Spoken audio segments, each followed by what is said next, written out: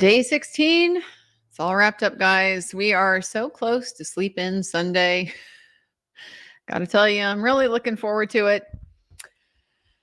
Today was one of those days that just really reminded me, it really brought home to me, kind of from a different perspective, just how disadvantaged the defense is, even under the best of circumstances. And then when you throw in a judge who is absolutely determined to cripple the defense in any way possible, it's just, I'm really coming to appreciate how exhausting and really demoralizing this has to be for Richard Allen's defense team. If it sounds like I'm being negative, it was not like an entirely bad day by any stretch of the imagination. The defense certainly had their high points, but there were moments throughout the day that as an attorney, I can watch the process and I can understand what is going on and why it's happening the way that it is. But that's because I've been in their shoes and I've done the job and I understand the little behind the scenes rules about the steps that need to be taken and just the hurdles that you face that the prosecution really often does not. And so it just really brought home to me what a challenge they face, how difficult it is to get past all of those things, because the jury doesn't know. The jury doesn't know what I know. And sitting in the courtroom today for the first time, and I mean, not obviously for the first time, I just mean for the first time, I really appreciated that distinction, because I saw so many people around me kind of confused by what they were seeing, not really understanding it. I can explain to folks that are sitting with me, but I can't explain it to the jury. And so it just runs the risk of creating an impression that is really unfair. It's unfair to the defense. It's unfair to Mr. Allen. And it's one of these challenges that just inheres in the process and makes the role of defense counsel such a challenging role. So we had several witnesses today, and I'm going to go ahead and go through them all. But today was really marked by obstruction. And whether that was obstruction was coming from the defense, from the witnesses, from the opposing counsel table, or from the bench, it was like every way that they turned, they were facing another mountain that they had to climb. Let's go ahead and break it down. First thing I noticed as we were getting started in court today, that crowd in the back of the room that I mentioned before suddenly turned up. All these cop and lawyer-like people that have suddenly appeared in the back of the courtroom, they were there again today. And today I understood why. It became very clear for at least some of those individuals what was going on. Mr. Rosie showed up today in a lovely navy blue suit, very not a super bright one, just a nice classic navy white shirt. He had a tie that is a color of yellow that I am finding difficult to describe. It's not a bright yellow. It's like, it reminds me of like a lemon curd or like a lemon meringue, something like a lemon with a cream in it. It's very soft. It doesn't have that bright, vibrant yellow. I was calling it lemon yellow, but lemon is just it's so bright. It's like lemon ice cream, maybe. Almost like it has like a cream kind of. It was very lovely, very muted. It doesn't like scream at you like a bright yellow sometimes can. Very nice tie. The judge started us off today by announcing that on one of the breaks, they would be talking about the motions for transport that the defense had requested and which witnesses they are planning to call so that she can know which orders to sign. So the judge walks in with a plan about how to address some pending things and sort of laying the ground rules for how that's going to be done. The jury is brought in, and I immediately noticed one of those male jurors, as soon as they sit down, turn and check on Kathy. So, guys, there seems to be some lasting effect with what the jury has seen here. We started off today with Christopher Goatee. It looks like Gootee, but it's Goatee. And he came up to the stand with a guy who is in a suit, a suited guy who came into the courtroom with him, escorted him up to the little gate thing, the little swinging door that they have to get up to the witness stand, and then turned around and went to the back of the courtroom. So I noticed this, and it'll become very clear very often, very, very quickly, I think, what that was. Mr. McLeland requested a sidebar before this gentleman even began to testify. This was a theme of the day. Okay. Theme of the day was really wasted time. And so the judge comes into the courtroom, and her standard process is to ask if the parties have anything to address. They need to address outside of the presence of the jury before the jury is brought in. And that's, normally a good time to do that. This time he waited till the jury was brought in, the witness is put on the stand, and then he requests the sidebar.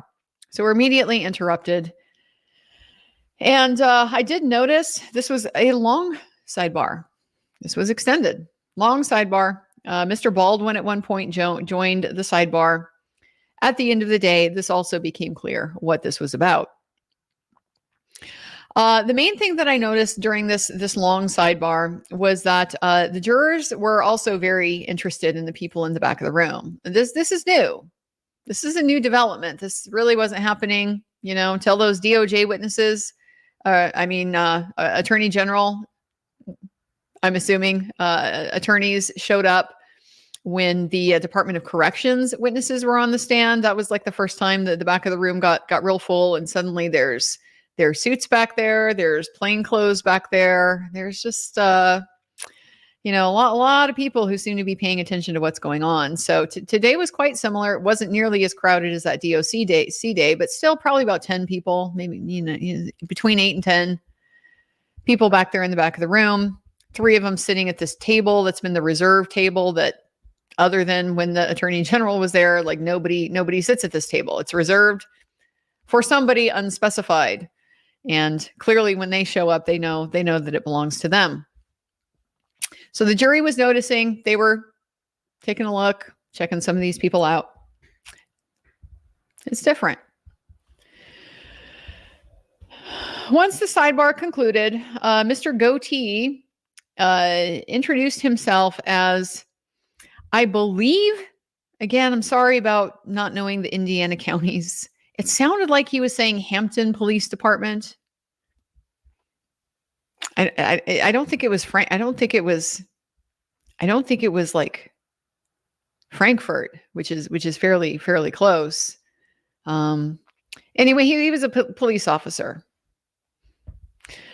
and talked about his interviewing. He does interviewing. Ms. Auger is doing the direct of this witness.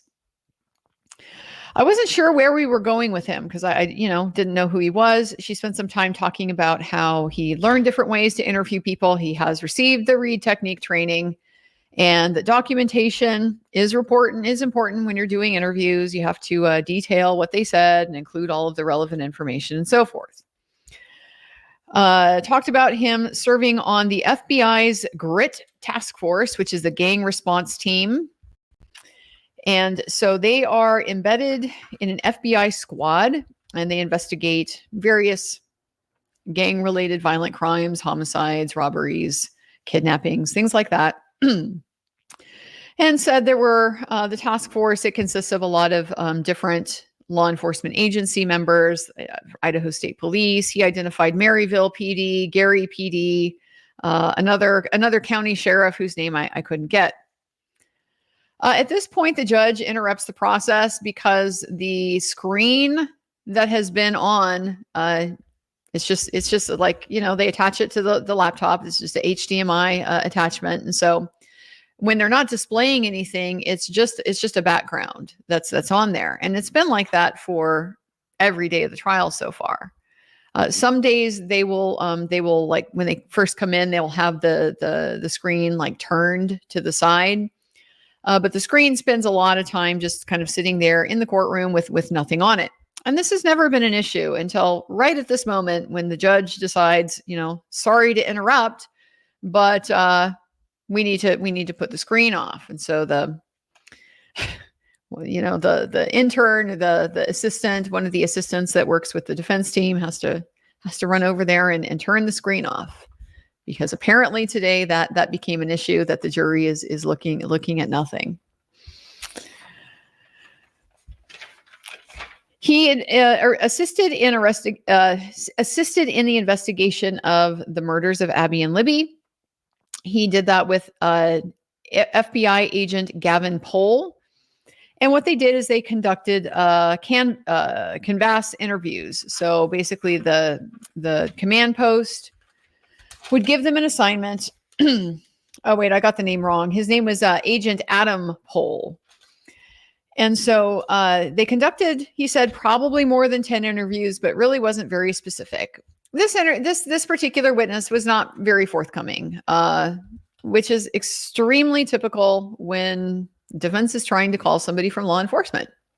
They don't want to give you anything. They don't want to be helpful. And so didn't really want to be pinned down on how many interviews he did for the Abby and Libby investigation. Just, I don't know, more than 10, probably, more than 20. Don't know. Like won't be interested in getting any more specific than that. Initially, he was assigned for a couple of weeks and then a few days after that. So they estimated the total time he spent on the investigation as between 14 and 21 days. He doesn't remember doing anything for the investigation, but conducting interviews. He was basically full-time on it from February 14th to, whatever 14 to 21 days is after that. So probably sometime in early March. And as particularly pertinent to this case, he spoke to Bradley Weber about his whereabouts after work on February 13th, 2017. Mr. McLeland immediately objects to this line of questioning. It's hearsay, right? What Bradley Weber said about his whereabouts after work. Ms. Auger responds quite correctly. It's a prior inconsistent statement. The judge then turned and gave an instruction to the jury that the statement is, because it's being used for impeachment, it is not to be used as substantive evidence. This was a sua sponte instruction. The judge decided to do this herself. At least as far as we know, there was no request for it. It could have happened at Sidebar, I suppose, but certainly not on the record. There was no request for it at the time. Haven't seen it happen so far. Now, I don't believe the state has really impeached its own witnesses. They have, refreshed their own witnesses. So it's not necessarily a situation yet where there's like a really obvious discrepancy in the treatment between the parties. But it did just stand out to me. This is a standard. This is a fairly typical rule. You don't often get an instruction like this, though. I suppose it just depends on. I suppose it just depends on the jurisdiction that you're in and the receptiveness of the judge to give instructions at all. Judges are often given discretion with things like this is considered a cautionary instruction. It's not something that is mandatory. Most, other than the elements of the charge, what the jury has to find to convict. Definition of, not even a definition, just an explanation that they have to find proof beyond a reasonable doubt in order to convict. Above and beyond that, instructions aren't necessarily required. So it just stood out to me. putting a limitation on the evidence, which is it is correct, and it is the rule in many, if not most, jurisdictions, that when you are impeaching somebody, in other words, you're just showing that they lack credibility because they said something. Basically, like they've said conflicting things, and so like who even knows which one is true? It's kind of like that. And so you're not supposed to use that as evidence of what the truth is, because you don't know. The problem is you are establishing that this person is unreliable. It is a legally correct position to have. It's just right off the bat, she's getting out of the gate, seemingly of her own accord, making sure the jury knows that the defense is restricted, that their evidence, counter to what the jury's common sense expectation is likely to be, that you hear evidence and you get to consider it.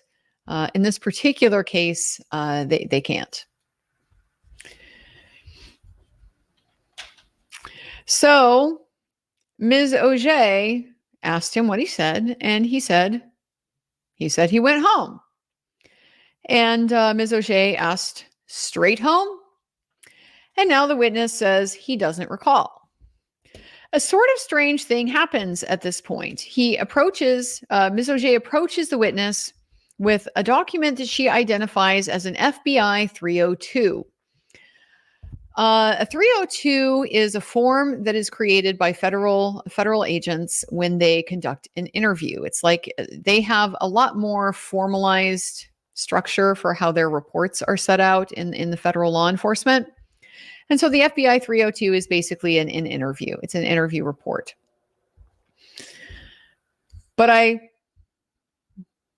notice this is an FBI report. This witness is a local police officer. He's not an FBI agent. This is a little strange. So she shows him the report and confirms that it contains the witness's statements in them. And so she asked to be able to show the document to the witness to refresh him. So first she asks when he spoke with Weber. He did indicate that it would refresh him. It would probably remind him of the contents of that interview if he reviewed this 302 form. So then she asked when he spoke to Weber. At this point, Mr. McClelland objected. He wants to ask foundational questions about refreshing, and he establishes that it's not his report, and asked him if it would refresh his recollection of specific statements that were made during the interview. So what he's getting at is that the process of refreshing a witness, it's not so that you can just read a paper and then just spit out what it says. Now, that might be how the state uses it with their witnesses. But the technical procedure is supposed to be that it's a memory aid. It's anything that's going to jog your memory so that you are able to independently testify about whatever it is that you're on the stand for. And so in this particular case, they want those statements that Brad Weber made. So if he's refreshed, it means, okay, I remember that interview. I remember him saying that thing. I don't need to read it from the report. I'm not trying to get the report into evidence. I'm testifying from my own memory now that I've been able to remember it because this document jogged it. So Mr. McClelland was objecting because it's not his report, and that's a bad objection. It's a terrible objection. You can be refreshed with anything under the sun. If a pillowcase will refresh your recollection, you can be refreshed with a pillowcase. It is, for all practical purposes, most of the time, a report, a diary, a picture you took, something like that that's documentary. But there's no limit on it. It's just anything at all, as long as it will assist you in recovering that independent memory. So this was a bad objection. This was overruled. So she repeats the question and confirms that they spoke on February 19th of 2017. So 5 days into the investigation is when this interview took place, and asked about whether he indicated that he had not gone straight home. The witness says he doesn't remember him saying that. And Ms. Auger is kind of stopped, and everybody in the audience, you can hear shifting in their seats. What is happening here? What's happening?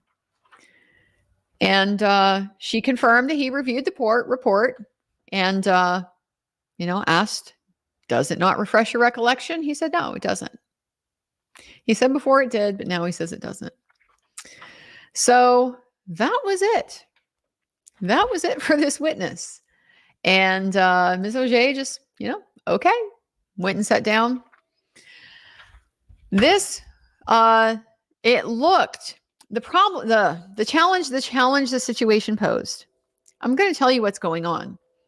But it looked, it's bad optically. It looks bad optically because it looks like she's trying to put somebody on the stand to establish something, and he doesn't know what she's talking about. So it makes it, the jury's trying to make sense out of this. Like, well, did she make it up? Is he really just forgetful? Is he being dishonest? Is there like a disconnect somewhere? Like, it confuses them about what the state of the evidence is. Here's the issue. And the giveaway was this FBI 302 form, trying to refresh him with the report of an FBI agent. We've talked about the TUI process before. It comes up in all these cases. It's come up in Koberger. It came up in Karen Reed. A lot of these high profile cases, especially where there's serious crimes and in small communities, very common to get law enforcement assistance, investigative assistance from the FBI. Or from other federal agencies as well, is really not that common. We get customs sometimes, you get immigration sometimes, you get Homeland Security sometimes. So federal officials are not really able to be subpoenaed into a state court.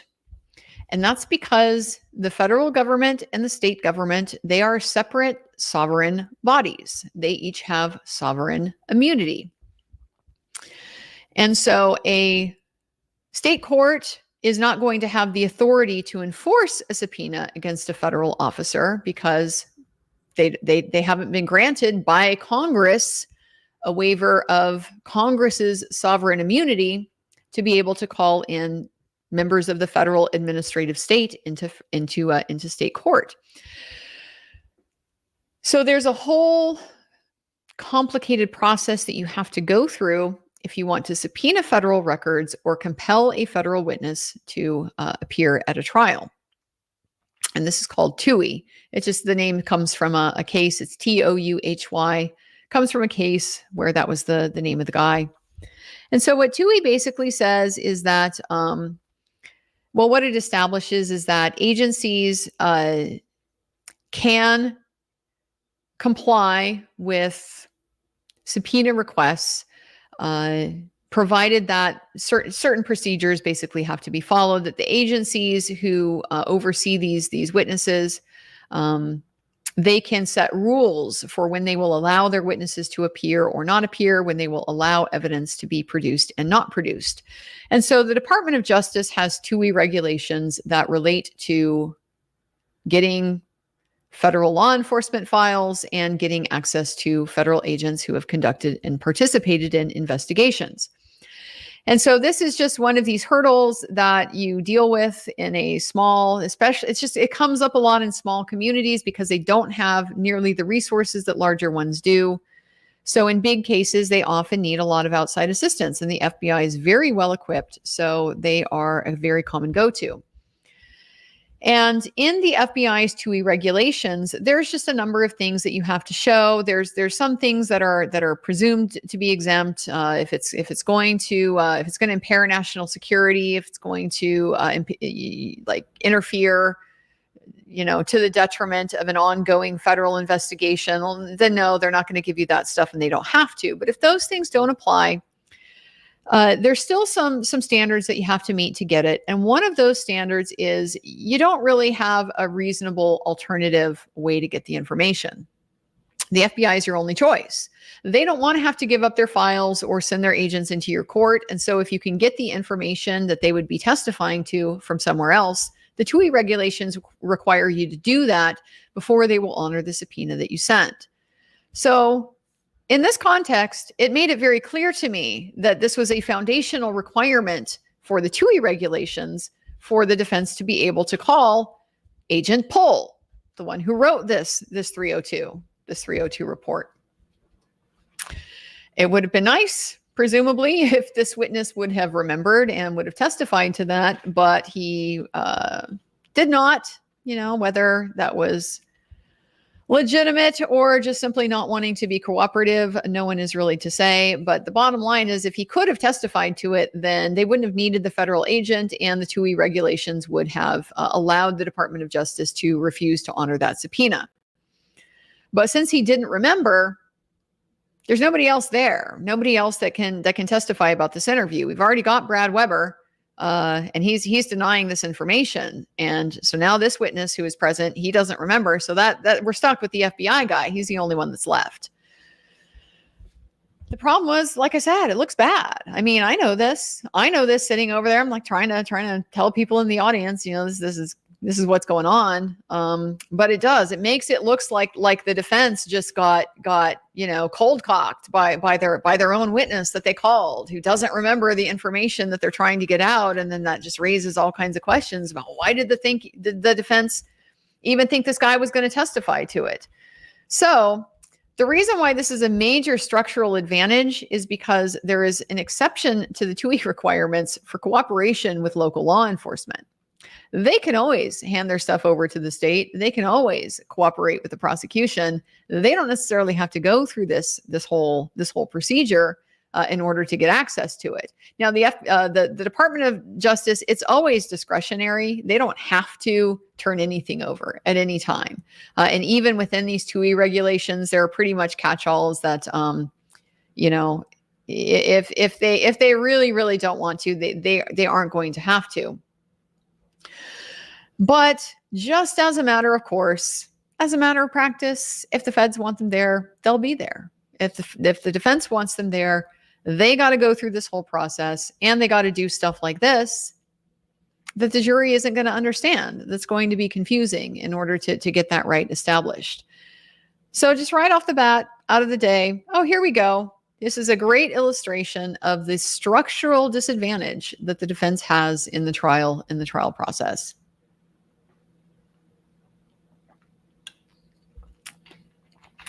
Immediately after this witness was done, Ms. Auger went to the back of the room and was speaking with somebody back there.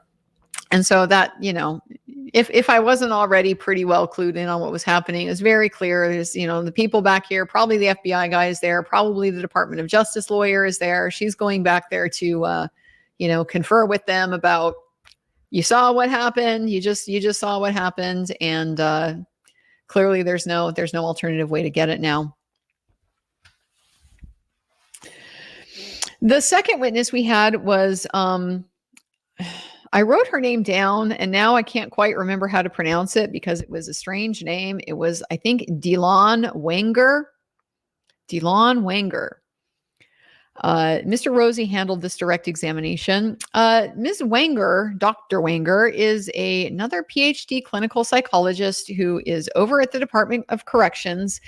And she is essentially the supervisor. She is the director of the behavioral health program over there.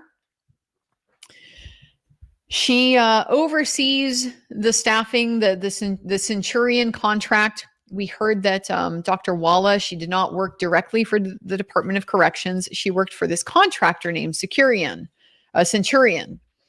And so Dr. Wenger explained that she's a DOC employee. She's the one that's basically in charge of it, but they contract it out to get the personnel that they need to provide the services. And so she basically oversees all that.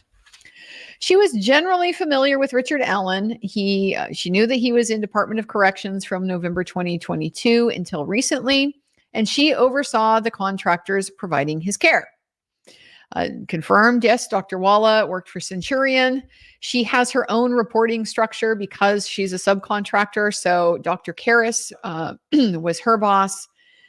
And then if this witness, Dr. Wenger, had any concern as kind of the supervisor over all of this, if she had any concern over what was going on, she would work with Dr. Walla's boss, basically to resolve that.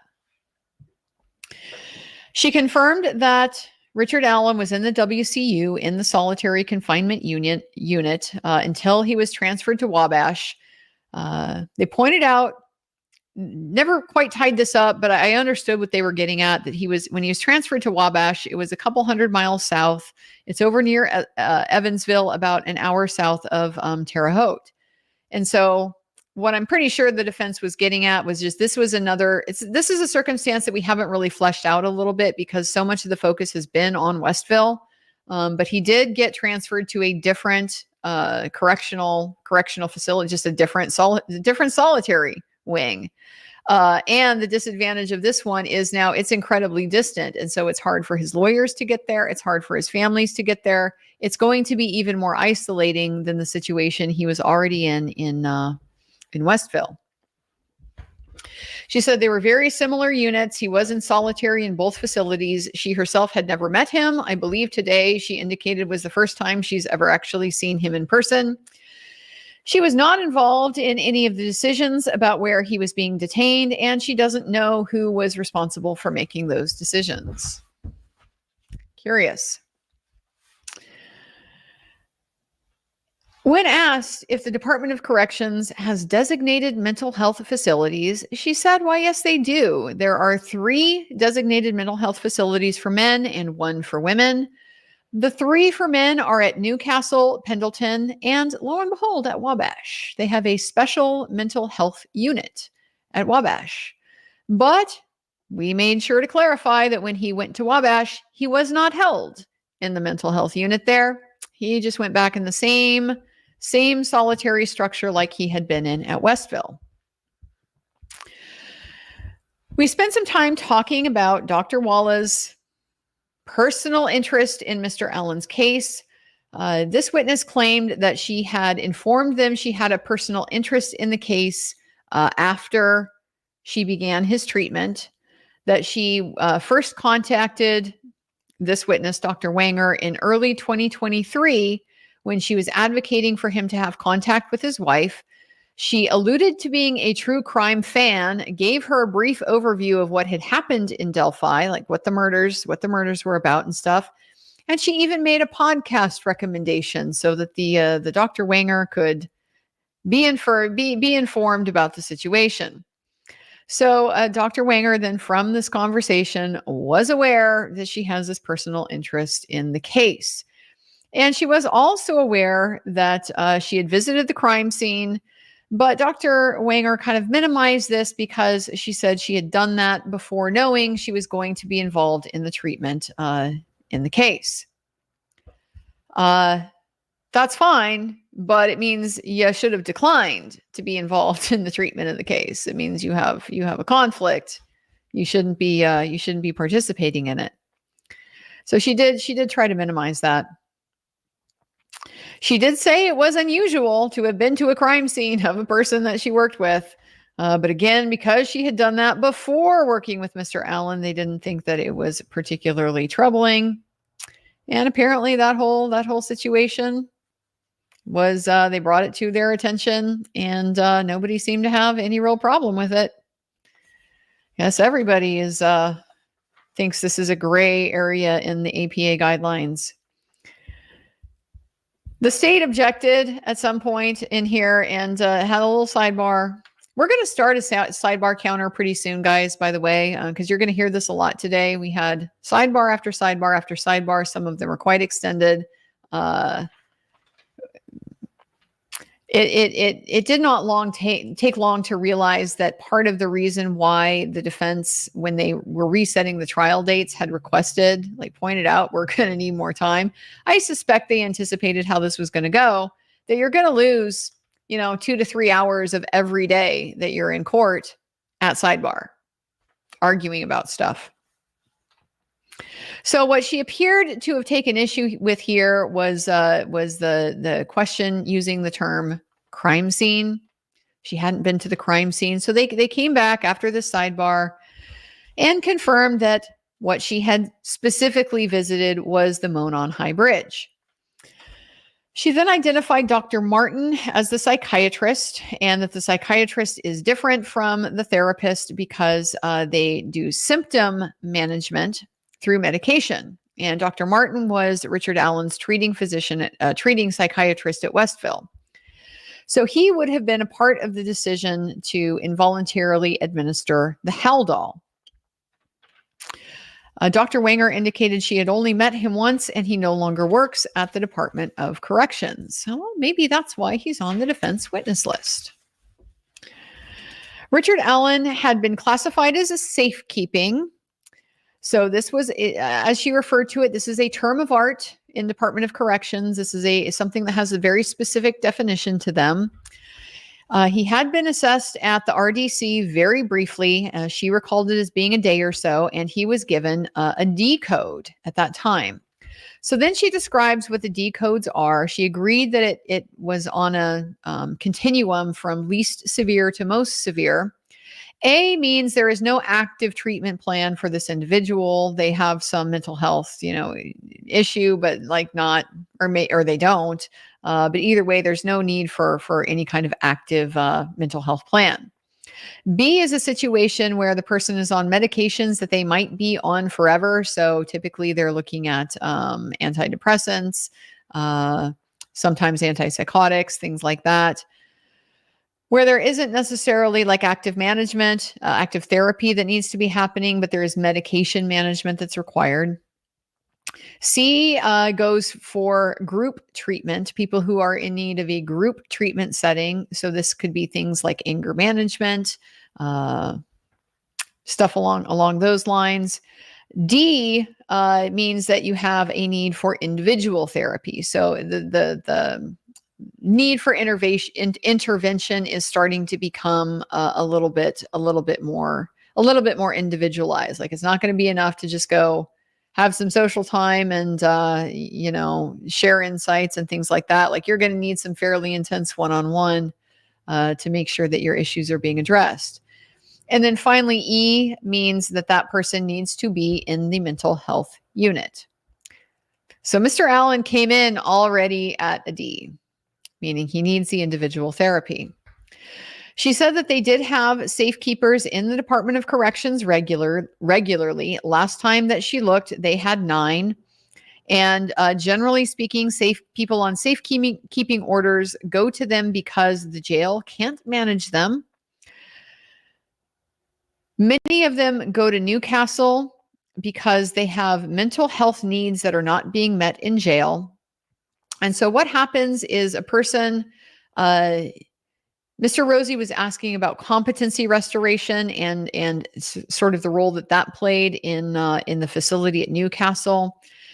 And what she essentially explained is that typically a person who is in a local jail, if they are decompensating or just otherwise not going to be in a questionable position about being able to assist in their trial, they're not competent to stand trial, they would be temporarily transferred over to this mental health unit at Newcastle until there would be time or room at the state hospital for them to go there and spend their time in competency restoration. I imagine, I mean, it sounds from this like their state hospital is probably as crowded as state hospitals are everywhere. We've had a lot of litigation about this in my state in Washington because what happens in Washington is if you're found incompetent to stand trial, a judge makes his finding, then your case is stayed. It means there's no proceedings going forward. There's no speedy trial. The speedy trial clock is not ticking. And that doesn't restart until your competency is restored. So it's kind of, important to get the ball rolling on that quickly so this person isn't just languishing in jail, continuing to decompensate and not getting any kind of meaningful intervention. But because mental health is not a popular thing for legislatures to fund, we are terribly, terribly underfunded. And this is not unique to Washington. This is really endemic across the entire country. State hospitals typically just don't have enough beds, don't have enough resources for the number of people that potentially need those things.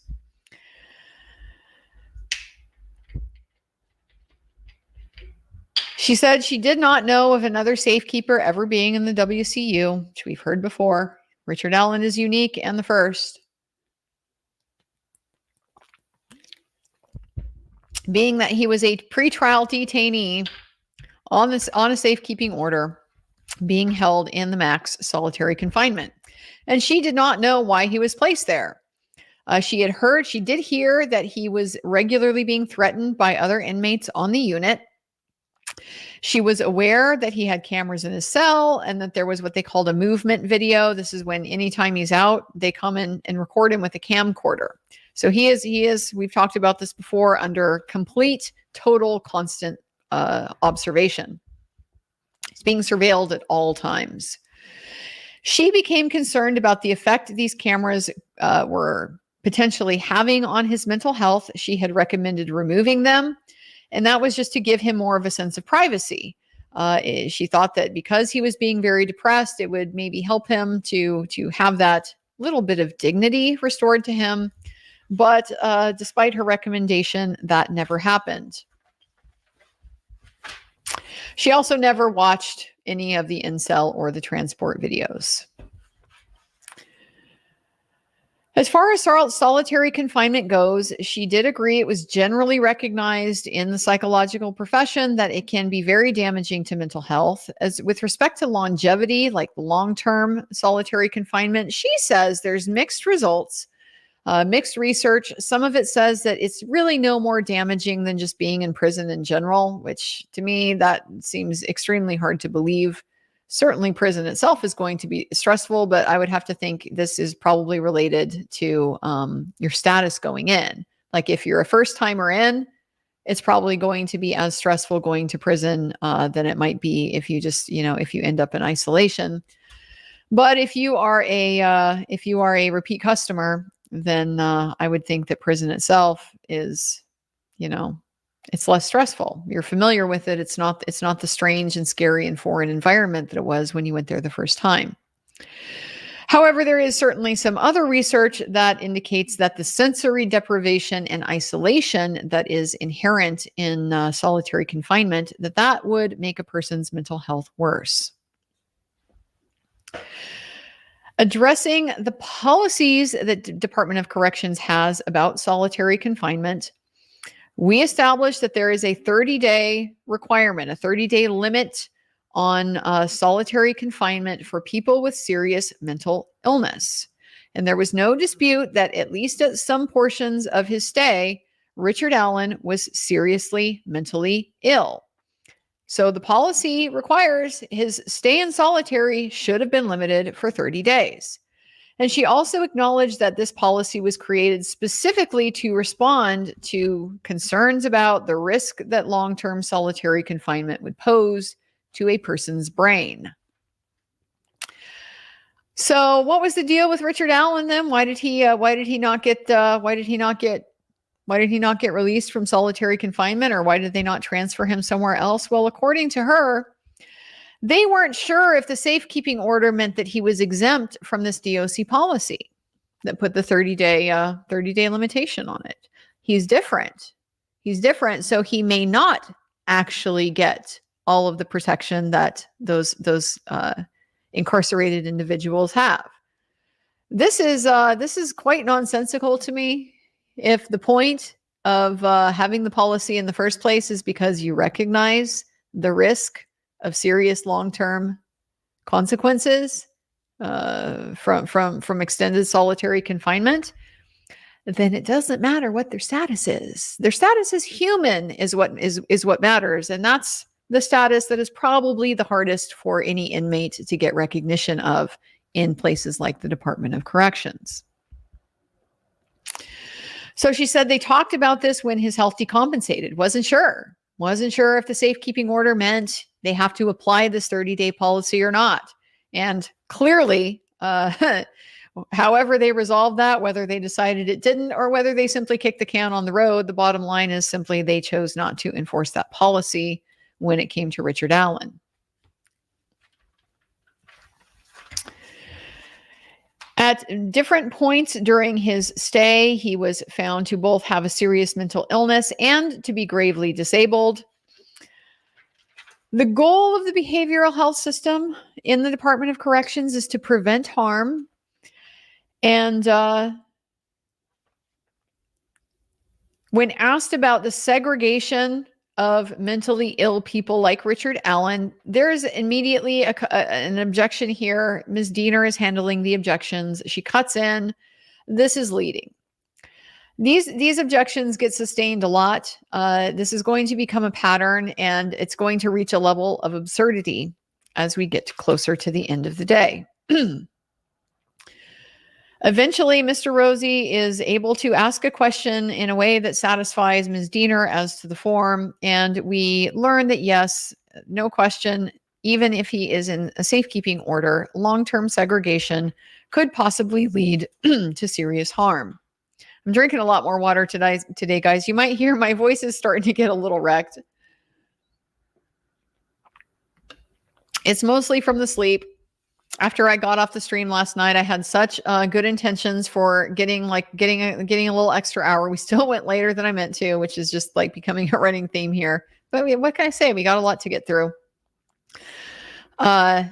But so I finished the stream and I went and checked my email and I saw, oh, I've gotten the approval to go ahead and file the writ petition. So that needed to be done. And Indiana uses an electronic filing system. I've already used it to be able to do my filing in Carroll County, but there was just a whole other process to figure out how to file things in the Supreme Court. It took me a while to be able to kind of work through that and figure out how to do it. But I did figure out how to do it. Just a minute kept me up a little bit later than I had really intended. So I am once again on a little bit short sleep today. I'd say I got about 3.5 hours last night. And the accumulation, I feel fine attitude wise and everything, mood wise. I'm great. But physically, I can start to feel it. My eyes are heavy, and my throat is getting a little out there. So don't worry. I am going to get rest, especially once we get to the weekend. We only got half a day left tomorrow.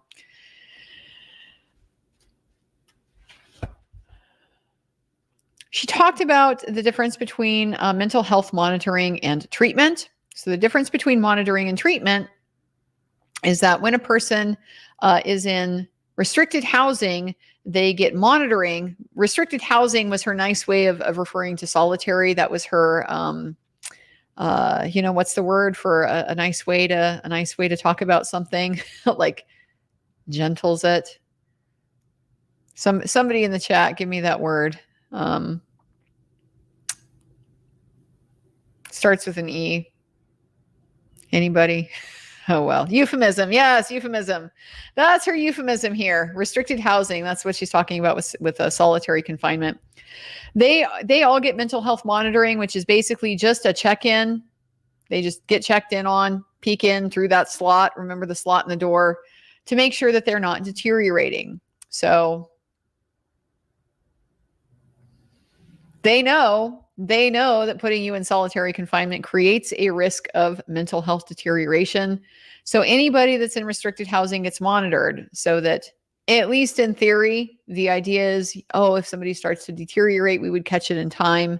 And then we'd be able to intervene in a way that would protect them from getting worse as a result of their conditions. And we saw how well that worked with Mr. Allen. As opposed to therapeutic intervention, which is more intensive. That's those one-on-one counseling sessions and a little bit more extended time, a little bit just more intense, higher intensity.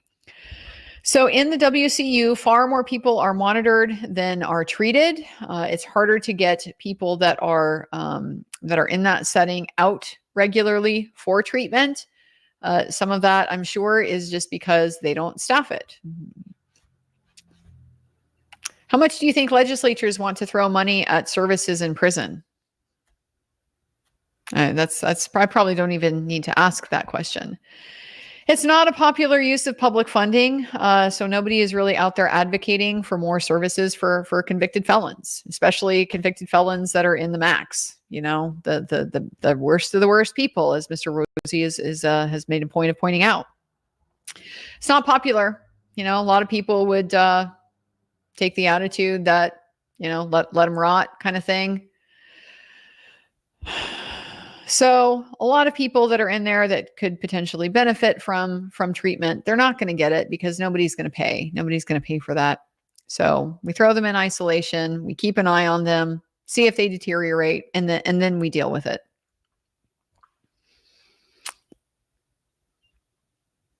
Bet you could predict. I mean, I wonder if you could predict, the likelihood of deterioration in isolation. How many people that are being confined in solitary confinement for 30 days. I wonder what the percentage is. I'd love the stats. What percentage of those deteriorate in their mental health during that time? You would think that maybe that might drive the decisions, just the knowledge. This is an extremely unhealthy practice. Maybe we should not do this, create these risks. But here we are. That's prison, as we heard old Warden Gallipo say. Well, it's prison. She agreed that the therapeutic setting is not ideal. The cage, that therapeutic cage we heard about, the 3x3 box that you look through a grate. You get shackled to get sent over there, and you sit in your box and talk to your therapist. Yeah, that's not an ideal setting. Normally in a clinical setting, you'd probably find it more comfortable, not very consistent with how things are done in other settings. They are building a new facility, as we've heard about. The old one has apparently been condemned. So the new one is being built. Ms. Diener now objects to this, says it's not relevant. And Mr. Rosie says it just goes to prove that the conditions, the conditions before and after, basically the before and after for Richard Allen, that the fact that they have changed, the status to something quite different, would tend to emphasize the shortcomings of the system that Richard Allen was actually under. So it's a comparison, which seems quite logical,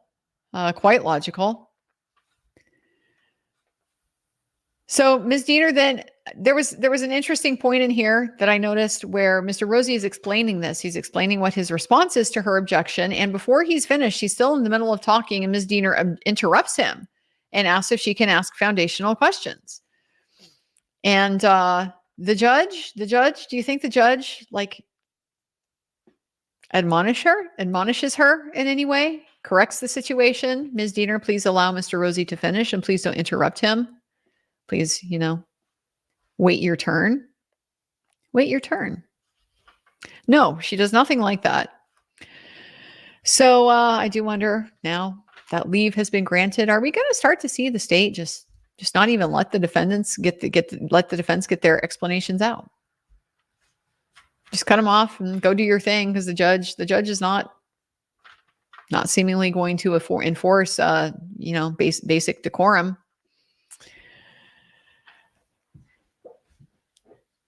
So she asked if when the person is on suicide watch, should they be monitored every day?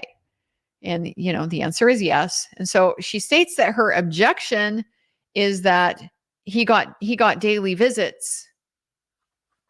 So I don't even know where she was going with this. It's a terrible objection. Ms. Diener is not on top of the objections.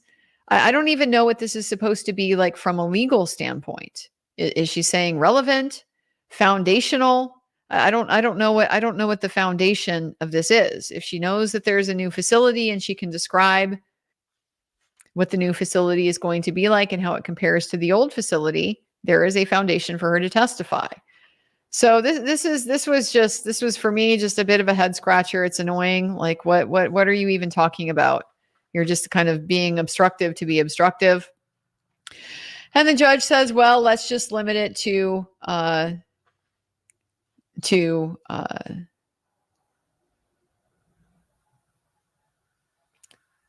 basically specifically Richard Allen.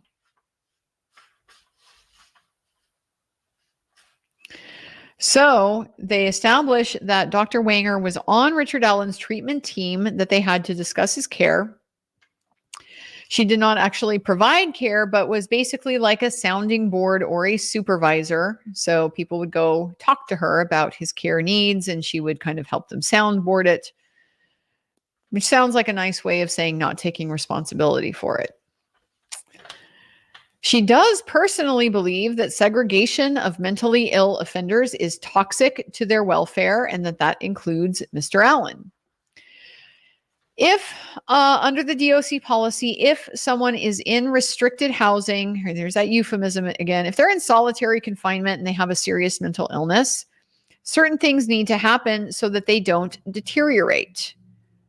Under the Department of Policy, one option is to transfer that individual to a mental health unit, such as the ones we just heard about were at Wabash and these other institutions. And that didn't happen for Mr. Allen. That didn't happen for him. He got transferred to Wabash and he did not go into the mental health unit. He just went into their equivalent of Westville. He went into their solitary unit. So yet another policy that they did not follow. Policies that are there specifically to protect the mental health of the individuals that they're housing. There's a euphemism. Mr. Rosie asked if the Department of Corrections has been involved in lawsuits regarding the treatment of mentally ill offenders. Ms. Diener objected to this question. They had a sidebar. This one was a short one, and that objection was sustained. Kind of knew that was going to happen because this was the subject of a motion in limine where they had argued about being able to present evidence of these prior lawsuits against DOC that are what triggered these restrictions in the first place. DOC policy, I think if I remember right, it was until 2016 or 2018. It might have even been later. They didn't have this 30-day limit on solitary confinement. It's not clear that they had any limit on solitary confinement. And what happened is there was a lawsuit in 2012 against the Indiana Department of Corrections, and ultimately Indiana Department of Corrections was found by a federal judge to have violated the Eighth Amendment rights of individuals that it incarcerated. And so specifically with respect to seriously mentally ill detainees, these policies were developed as basically, it sounded like when they talked about it in the motion in limine, like this was part of the settlement. And so there was like a process of kind of, negotiating that and getting it into place that was ongoing. And so this policy was still pretty much brand new when Richard Allen was brought to Westville. But it had been in the works and like on everybody's radar since the moment. They're on notice that you're subjecting people to cruel and unusual punishment in the eyes of the law.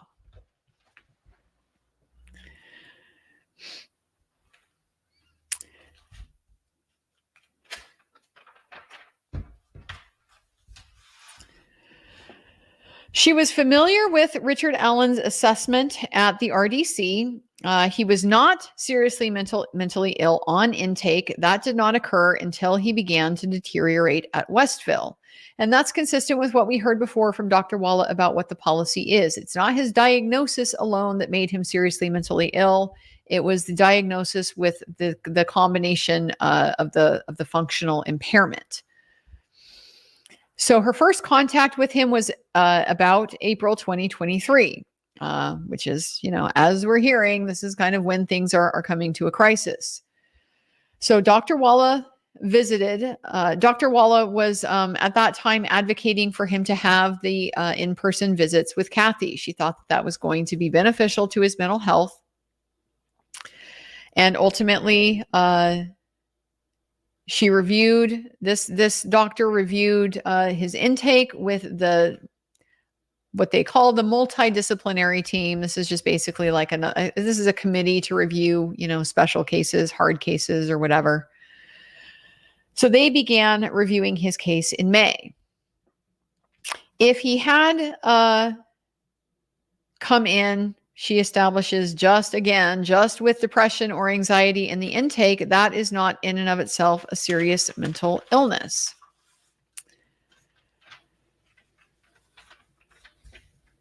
So her involvement started when Dr. Walla contacted her and thought that visits with his wife would be good for mental health.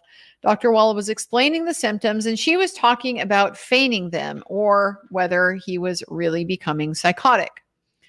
And so they asked for Dr. Martin to see Richard Allen in order to get a second opinion on whether he is being genuine or whether he is faking. Well, this is what I would call foreshadowing. Okay, he's the second opinion guy. He's the other person there at the facility who has the opportunity to make that determination that the defense hinted at previously. And guess what? Lo and behold, the state doesn't want to call him. He's not on the state's list. They didn't bring him in. It's the defense that's bringing him in. So I strongly suspect that when we see Dr. Martin, he will be of the opinion that Richard Allen's deterioration was genuine. He became gravely disabled, and that was the point when the multidisciplinary team began involved, and they were asked to assess the possibility of involuntary treatment. So fixing his symptoms, that's how she described it, right? That's the psychiatric intervention. Should we work on fixing his symptoms?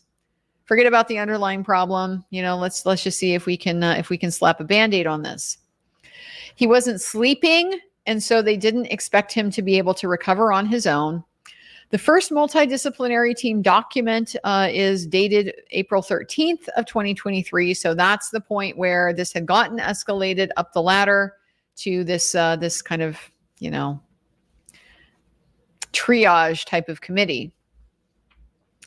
She, again, gave us a little definition of grave disability, that it's basically when you're no longer taking care of yourself or the activities of daily living, the things like eating, bathing, sleeping, putting your clothes on, and things like that. So she was asked that if Dr. Walla was concerned about feigning, then how does the multidisciplinary team approach that? And she kind of reiterated what Dr. Walla said, which is that if the symptoms are serious enough, it was unlikely they would stop on their own. The behaviors would be unlikely to stop whether or not it was a choice that he was making to not sleep or not eat. She was familiar with Haldol administration. She has been the lead psychologist in other mental health units, and so has some familiarity with the effect of Haldol. It's used very frequently with psychosis. Grave disability is often a side effect or a symptom of psychosis, and so that is why Haldol is commonly used to treat psychosis. She describes as an example is if somebody is unable to shower because they have a persecutory belief. They're afraid that somebody is trying to poison them through the shower. That interferes with their activities of daily living and their basic functionality. And so what the Haldol, according to her, does is it targets that persecutory belief and helps restore the functionality in that sense. Some cases, she said, it would also help insomnia, but that would just be more of an it depends. From what people on Haldol have told me about the experience of being on Haldol, it strikes me as kind of less that it makes the persecutory belief go away, and it's more that it just it kind of puts you in such a stupor that you don't really have a lot of active thought, and it's almost like a tranquilizer. It's not that the persecutory belief goes away; it's that like all of your beliefs and motivations and stuff kind of go away. There's just not much going on. I've never had a personal experience with it, honestly. Hope I never have to. But I just bring that up by way of a kind of secondhand personal anecdote of what that experience is like. So knowing that Richard Allen was a safekeeper, their primary goal was to keep him safe. It's still just, the irony of them saying that with a straight face. It never ceases to affect me every time they say it. Their primary goal was to keep him safe because he was there on a safekeeper. And that's why you were debating whether he was exempt from the 30-day restriction on solitary confinement that's put in place to avoid long-term risks to people's mental health. Yeah, that makes sense. That's real logical. Doesn't that follow? So his safety took precedence while still providing the treatment. And so that's why they kept him in the WCU. And in their perspective, the safety, him being like physically safe, not being killed, what was their priority. And if the only way that they were really interested in being able to do that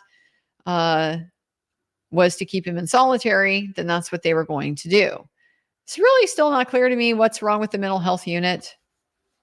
Why was that not? Well, we don't know because she doesn't make those decisions. So we didn't get to find that out. Hopefully there is a lawsuit at some point where this would go up the ladder and we will identify the person who has that decision-making authority, who made those calls. And that person, I hope they get named and shamed. I do. That person deserves to be publicly recognized for what they achieved in this case, the safety that they delivered to Mr. Allen.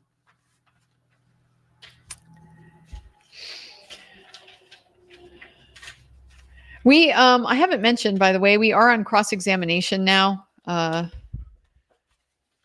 backpedal because we actually started on it back when she was talking about how he was not seriously mentally ill at the point of intake. He didn't become seriously mentally ill until he got to Westville. So that's why we're hearing about how, goal was to keep him safe, but still get him treated.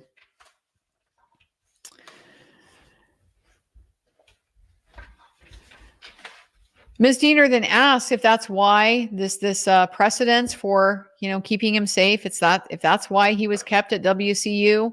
Mr. Rosie objects at this point to lack of knowledge and basically says, look, she's already testified that she doesn't have knowledge of these decisions or participate in them. And so that objection was well taken and it was sustained.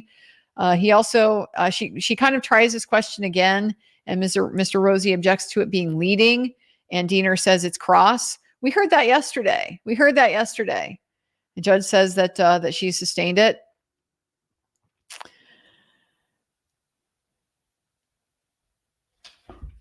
Mr. Rosie then gets his redirect, and she points out he re-raises that the seriously mentally ill classification that stemmed from this litigation that was occurring back in 2012.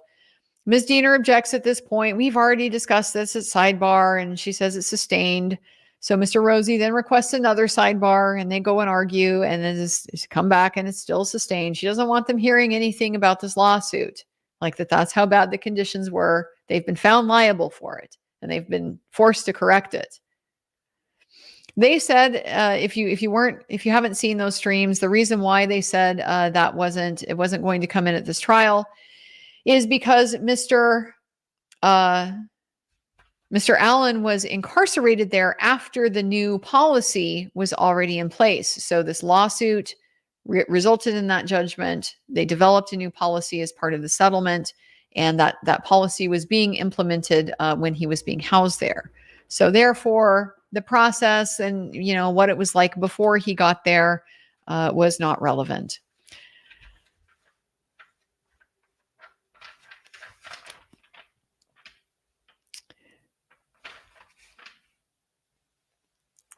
Mr. Rosie asked if the major depressive disorder diagnosis was part of the definition of serious mental illness. Ms. Diener is objecting to this line of questioning. She says it's not relevant unless it's specific to Richard Allen, and this is sustained. This is going to be an ongoing, and it kind of already has been, but it's going to really just be a major theme today that it's unique to Richard Allen is the standard that Judge Gohl is setting for relevance. And that's a terrible decision because part of the point here, certainly for the defense case, is to show the discrepancy between his treatment and what's required of others. And so you need that comparison. You need to know sort of what the baseline is and what the standard is in order to understand that the way that Mr. Allen was treated is not in accord with that, with their own standards and their own policies. But she's going to consistently sustain these objections, and in situations where that becomes a little bit more aggravating. We had several jury questions handed up. First question, if you know, does the Department of Corrections ever place safekeepers in general population? And she said, yes, they do. Huh.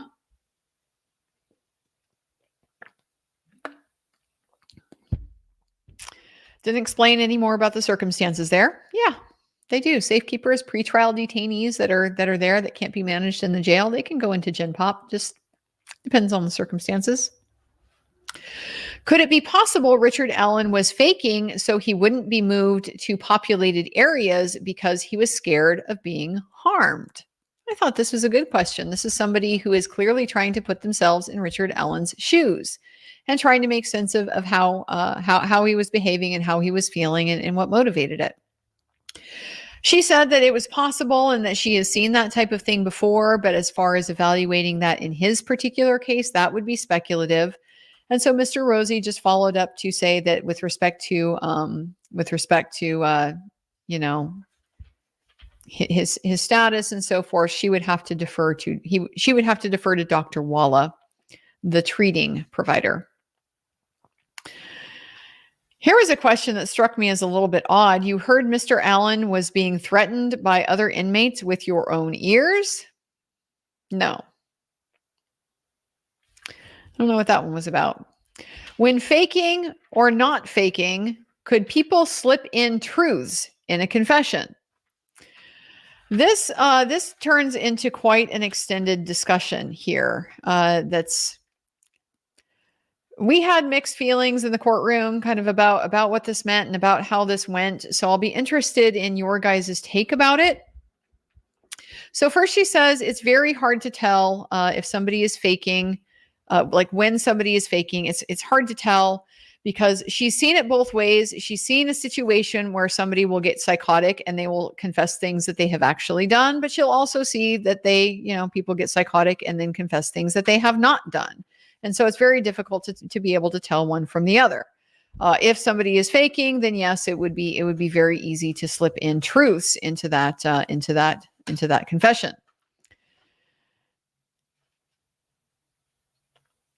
Ms. Diener asks about I didn't get her exact question, but it was about if a person makes a statement while they are having symptoms, how can you evaluate the sincerity of that statement? So Dr. Wanger goes off on a bit of a tangent. She says the brief psychotic episode is complicated. Typically when speaking to somebody who is psychotic, they will present as detached from reality. They are not linear. They're not goal directed. You can often look at the body language and how that's working. And she says it's she uses the analogy of if somebody is describing what they're experiencing and it sounds like they're telling a story, that is likely feigning. And so what you look at is whether they are directed, whether they are organized, whether they are chronological, and what the relationship is with of the statements to the delusional content. So she developed this a little bit further. Diener was pulling out this organized, chronological, and stuff like that because they draw that out. That's how they describe like the specific parts of these statements where he is giving the actual confession parts. He's able to, he's not like so out there that he loses, can't make sense of time and is able to, tell it from beginning to end. So they really want to hammer on that. Oh, because he was able to do that, that means he's faking. But the problem is they're taking it out of context. And so she says you have to look at the relationship between making these kinds of statements and these certain themes. The delusional content appears in themes. And so she said the common themes that you see, there are persecutory themes. Hypersexuality is a theme. Hyper-religiosity is a theme. Jealousy and command hallucinations. So jealousy and command hallucinations are not things that we've heard about with Richard Allen. Command hallucinations are, the auditory hallucination. You got voices in your head telling you to do stuff. She gave other examples of these other themes that I didn't necessarily care for. Her example of the persecutory, initially was that whole, I think the shower is, somebody's poisoning me through the shower. And so she uses these examples that are, not really relevant to how they would apply in Mr. Allen's situation. I would have liked to have seen that followed up on. For example, it appears to me that Mr. Allen was showing this type of persecutory thinking when he's not sure if what his wife sent him is a Bible because it doesn't say Holy Bible on it. And she had to convince him it was a Bible. He couldn't just figure that out by reading it and seeing, does this have Bible verses in him? That's a kind of delusional persecutory thinking. Another thing that I think could potentially fall in that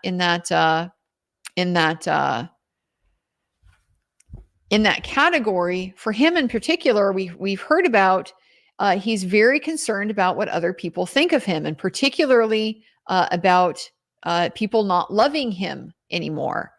And so he's got all of these concerns about, people aren't loving him for one reason or another. There may be some other stuff in the notes, that hasn't really gotten drawn out, but those were the things that really jumped out at me right offhand. The hypersexuality, this is, you go from nothing to you're masturbating in your cell in front of people, like Dr. Walla was talking about. You've molested everybody on the sun. You're making all these crazy claims that you've, never made before. A sudden fixation on sexuality. That's a very common one. And then the hyper-religiosity, suddenly you're really concerned about religion and about everybody else's religion. Dr. Walla testified about that. He became very concerned about her relationship with God. So when you go back and look back at those statements that Dr. Walla reported that he was making, and when we go back and look at the video recordings where he was speaking with his family and so forth, that's where I think that context is so important, because you see these kinds of things playing out in that same kind of context. He doesn't know if he can trust his lawyers. That's persecutory type of thinking. He's very emotionally reactive to his parents' religiosity the day before he starts, deciding he's gonna say that he did it. I want to see them connect that. So hopefully they will be able to do that. It just did not come in really through this witness because she didn't use good examples that were specific to him. So important point made that a person who is in a psychotic state is not necessarily psychotic 24/7. Yes, they can have periods of lucidity. And so what you're looking at is that certain subjects of the conversation it serves as like a trigger for this theme. So certain things, certain topics, they're going to trigger the persecutory delusions, the hypersexuality, the hyperreligiosity, et cetera, et cetera. So that's her kind of description about the distinction between those. So if the statement relates to those themes, if they're dealing with fears and concerns that relate to their delusions, or just have some connection like that, and it's not reality based. If it's related to those things, then it is much more likely to be related to somebody's psychosis than if it just is completely unrelated. They appear to be lucid and untriggered, and are providing that type of information. So overall, I thought this has the potential to be helpful for Mr. Allen. I would have liked to, I want it to be followed up on so that the jury doesn't have to try to do this work for themselves. So possibly Dr. Martin will help us with that. Next question, is delirium a psychotic symptom? Somebody seems knowledgeable.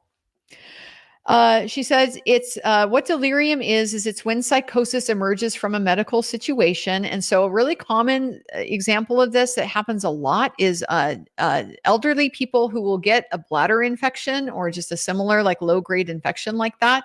It can trigger them to become psychotic. And that is through that's this delirium type of system.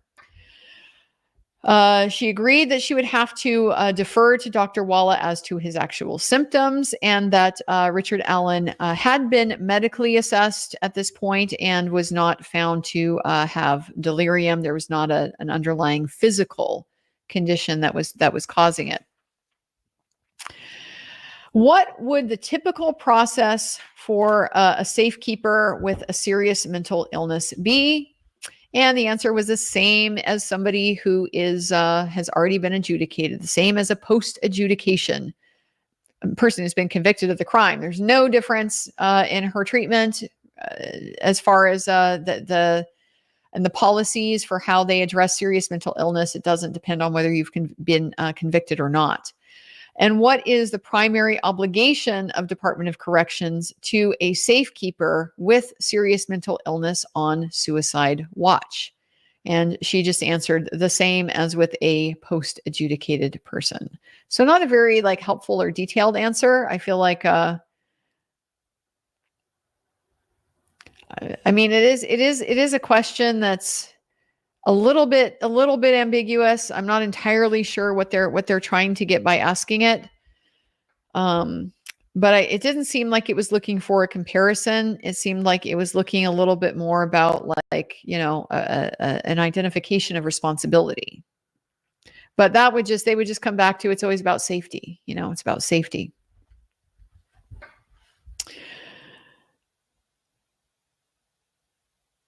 So we took a recess.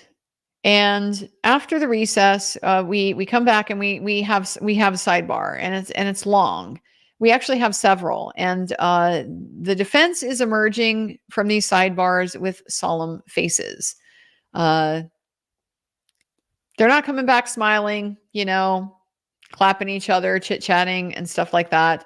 These sidebars are clearly not going in their direction. Of course, we don't know what they are, and unless and until we get the audios, we probably won't find out. But so they conclude one of these sidebars. There's a little moment where the judge says, go ahead and call your next witness, but the jury is not in the courtroom yet. And so she has, they're kind of like, she has a moment. Oh, I guess we should wait until we bring in the jury. And everybody laughs at that. So there is a little moment. They bring in the jury, and Judge Goal allowed people to laugh at her. Mr. Rosie next called Max Baker. Max Baker is the young man who has been sitting behind them at the defense table. He's one of their assistants. And so he's the one that was the subject of a pretrial motion to basically let him sit in that position, because he's been helping them with a lot of the exhibits and the digital presentations and things like that. So it was just, they sort of need him to be able to be there if they're going to be able to, manage the stuff that they're doing and so forth.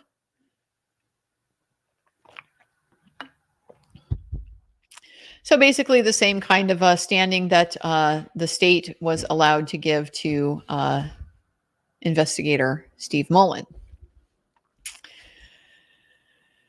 He graduated with a BA in public policy. He has worked for Mr. Rosie for the last 2 years. That was a fun little moment. Who do you work for? I work for you. And he's basically doing what he described as a legal internship. He's doing mostly clerical types of works, filings, serving documents, preparing documents, like in an administrative sense, serving documents. I think I said that. And he has been working on Richard Allen's case since November 2022. So pretty much from day one, he has been helping out with it. Rather like Trooper Harshman, Max Baker has reviewed over 700 videos and phone calls and, audio recordings and all that stuff. And he has also been doing similar things with them, just trying to sort them and organize them, tag ones that are important, and so forth. So he is very familiar with the Westville videos and the phone calls. Mr. Rosie asked, did I ask you to compile footage from Westville to help the jury evaluate Richard Allen's mental health? Yes, he did. So we established that these videos that we're talking about, the incel video and transport video, these are the two types. They were served in discovery, so the defense just kind of got them how they got them. And so the camcorder has audio and video, but the incel camera does not. That had been a question like that because some of the guards, at least one of the guards, had said yes, it's got both. According to him, it does not. It was produced without audio, and they're not suggesting that there's supposed to be audio here, anything like that. It's just, as far as they're aware, a camera without audio capacity. So based on that review, he compiled a set of videos. Now, he explained that they don't get timestamps with these videos. That's not how they were produced. The videos were produced in ranges where they were categorized based on like April, May, whatever. And so what he would do is he would compare those to just other information, the notes, other information they had about what was going on, time frames and things like that, to help him try to make it correspond to a general timeline. And that he would be able to say, he knows that it's generally this, this time frame because it corresponds with things that happened, events that happened that are described elsewhere. However, he did concede that as far as these videos go, because of how they were produced, the only thing he can really say with certainty is that these videos they were taken while he was in there, after he got admitted and before he got released. There is some data, metadata that comes with the files, which shows him who accesses the file, and that can give them a little bit of help about when the video was made. And so it's got a modified date. So it sounds like these videos are not produced in their original format. The modified date, you don't know if that's the date that it was created. It could be, but it could not be. And so it's just a piece of information that they had to be able to try to help get these videos organized. He created 2 separate videos based on this footage. So the first was a combined incel and transport camera video that was attempted to establish a chronological standpoint. And so what they did is they took the same time frame, which he described as being from 10 a.m. to 2 p.m. They would take that time frame on the 15th day of every month and then show that throughout his stay in Department of Corrections. And so the goal of that was to just be consistent with what they were selecting and see if that would show the progression of his mental state. So it's intended to just be they're not cherry picking. They're not, picking out the things that make it look worse so that they can paint a picture that isn't real. It's not random, of course, but it is like a fixed. If you don't like what's on the 15th, I mean, too bad. That's what you're going to get. The second video he made was the incel video from the period of April to July, which he would describe as the climax of his mental states. And so he just took the incel videos and did his best to compile them in the order that they occurred and corresponding with the events that were described in Dr. Walla's reports. So we identified 3 exhibits. The first one, XX, this is a thumb drive that has both of the videos on it. YY and ZZ are what he called master sheets. And so these were just information sheets about these videos that showed details of what each video is sourced to, like the file name, the date modified date to give you that information, and then also the length of the video. And the defense wanted to be able to present these master sheets to the jury as a viewing aid, like we saw they got with the transcripts the other day. It's not something for them to really rely on. It's just for them to be able to look at while they're watching this stuff, so that they can understand, the sourcing of it. As far as the movement videos, the transport videos, they do have dates for those. The camcorder videos, they have dates, but the day in the cell, they were attempting to kind of show that they don't have the dates, so they had to do it based up by events. And what they were attempting to do was create a video that's in real time during the day in the cell, but to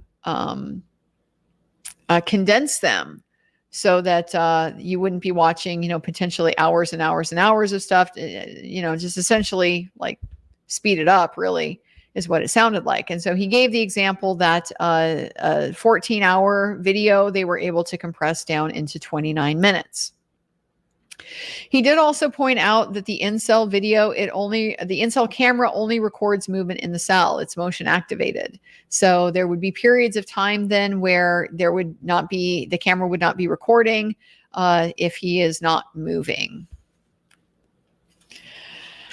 Mr. Rosie then moved to admit these exhibits, and Mr. McLeland requested a sidebar. So I already have up here in my notes that after today, I'm going to start keeping a clock of these sidebars, and as well, like just these issues over the evidence, because it's starting to consume a lot of time. We notice during this period that he's moved to admit the videos, and Kathy, her sister, and her sister was with them today, and a friend who was there with them, they left the courtroom while those videos were going to be played. That I thought was notable. She doesn't want to see it. Rick probably doesn't want her to see it. Hearing it and living through it, I'm sure was probably bad enough, but having to be confronted with that face to face, she left the courtroom. So we had this very, very, very long sidebar, and ultimately the judge came back and decided to simply recess the jury, go ahead and send them back into the jury room so that they aren't sitting out there waiting. They can take a little bit of a break. And while they're out, she goes on the record to discuss what's going on at the sidebar. So the nature of the objection, there's a few of them.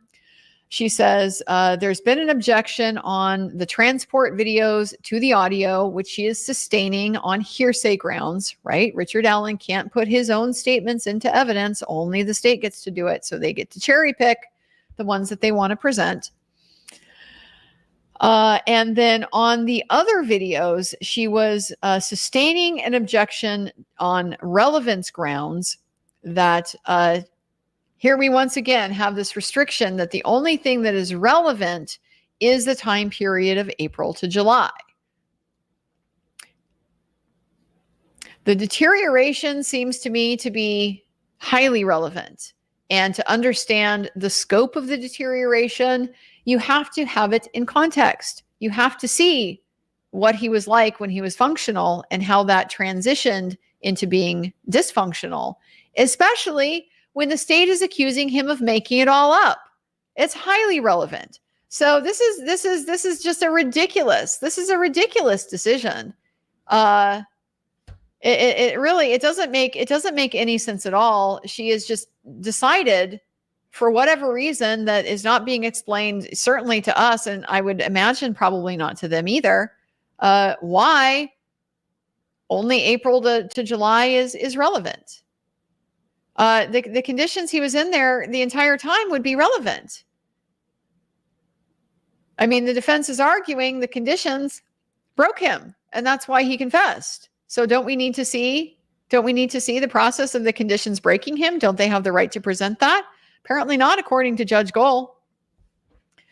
So this created a little bit of an issue because so they went back to sidebar again after this and have another like fairly long sidebar. So basically, like what's happening is that the defense now, because of this ruling that she's made, they've got to go back and tweak these exhibits. They got to take the audio off of the transport recording. The combined video, they're going to probably have to take, if the audio is on that, they're going to have to take the audio off that. And they're apparently going to have to limit it to just the period of April to July. So that whole 15th of the month every day over 13 months has now become 15th of the month every day over 4 months. And at that point, I'm just not sure there's any point in pointing it on. The whole point, as he described it, it's the chronological progression. And so she's deprived them of the ability to be able to show that. So this was that we're out of court, we're in this recess, we go back in the record, bring the jury back in, immediately go back to sidebar, have a fairly long sidebar, come back on the record. The defense now offers formally the XX, the thumb drive, with some exceptions. He is up at the bench describing what they're going to do. So as far as the master recordings, they've taken down like 4 exceptions that that came up, I guess, are outside of the time frame. With the incel video, he said he's just not going to move to admit it today, that they would need time to modify it to reflect the court's orders. The XX is admitted over the state's objection, which honestly is this doesn't make sense. This doesn't make sense. XX has 2 videos on it, and he's already telling you this needs to be modified. This is just one of the challenges you deal with digital exhibits and the format.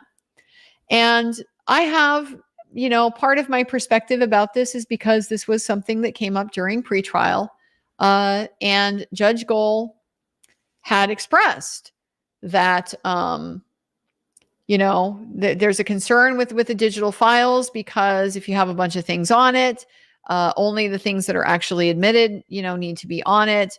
And then there's the difficulty with presenting it to the jury. Like she's very hostile to the digital exhibits. She was like, she was really kind of telling them, put everything on paper. And Mr. Rosie's like, we can't do that with videos.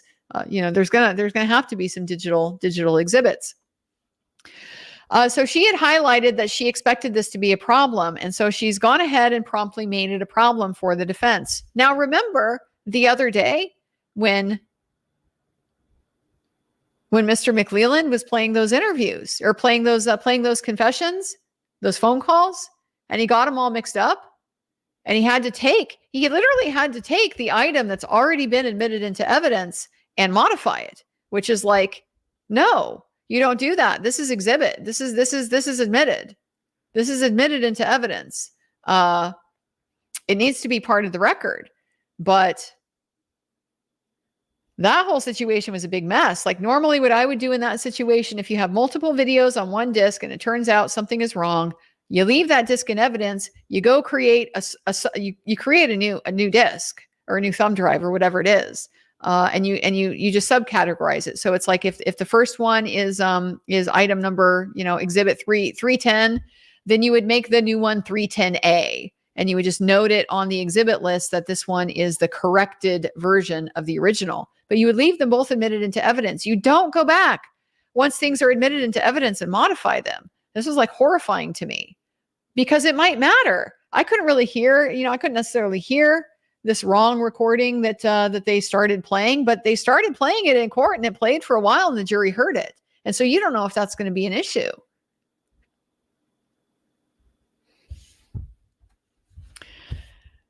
She's setting this up to be a problem again. Like I really do feel like that's part of the motivation for these rulings, because they're so nonsensical. The relevance of this is obvious. The transition, the deterioration over time, the relevance of that is obvious.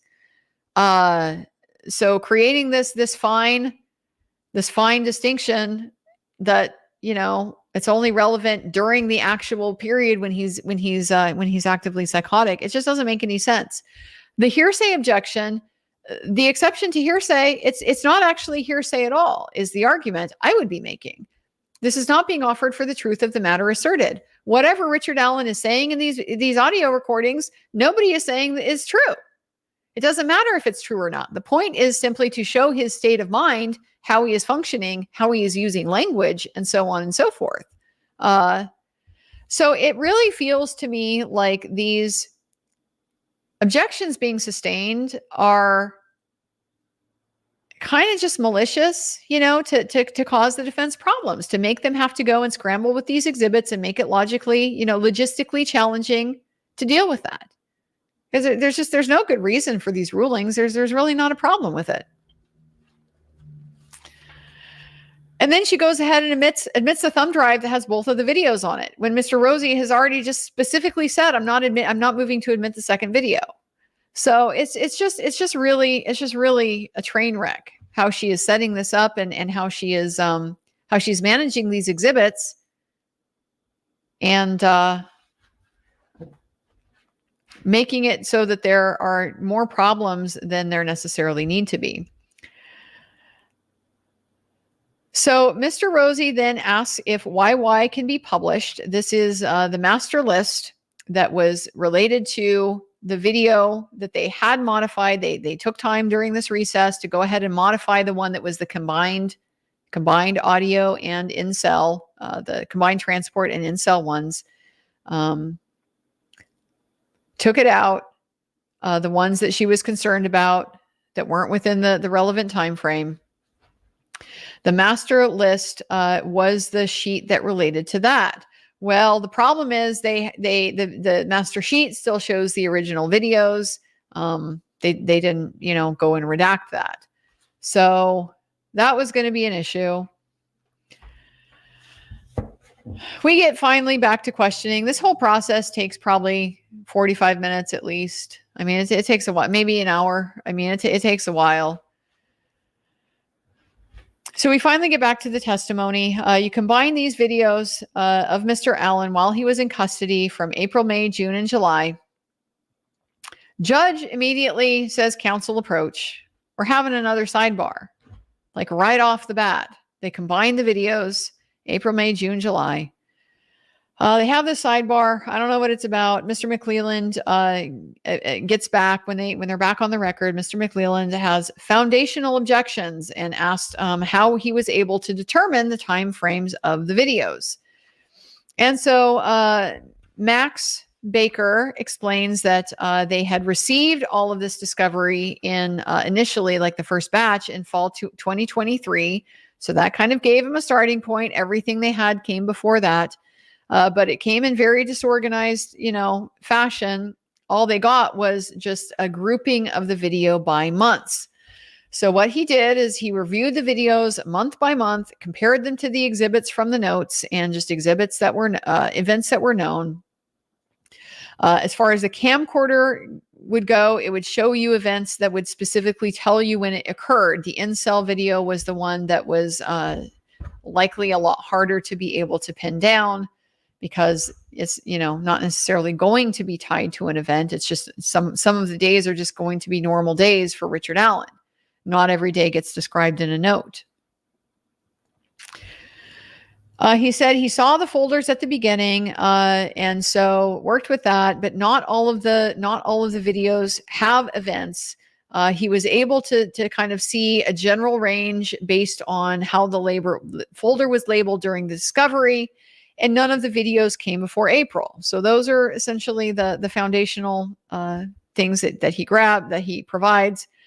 Mr. McClelland now wants to sidebar again.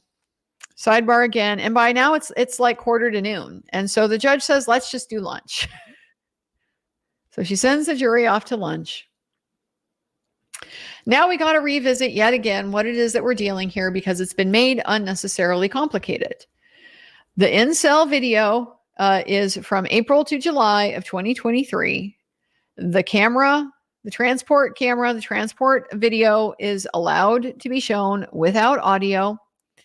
Mr. McClelland is arguing that the witness said he's not sure about, the dates of each and every specific video. Well, of course not, because you gave it to him that way.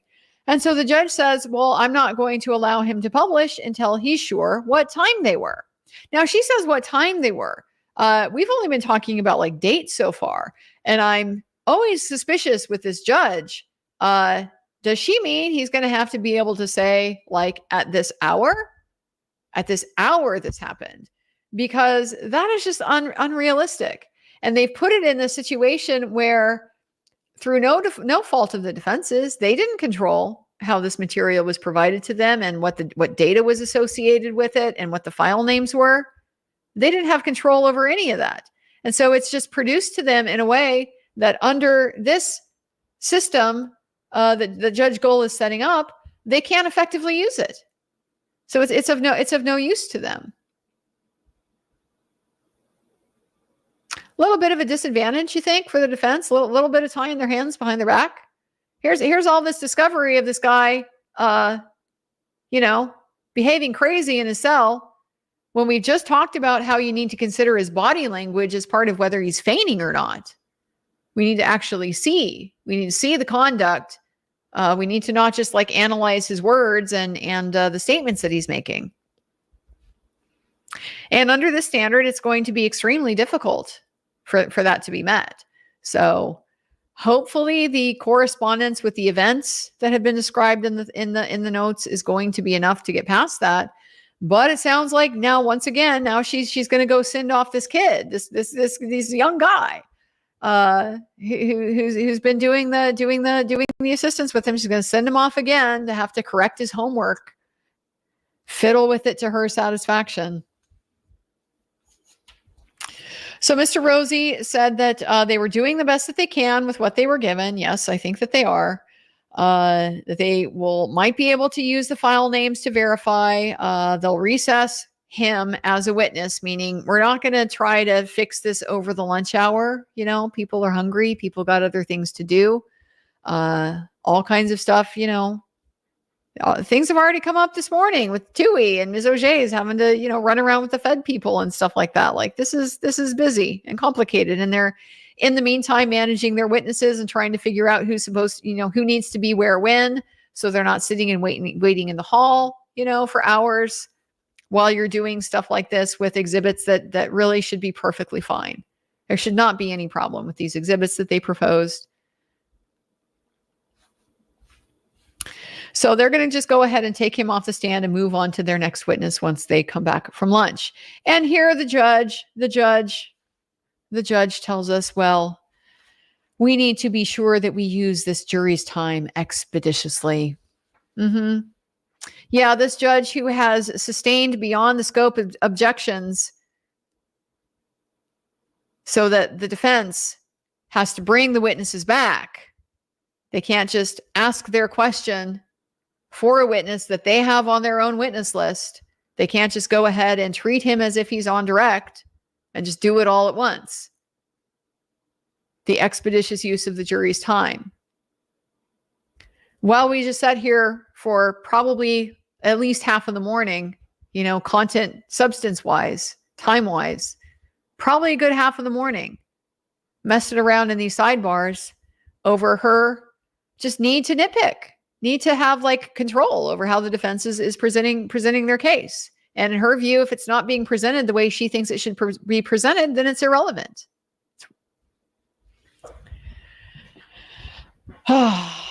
I'm really starting to feel for this team at this point. It's like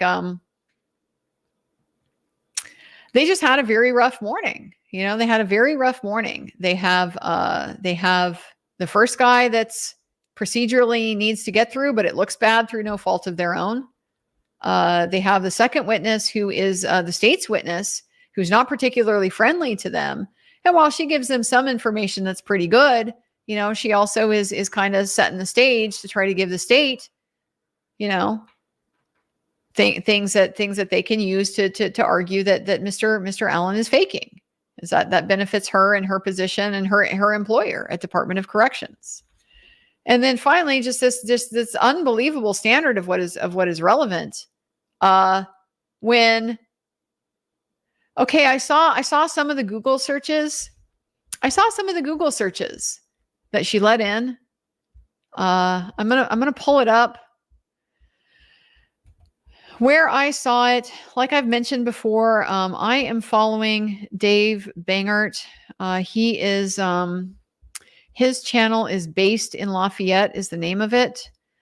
I need to find where it is. Kind of hard to Substack. Substack is nice in a lot of ways, but it's a different platform on desktop than it is when you use the app, and it's just like it just gets a little unwieldy. Okay, but here it is. So here's some of the Google searches that he reported. Man held hostage by teen. Movie about man being held against his will. 65 plus best kidnapping and hostage movies ever made. This sounds like he is looking for a movie. He's trying, or somebody, because we never established who has access to this device. That was the foundational objection that Ms. Auger had raised. And she had cited case law for that you have to be able to show that the specific person, they're the ones that had the access to the device. So this all apparently gets overruled. This guy is he's trying to remember a movie he saw. Or Kathy is trying to remember a movie they saw. Man held hostage by teen, movie about man being held by a will, 65 best, you look for the specific, you can't find it. So then you just start trying to find the one. They're trying to find a specific movie. Story about rebuilding Monon High Bridge. Yes, we know that they go out to the bridge. Shooting ranges near me. Should I die now? What's the most horrifying thing I can watch? What's the most insidious thing I can watch? Various searches for Delphi, various Delphi murder updates, and Delphi murders 1.2 million to restore jail.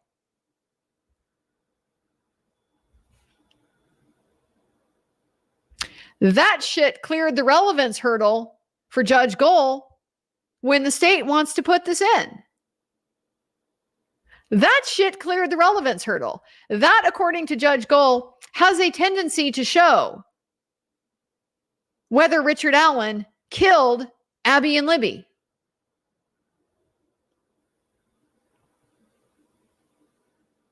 But his condition of confinement from November to April and from August to whenever he finally got out of the Department of Corrections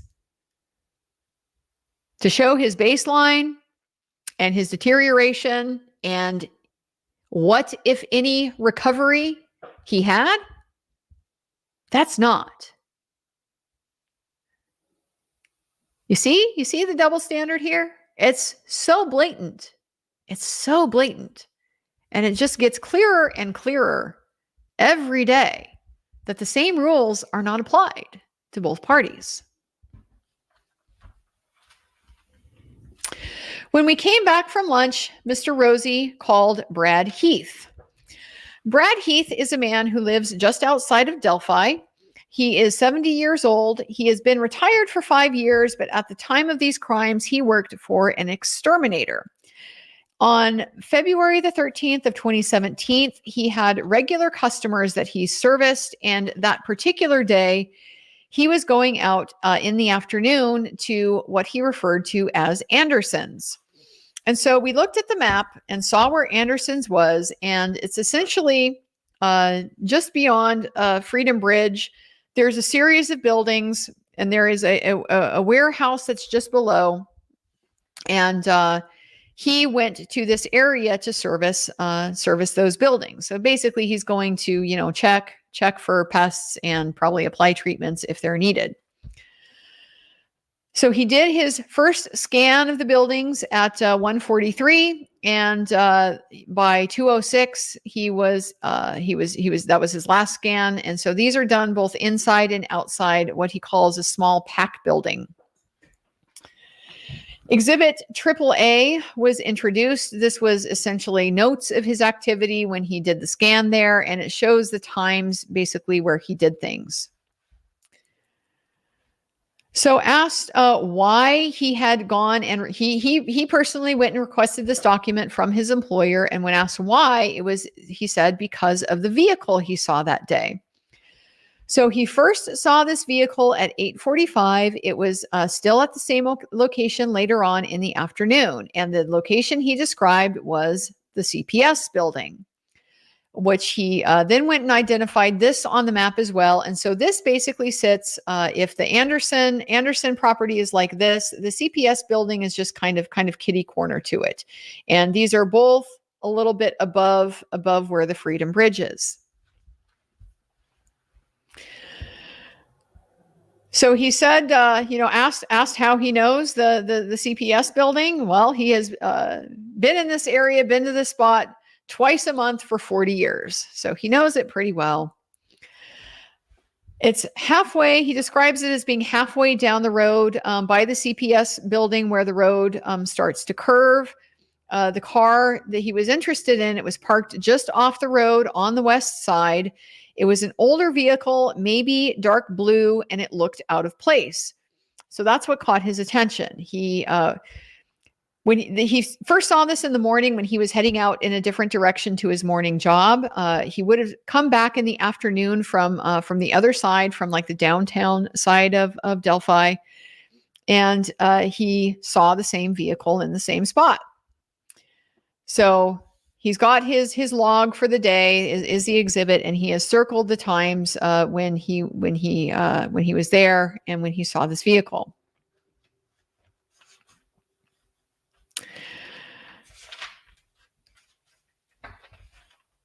He says he was never contacted by police in February or March, that he had gone in about a week after the murders, after he realized what had happened and what he had seen.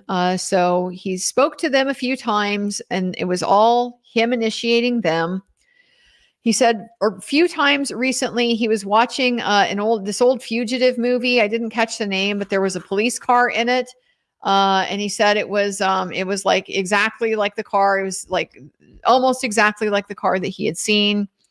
He described it as a late 80s or early 90s type of car. And so he reported that information, as well as the fact that he had seen the vehicle again recently. We get exhibit BBB, which is a photograph of the vehicle. He says this is not the actual vehicle that he saw. I think it might be the one from the movie. I'm not entirely sure. But he said it looks similar to the vehicle that he saw. It has a similar shape. It's got 4 doors, and it's in the same general age range. So Ms. Diener at this point wants to ask foundational questions. So she asked, does it accurately reflect the vehicle that you saw? And the witness gives the great answer. It's as close as I can get. close as he could get to what he saw. So she went ahead and sort of abandoned her objection, and that exhibit came in. Once again, we don't get to see it. I don't get to see what this car looks like because I'm not among the special members of the public that get to view the exhibits.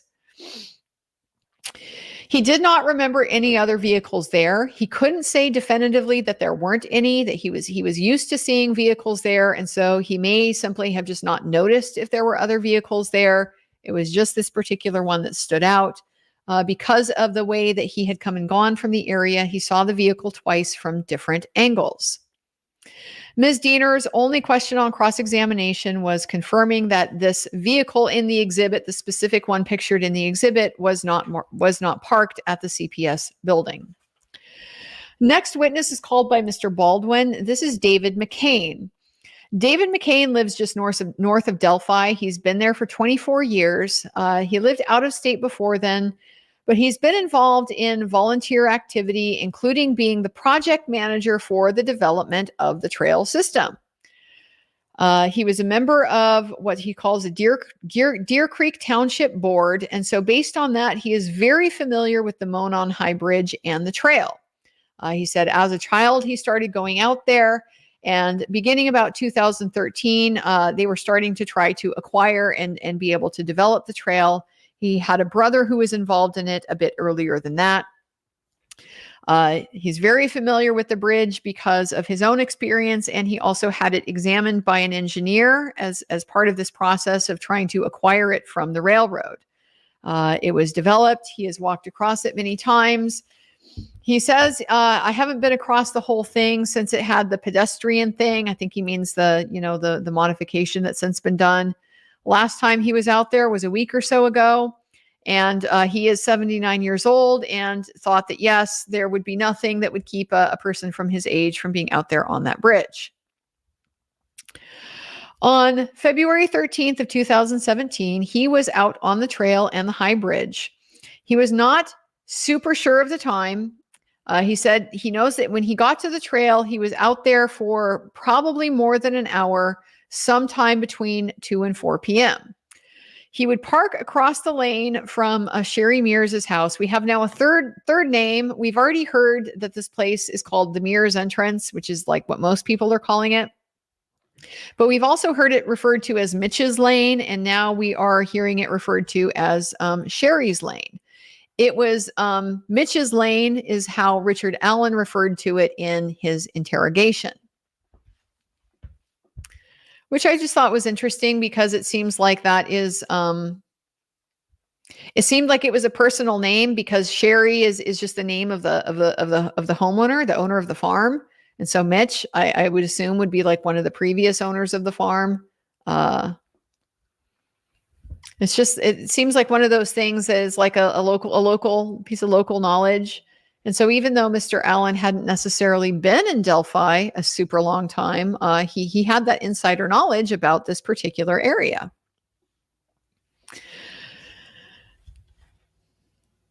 He says that he knew, this is just a sideline, he knew Mr. Mears because he was on the Deer Creek Township Board with him. So knew the farmer. He said he was interested in the entire area here, and that sometimes he would park, like the entire area, meaning the entire trail system. So sometimes he would park near the building, which we're inferring is a CPS building. Sometimes he would park near what we called the mulberry tree. I really would have liked this spelled out a little bit more because that could have potentially tied into the two separate spots that Mr. Allen was talking about. He was saying in his interrogation, if you're not going to Mears, you're going to park on the other side before they have the parking lots that are in place now.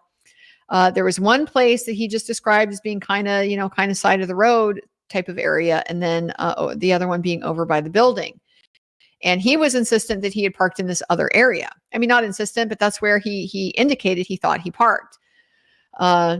And so it sounds like that could correspond with the mulberry tree, but we don't know because it didn't get elaborated on. Sometimes he would park over on the other side. So again, that would be the Mears Entrance. On this occasion, he arrived between 2 and 3.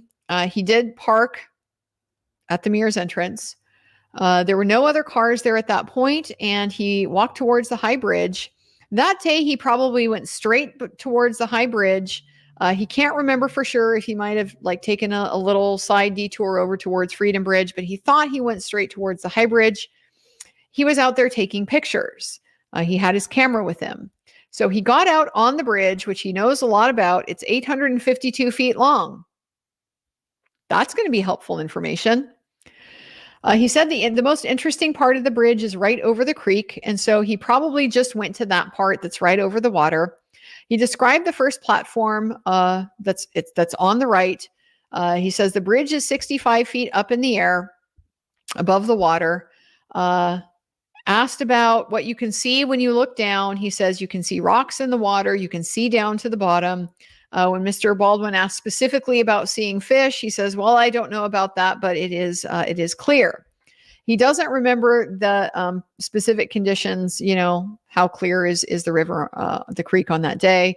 I'm sure that it depends on, the water conditions as well. When you have like a, flood stage, you got more turbidity and more just, it's not going to be as clear, but if it's, calm and slow moving, low water levels, it'll be a lot clearer. He said he just enjoyed his day, his photos. He's out there with an actual camera. He's not taking phone photos. He's there with a digital camera. He really likes it because it's really good at magnification. He thought he was on the bridge less than half an hour. At some point, he saw a man and a woman who looked like a couple When he left the bridge and was heading back to the parking lot, he wasn't sure if he saw the couple for sure before, he was on the way back. He says he might have seen them before he got to the high bridge. Can't really say for sure, but his inclination was that he saw them when he was heading back. It was 7 years ago, so he doesn't remember for sure if he saw anybody else. He said there might have been others in the distance, but the people that looked like the couple, those were the only ones that he passed. He spent quite a bit of time taking pictures. He was out there. He also took the trail at the junction that goes down towards Deer Creek. I've talked about that trail before. There's a long, big oak tree there that he liked, and the trail goes you down to Deer Creek, and this was Mitch's old property. It's this particular trail, he says, is an old township road from the 1800s, which is kind of cool. I didn't know that. So he knows that he left before 4 p.m., not sure exactly when, and wasn't really paying attention to the time. He said he was surprised at the number of people and vehicles at the lot out at Mears, and that he probably just went straight home. He would turn left on 300 North to go by Delphi, so that would mean he would be going past the Hoosier Harvest Store Video. But he said sometimes he would go right to go to this other place called Wilson's Creek Bridge. So we don't know for sure which way he went, but he would be going by 300 North. He did not see any pedestrians on 300 North when he left. He saw people at the tiny parking lot area and vehicles as he was leaving Mears. He said he didn't know the CPS lot, but he had previously talked about parking at the building. So I wonder if this is just a matter of lingo. You know, he just didn't know it's called that, but he clearly knew about parking at the building. So a little bit of a discrepancy there. There were some people as he was coming to the parking lot that approached him. They came off of Mears and they shouted at him, "Have you seen two girls?" And he said he shouted back no, because he wasn't close. He did not hear any unusual sounds or noises at the high bridge or anywhere else while he was out at the trail. He remembered that meeting that he was at. He was at a meeting that evening, and some emergency response people came by. They said they had been investigating some lost children, and that this took place around 7:30. And so he got concerned too, and wanted to let police know. And so he called and said, "I'd been out there that day." So about 3 or 4 days later, 2 FBI agents, 1 ISP, and maybe a fourth man came to his house, and the FBI interviewed him. He agreed that his memory at the time was much better. He tried to give them as much information as he could. He took the data card that stores your photos. He took that out of his camera and gave it to them so that they would have that information. And ultimately, he was interviewed several times. It was 2 to 3 years after he was called in, wanting to know if he was familiar with a car that was passing by. This didn't really get explored, and so it was a little bit confusing. But they followed up with him about a car passing by. He had been taking a picture of a fence post, and there was a car in the background on 300 North. They were interested in the car, and that was the only contact he had with them since then. So interesting. I would love to know. I would love to know what that photo is, if that photo has been produced to the defense, because if they were interested in another car, or this is probably before Richard Allen, because it's 2 to 3 years later, but. Yeah, just an interesting little sideline there. They have been trying to hunt down car information here for quite a few years. So he made a point of letting us know that he did not get his data card back from the FBI. The FBI had said that he would get it back in a week, but in fact, he never got it back. And the last point that Mr.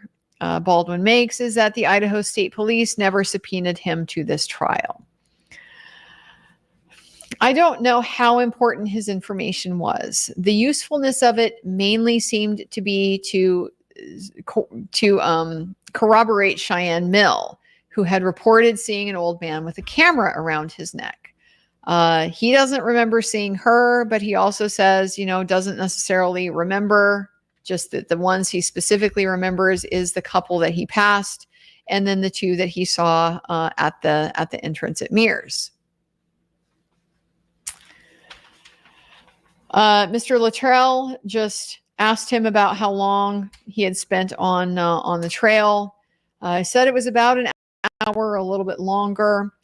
He agreed that the FBI took notes, and so then Mr. Luttrell is going to show him the document, which is presumably the report, the interview report. Mr. Baldwin objects to this as being improper refreshment. Mr. Luttrell says, well, he can be refreshed with anything. It's a past, the judge is now also throwing out her own explanations for it, which is it's a past recollection recorded. This is an exception to the hearsay rule that she is just coming up with spontaneously on the bench as a reason why it's potentially admissible for reasons the state isn't even asking for. They're not even asking to admit it. The judge is raising this is a past recollection recorded. Mr. Baldwin says it's not his statement. It's a law enforcement officer's report. They have no idea if it's accurate or not.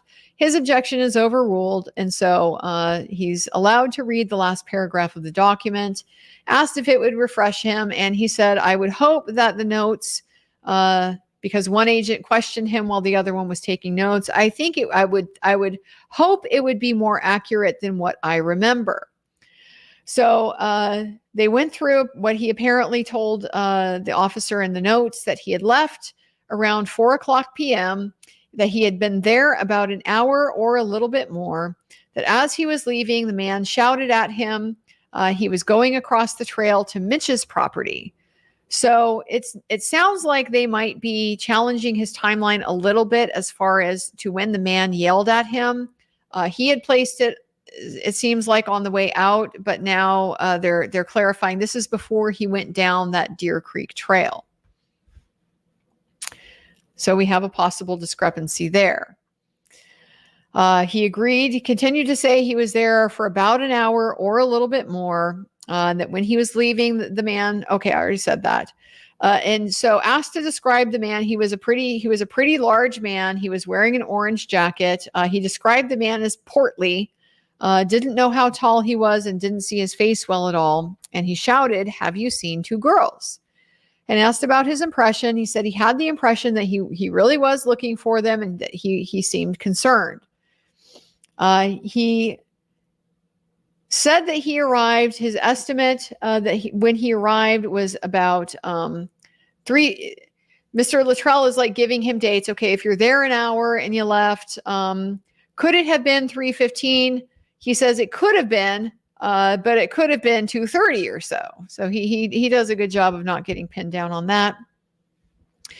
Now he reiterates that he was heading to the car when the man was shouting. So still just a little bit not clear what his timeline is as far as the precise other points of reference from other witnesses. He said he probably did have the camera around his neck. He often carried it in his hand. He doesn't usually have it around his neck, but he could have that day. And Mr. Baldwin on redirect asked him if it could be longer or shorter than an hour. And he said, from my memory, it's most likely longer than an hour. And Mr. Baldwin then asked, was the FBI officer Goatee? And he says he wouldn't remember the name. Goatee wasn't the FBI officer. That was, I think that was a mistake that Mr. Baldwin made. Goatee accompanied the FBI officer, but he's the one that we saw this morning that was a local guy.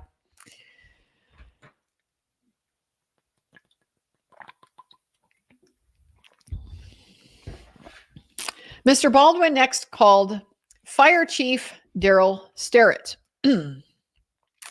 This particular examination, it got difficult because Mr. Sterrett was not. He was also not particularly cooperative and not particularly inclined to remember very many things. So he was 57 years old, born and raised in Delphi. He's the class of 1985. He's never moved away. So got an old boy here. He spent 16 years working at the stone quarry. He spent the past 18 years working in construction and maintenance. And for 36 years, he's been a firefighter. Did I meant to say 36 if I misspoke. 36 years as a firefighter. Started in 1998, worked up, and eventually was elected the chief firefighter in 2008 or 2009. Variety of certifications that he has, including technical rescue. Would have liked to hear more about technical rescue, considering where this examination went. It was in 2009 to 2000, approximately 21. He thought it was sometime during COVID that he stopped being the fire chief. And so he was the fire chief in 2017. On February 13th, 2017, that day they had bid reviews for the fire station. So they were meeting with contractors from 9 until about 4 p.m. Later that evening, they had a CPR training event. And at some point in or after the training, word came in that they had 2 missing juveniles and they were asked to help with the search. So they went to the Carroll County Sheriff's Office and told the staff back at the firehouse to wait for directions. So they tried to figure out where the girls might have been.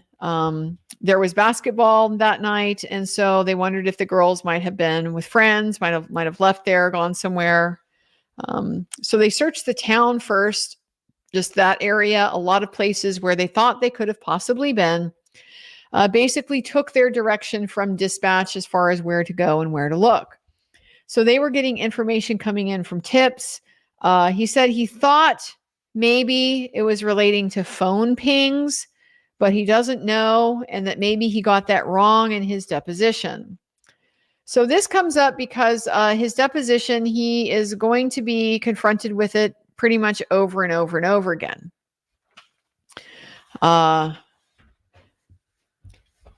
Asked about who else was who was running the search and who else was involved in the search. He identified Steve Mullin, the then city chief of police, as well as other law enforcement and dispatchers, as well as who he called Toby, which I think is the former sheriff, Toby Lesenby, who called himself Tobe. He said they would tell him what to do. He would pass the word to my men and that he would contact them at the fire station. We admitted Exhibit CCC, which is a basic report from that event. There's a roster of the firefighters who reported for the search. And so he just describes this as a run sheet that includes anything in the activity that involves personnel, and it will be checked off as far as whether the personnel is attending or responding, and an account of who participated. So in this search for Abby and Libby, they had officers, they had firefighters, and they had cadets. He described cadets as being like 14 to 18-year-olds who, it's like Police Explorer, probably real similar. Thinking about being firefighters and sort of like an internship type of thing. So in the firehouse, they are all on the crew and they are all on shift 100% of the time. They're just not, actively working. Like basically they're always on call. So they had already been at the station for the planned training when this search was called out. On the back of the CC document is an incident log. And so it shows that he was notified at 7:01 p.m. and was en route to the command post and arrived at 1750. That is what I wrote. That's earlier though. That doesn't make sense. I might have just written that number down. Anyway, they ended up at the bridge area around 9:30 or 10 p.m. So there was a crew of about 6 of his men that went with him. He went in his personal vehicle. There may have been a couple of fire trucks. They went off of 625 West, so the access road on the opposite side of the of the Monon High Bridge Trail, the one that turns into Brad Weber's driveway. So he drove to the corner or the end of 625 where it turns private, agrees there are houses there on the left, and the last one on the end belonged to the Lieberts.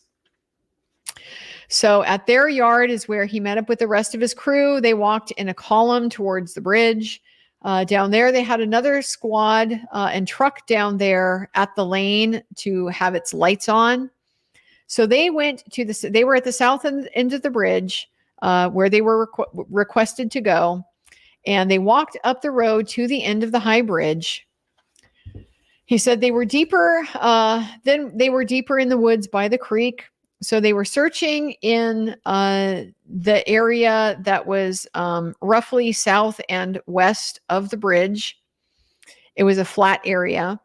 He said 5 or 6 people involved. So they started on the west side, and he said, a hasty search because of the fact that it was missing girls. He thought maybe they were hunkered down cold somewhere and scared. So it was not a detailed grid search.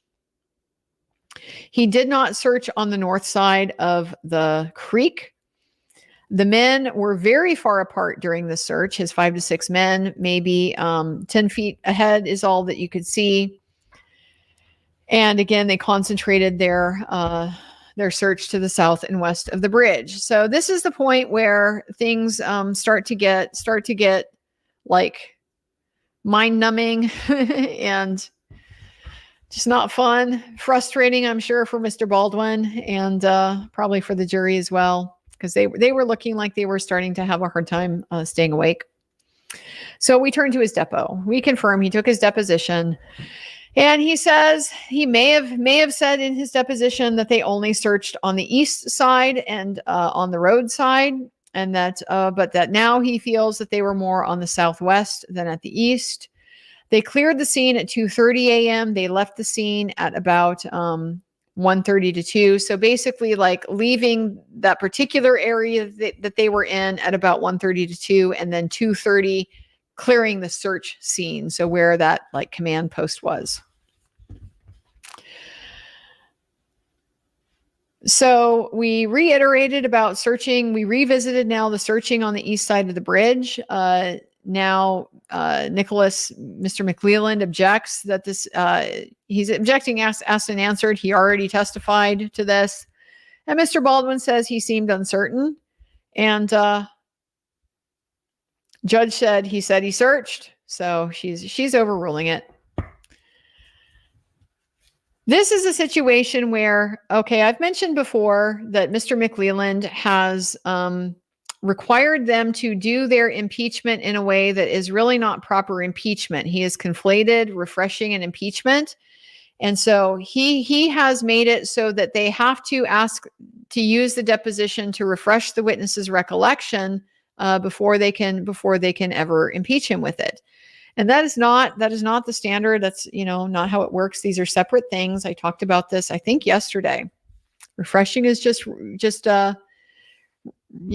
triggering your memory so that you can testify from memory. Impeachment is, I am getting this additional statement, this, conflicting statement into evidence.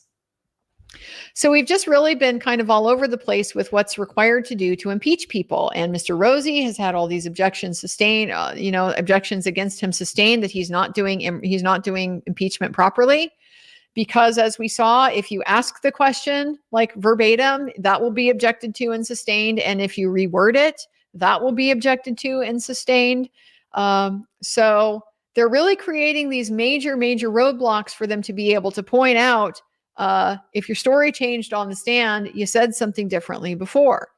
So this here is a situation where it's sounding like he said in the deposition that they only searched on the east side.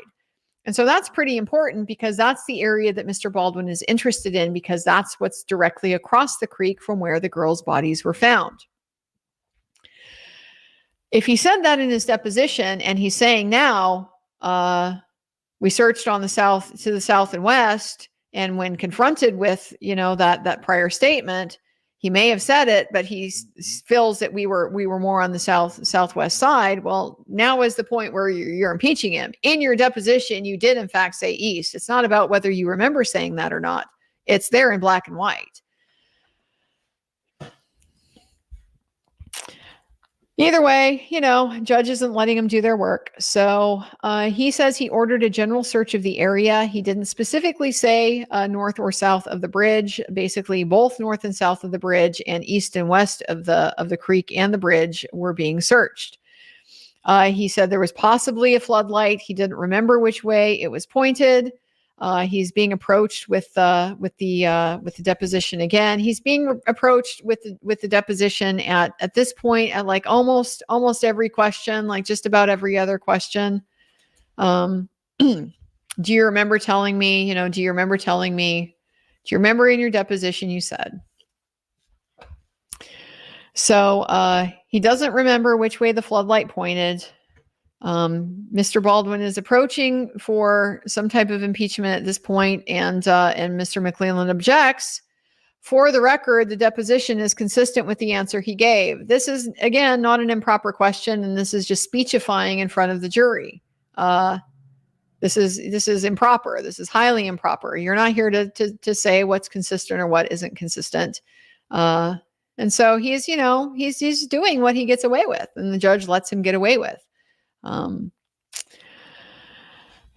So he goes back and asks, does he remember if there were lights? No, he doesn't remember. So now we're refreshing him with his deposition again. Who was there searching? He remembers police officers and family members. Do you remember just citizens? He doesn't. We have to refresh him again. Okay, yes, there were civilians out there also. It was very dark outside. They were using hand lights, he describes it as a big box flashlight that's got a front about like that, a light about like that, and it's got spotlight and floodlight settings. He saw lights on the opposite side of the creek on the west side of the bridge. When he was east of the creek, which previously he seemed to not really remember being at, he did not see flashlights across. Some were probably just pointing their lights at the creek. Asked if people searched the water, Mr. McClelland objects that he has no knowledge on what other side people on the other side of the creek were doing. He would if he saw them, wouldn't he? Kind of crazy. He said that they were looking in the water down to the southeast. They saw nothing floating. They had nobody announced finding clothing. Asked if you could hear people, couldn't remember. And at this point, he says just the water. And Mr. McClelland, he says, no, just the water. And now Mr. Baldwin is approaching with the deposition. And he says, so what page? And that gets a titter out of people. They find that very amusing because it's just been this ongoing, he says something, Mr. Baldwin brings up the deposition, and ultimately Mr. Baldwin gets the answer that he's looking for from the deposition, but it's like pulling teeth to get it out. Could you hear people in the other areas? Yes, he could. And again, this was a general search, so it was intended to cover more ground quickly. At this point, the jurors, throughout this witness, the jurors are nodding, a couple of them are resting their eyes. They do jerk back up, nobody fell asleep, but they're resting their eyes, yawning. This is so insanely boring. It's pulling teeth getting this information out from him because you're having to go through these formalities every single time. Do you remember you gave the deposition. If I draw your attention to page X in the transcript, can you read it? Does that refresh your recollection? And so we're sitting there while this is going on, time and time again. And at the end of the day, the information ultimately didn't really seem all that helpful because it's context. Sure, we know that it was a big search, but what the defense really wants is to put somebody in the area of where the girls' bodies were.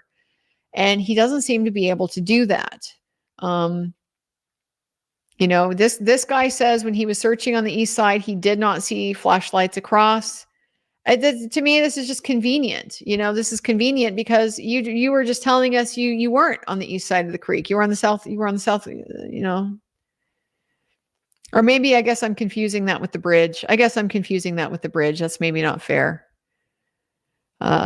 So he didn't see flashlights on the other side when they were on the far side of the creek. Mr. McLeland didn't have any questions for him because there was nothing really that material, I thought, in what he had to say. The jury had a question. How long ago did you do your deposition, and did you get a copy at that time? Wow.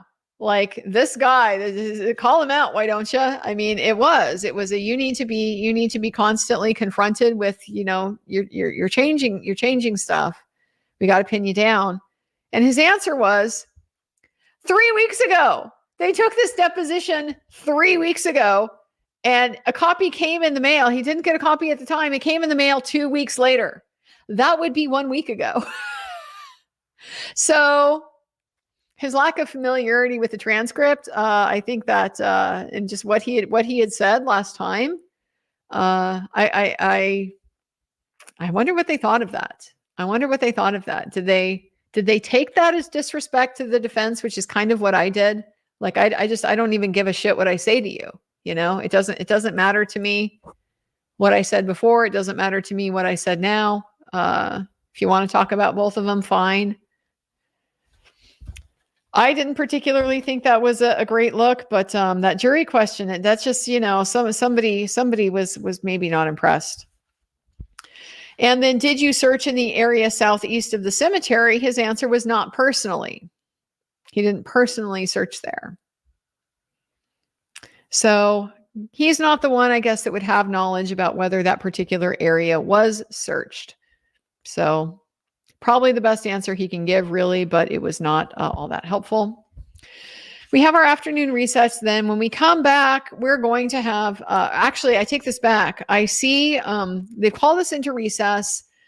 I am actually I've been trying not to fall asleep, having a hard time not falling asleep during this fire chief's testimony. Like you have those moments where, it's like your eyes are open and I'm looking, but your brain is kind of, it's like closing and you literally can like catch yourself like falling asleep with your eyes open, trying to watch what's going on. So I'm like, I'm just going to sit here in my chair during this recess. I'm going to put my head down and just close my eyes. I'm going to see if I can nap for the 10 minutes or whatever I can, and if that will help. So I'm sitting in there with my head down, and I hear that there's stuff going on, and I hear Judge Gold's voice. I'm like, oh, here she is. There's something going on, so I'm going to pay attention. So they're having this off-record talk up at the bench, and it's Ms. Auger that's talking to the judge, and I hear the judge saying, basically, I haven't even seen it. You just filed it. So Ms. Auger seems to be following up on something that has just been filed. And so then Ms. Auger goes and talks to these two gentlemen that pretty clearly appear to be feds. They appear to be the feds, the DOJ guy, and then probably the FBI guy, and is exchanging numbers with them. So there's a motion. Judge Ms. Auger wants an answer, to be able to coordinate with her witnesses, and the judge is just, dismissive. Haven't even seen it. Not gonna deal with it now. So she goes and deals with her witnesses. After the recess, this is where the defense finally got to have some fun. This was like really the bright point of their day today, because they called Steve Mullin back on the stand, and first asked if he should call him investigator as his title, if that's appropriate. And Steve Mullin says, yes, please. He wants to be called Investigator Mullen. So Mr. Baldwin starts off with, how important is it to preserve evidence? It's very important. Why? Because of the integrity of the investigation. How important is it to alert the defense if there is missing evidence? This gets objected to. So we backpedal. Is it important to alert the defense if there's missing evidence? Facts, not in evidence. Got to establish that it is in fact important. Why is that? Because of the integrity of the investigation. So what have you failed to preserve is the question. Mr. McLeland objects to the foundation. And he says, you mean as to just the charges against Richard Allen? And Mr. Baldwin says, oh, I'm sorry, he objects on relevance. And he asks a foundational question. You mean with respect to just the charges against Mr. Allen? That narrowing that the court has done with the relevance? Mr. Baldwin says, I mean the investigation into the deaths of Abby and Libby. He's talking about the whole thing. What did you withhold for the whole thing? So Mr. McLeland objects to relevance. Mr. Baldwin says, let's have a sidebar. Here we are at another sidebar. We've taken up at least 2 hours today with this stuff, with these having to battle everything out, every little thing out. During this time, Mullen is sitting up there on the stand, and he is what I am calling side eyeballing the jury. He's not looking straight at them. He's looking like this, but he's like even more than that, really. He's staring at them like way out of the side of the eye. He's really, really eyeballing them, but he's not looking at them face to face. It's honestly kind of creepy to me looking at him from the stand. And I notice that one of the jurors is full on staring him down, like unblinking, fixed stare, not taking her eyes off of him. Seems to maybe not be real impressed with Mr. Mullen. We finally get back from the sidebar, and it does appear that at least in this instance, relevance extends beyond just the limited time frame of the investigation of Richard Allen, which is, yeah, glad you're starting to get it, Judge. Context matters. And so we started talking about how there are interviews that the defense still doesn't have because of something that happened in 2017. And the dates of those interviews were between February 14th and March the 21st. And that during this time frame, they lost dozens and dozens of witness interviews that are now no longer available to either side. He asked if they had ever drafted a list of the witnesses whose interviews had been lost. And Mr. Mullen said, yes, it was kept in the filing cabinet. I see when he gets this answer, yes, they made a list and they kept it in the filing cabinet. I just see Mr. Baldwin go like this. Because the discovery problems in this case have been legion, just over and over and over again. The things have not been turned over. They've been sat on, and things have been, like with the videos, just produced in these formats that serve to make them functionally unusable at trial. I read this as either one, there is obviously no list, and he knows that there is no list, or whatever list there is has never been disclosed to them. So here it is, just one more little bullshit thing that they never bothered to turn over. I would imagine that had they had a list of the people who had been interviewed, that would be very valuable to the defense, because the defense would then want to go back and find those people. But we heard through this whole motion process, this was the Brady motion that was filed early on in the case, that they had a very hard time. They're basically never going to be able to recreate the early days of this investigation. Well, if they had a list, and if the state had a list and had produced a list, then, it would be possible, at least potentially, to reconstruct that investigation.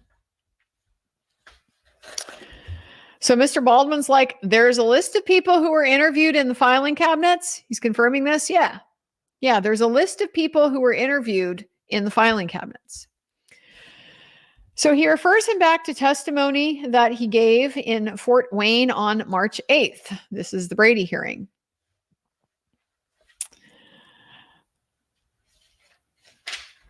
He agrees that interviewing people in the beginning of the investigation, while their memories are fresh, is important. In August they discovered the problem. Mr. Baldwin says, now you had a list. So what did you do to recreate these interviews? And Mr. Mullen evades the question. He says, there was nothing I could do to recover the interviews. They had been recorded over. And Mr. Baldwin says, I understand that. But you had a list, you say. Didn't you ask to re-interview everyone? And Mr. Mullen says, I didn't. Someone might have, but I don't know. I believe there was. But he doesn't know exactly who. And he would need his notes to refresh. He would need his notes to refresh himself. So just throwing out whatever the hell he wants as that he thinks is going to be beneficial. He knows how bad this makes them look. All of this stuff that's been lost in this investigation.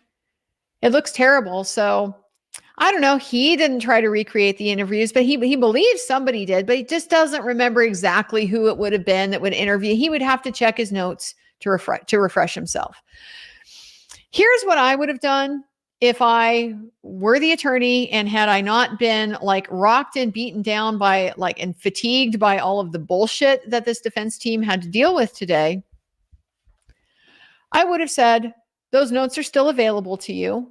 And so you're saying that if you refreshed yourself with those notes, you would be able to come and tell us who you re-interviewed after discovering that all of these interviews had been lost. And so you would be able to do that tonight and then come back tomorrow and get back on the stand and tell the jury who those people are. That's what I would have wanted to do. I want to nail him down on this because he's lying. He's lying. They didn't go re-interview people. That was like the whole basis of the Brady was that it was lost and therefore it's lost and there's no recreating. And it's just an unfortunate mistake. No way to be able to fix it.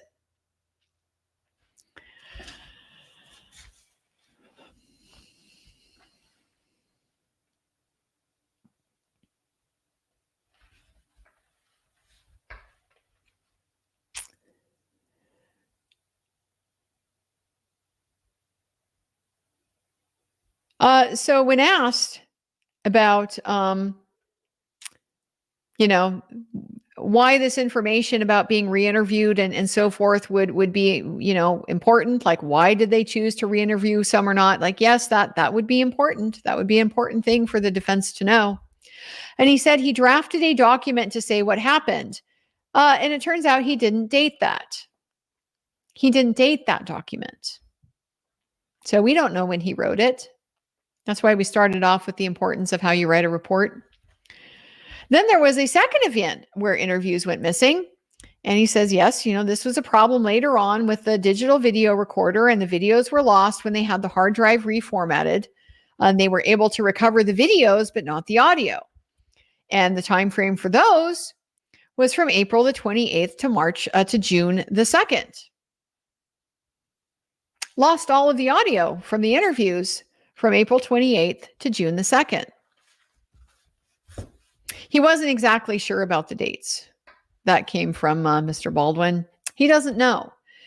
You're going to find out that this guy who was so essential to the state's case because he's the one that knows all of the evidence in and out and manages their exhibits. He's essential to the case. That's why he got the exception to be able to sit in the courtroom, even though he's a witness, because he knows the case in and out. So they are so dependent on him and what he knows to be able to prosecute it in the course of the trial. Yeah, he actually knows almost nothing, and he's going to admit that consistently. So as far as the dates that those videos, that audio was lost, he wasn't sure if it was April 28th to June the 2nd. And also, once again, there was a list that was made of the people in those interviews. And Mr. Baldwin says, oh, there was a list made. Did you give that to the defense? And Mr. Mullen says, well, they have all the interviews we have. Again, he's not answering the question. He asked you about a list, not about the interviews. How is an interview without audio valuable? And he says they're all valuable. All of the interviews are valuable, whether they have audio or not. And he says, well, ask him again. How would it be valuable without the sound? Well, yeah, you would want the sound. You think? You think you would want the sound? You think that might be a little bit important? And so, yes, he drafted a report about this incident also, and he did not put a date on that report either. But it's fine. It's fine that he didn't date the reports, because his report was detailed as to what happened and the efforts they made to recover it. Sorry, I didn't date it.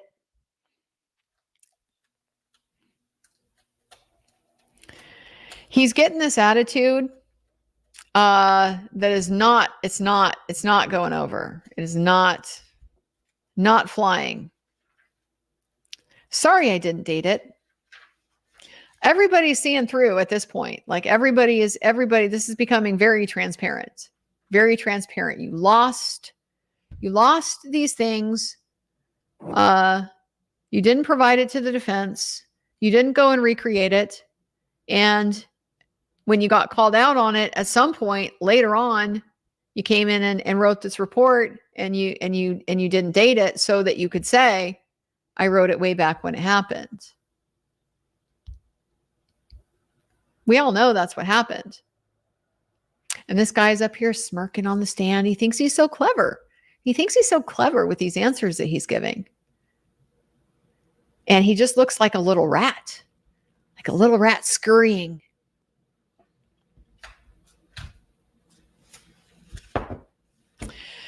These reports, as we indicated, these undated reports, they were provided to the defense in February of 2024.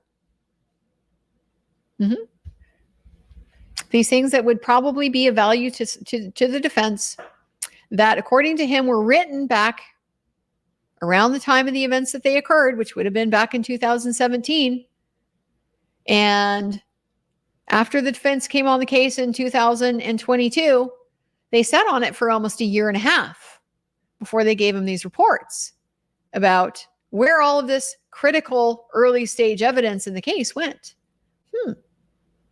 Maybe that gives us a little bit of a time frame about when these reports originated. And when asked, why did you not provide it? Oh, you have to, when you have a guy like this and you're stuck with him as on direct, you have to ask him the open-ended questions. It really sucks, because you already know how slippery this guy is. And so it's very, very important to tie him in, because he will lie and he will evade and he will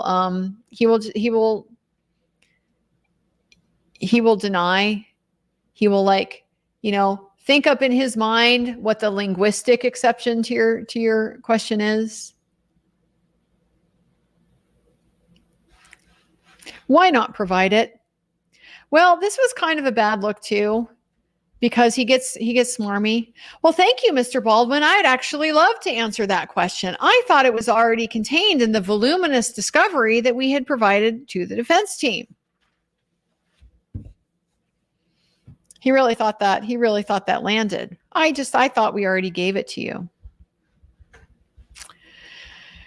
He doesn't know when the defense team learned that the interviews were missing. It was probably several months after they came on the case.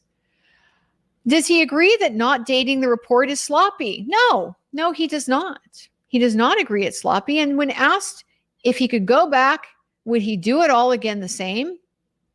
He said, well, if I knew you'd be asking now, I probably would. And he chuckles. He thinks he's so clever. Well, I probably would if I knew now that you'd be asking about it. And Mr. Baldwin says, do you think this is funny? Damn right. We're talking about losing interviews in the immediate aftermath of these murders. The very first people that they were talking to and pursuing and getting information from and leads from, they lost all of it. And this guy is up there on the stand chuckling about it. I'm so glad he called that out. So glad he called that out. This guy should be hanging his head in shame. I mean, obviously, but as we've seen, they have no shame. They have no shame. And it's such a bad look. It's so disrespectful to this family that's sitting there in the courtroom, that were depending on him to solve the murders of their loved ones. And he's up there laughing about losing all of these early interviews, all of that information, everything that they got from that right in the immediate aftermath when it was fresh. He's up there laughing about it.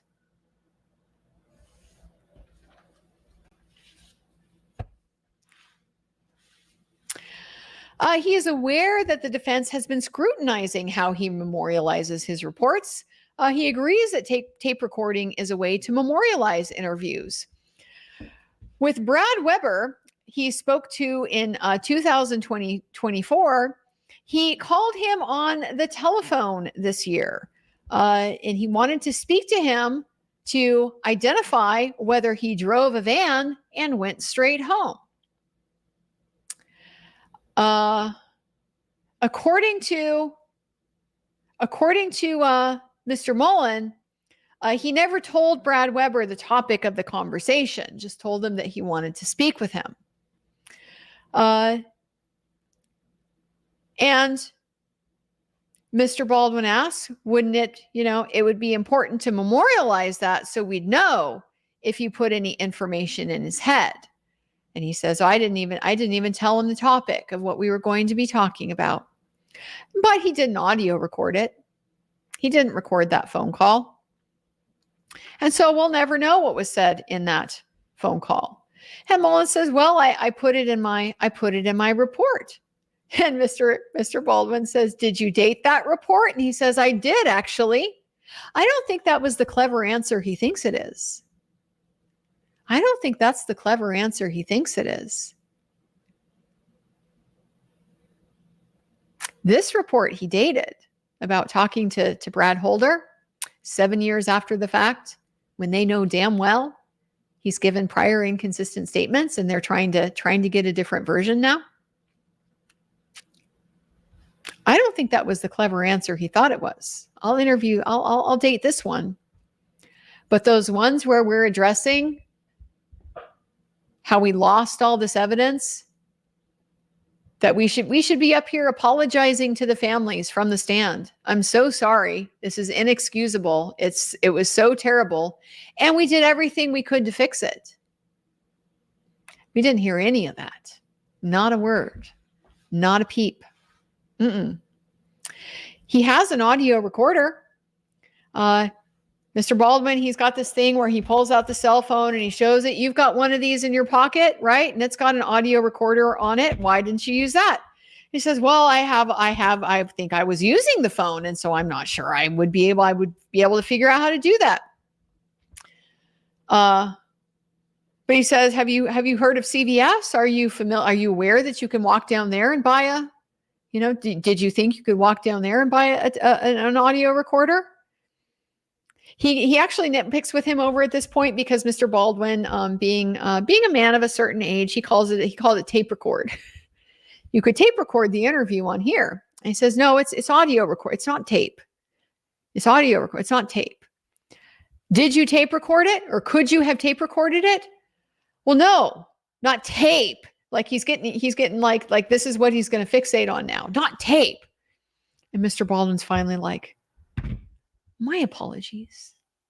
Could you have audio recorded it? And he says, yes, he can. In fact, he actually has an audio recorder. He wouldn't even have to go to CVS to buy one. So he agrees he could have recorded it, but didn't. And when asked if he could do that over, would he? And he says he probably would have. Yeah, he's learned now. He trained. You'd do that differently. You'd record that phone call. No, he wouldn't. We all know he wouldn't, because we all know what that phone call was about. Nobody's being fooled anymore by this little rat up there.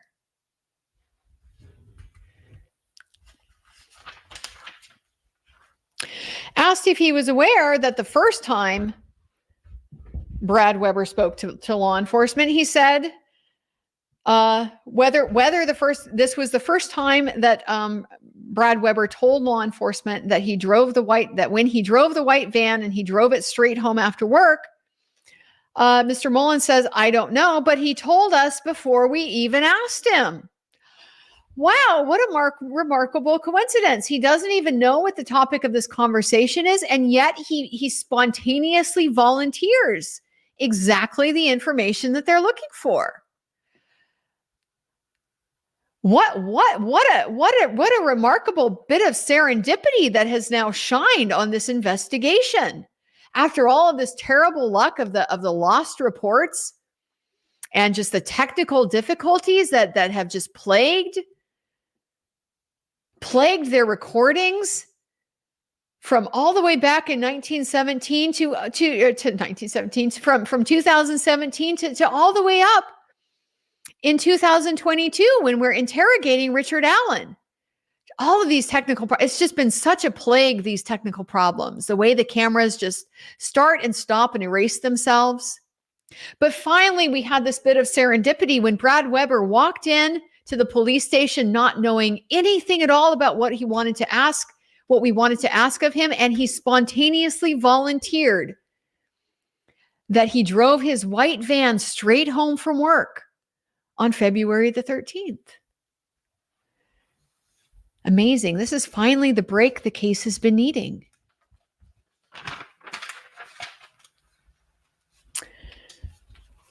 And so that was after the phone call that they had, and that was in August of 2024.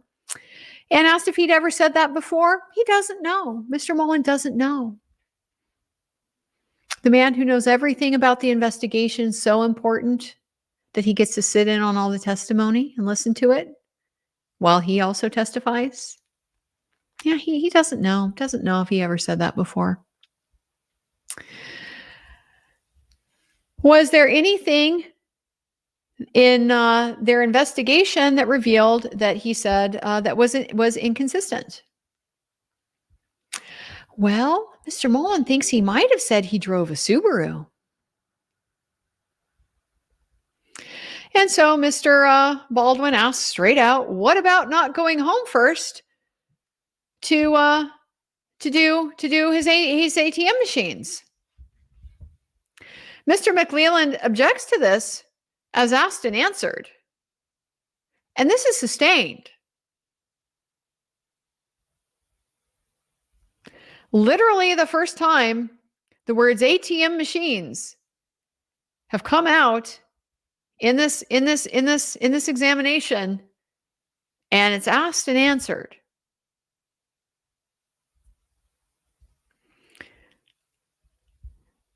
Previously said he didn't know if he'd ever said drove straight home before.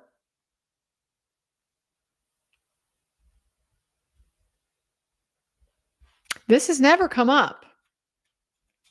This has never come up.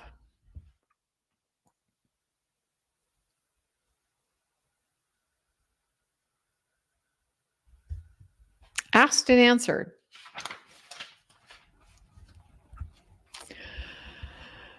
Are you aware of conflicting statements about his location and the timing? Yes. Finally, we get somewhere. He has to acknowledge.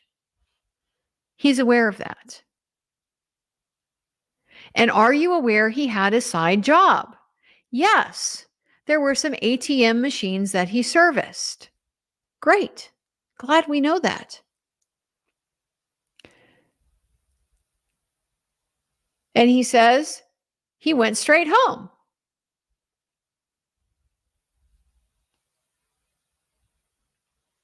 That's what he told me in Harshman.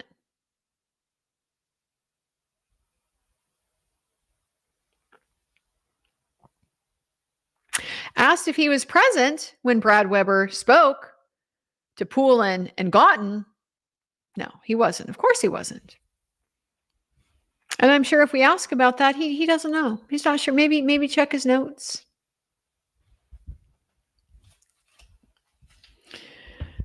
The point here has been made. He knows perfectly well that Brad Weber previously said he didn't go straight home. He went to work on his ATM machines. The defense hasn't been able to get this in yet as substantive evidence because Brad Weber denies it. That's not true. Denies that he told the police that. The first officer that they called doesn't remember. We got to go through this TUI process if we're going to try to get the FBI guy who wrote the report, in to testify about it.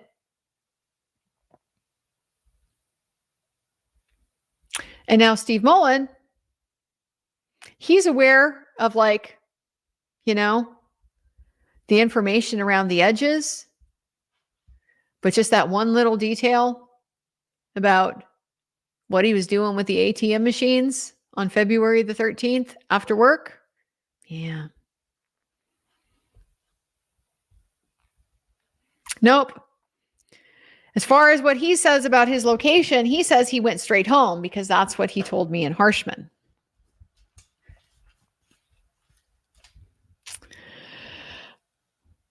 Acknowledges Brad Weber possessed a Sig Sauer. Yes, he does. Asked if there was ever a list made of the law enforcement officers who were walking in the area where the bodies were found. And Mr. Mullin says, I wasn't at the scene, so I don't know. More stuff he doesn't know. More information that would be kind of important for the investigation. Remember, we found footprints. And ultimately decided we weren't going to follow up on that because, you know, so many people around there at the scene. Never even bothered to document who was at the scene. So if anyone did it, it would have been Idaho State Police and the crime scene investigators. Has he seen any emails asking law enforcement officers that were present at the scene what kind of weapon that they carried? Nope. Not familiar with anything like that. Having watched Richard Allen's interview, would you agree Richard Allen never said he didn't know which way he went and parked at the CPS lot? Mr. Mullins doubles down. He said something like that. We listened to the interview with our own ears, and we heard him say, I parked at the other spot. There's two places over here. There's this one, and there's the one by the building. And I probably parked at this one.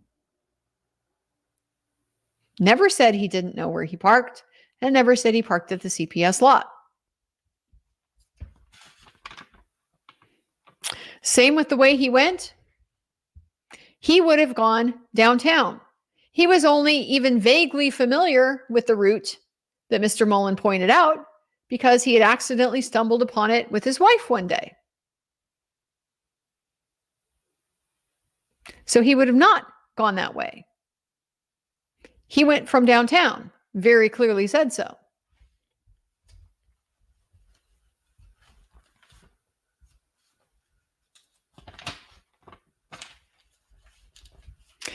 How many people do you think are involved in killing Abby and Libby?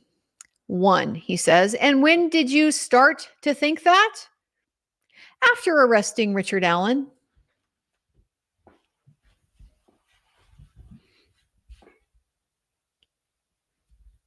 Look at the cognitive flexibility. The interpretation of the evidence, it just depends on the outcome and the context. If we've arrested a single guy, Well, now it must be a single perpetrator offense. Like he could not be. We saw this before with this guy. Like he's just such a terrible witness. I can't imagine he's ever been good on the stand. He's absolutely terrible witness because he is absolutely painting the picture of the outcome focused investigation, not following the evidence, but just altering his theory to fit whatever outcome he's trying to achieve. In this case, convicting Richard Allen. He's like totally saying the quiet part out loud. And this is where, his lack of shame is not helpful to him. Because if he had some shame, he would know you shouldn't say that. Just like you shouldn't laugh about losing the interviews in front of the families here in the courtroom. Right in front of them. You maybe shouldn't find that to be so clever. Yeah, I would do it differently if I knew you were going to ask about it.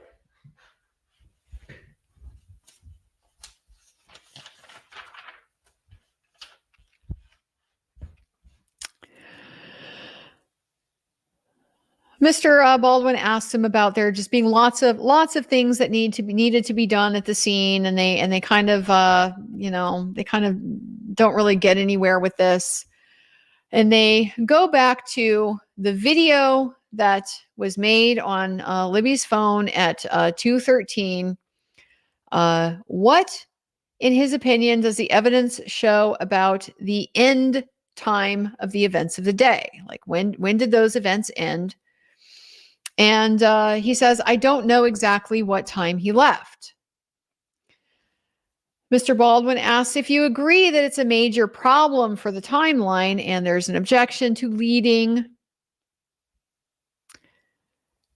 So he switches and he asks, how important for the timeline is it that Betsy Blair identify Richard Allen as the person on the bridge? He doesn't answer that question. He says, Mr. Allen said he was out at the bridge. He said he was there at 1:30. We have his car there at 1:27. Mr. Baldwin interrupts, a car that looks like his. And he said he was there from 12 to 1:30 or 1:45 because we just watched that interrogation video and we watched him say he was there from 12:30 to 1:45. Mr. Mullin says he originally said 1:30. And Mr. Baldwin says, were you next to Dan Doolin at that time? No, he wasn't.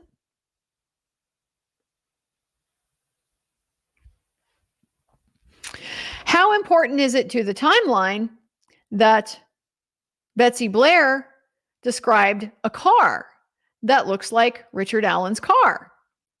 Mr. McLeland objects to this as being leading. And this objection is sustained. I got WTF in my margins over here. How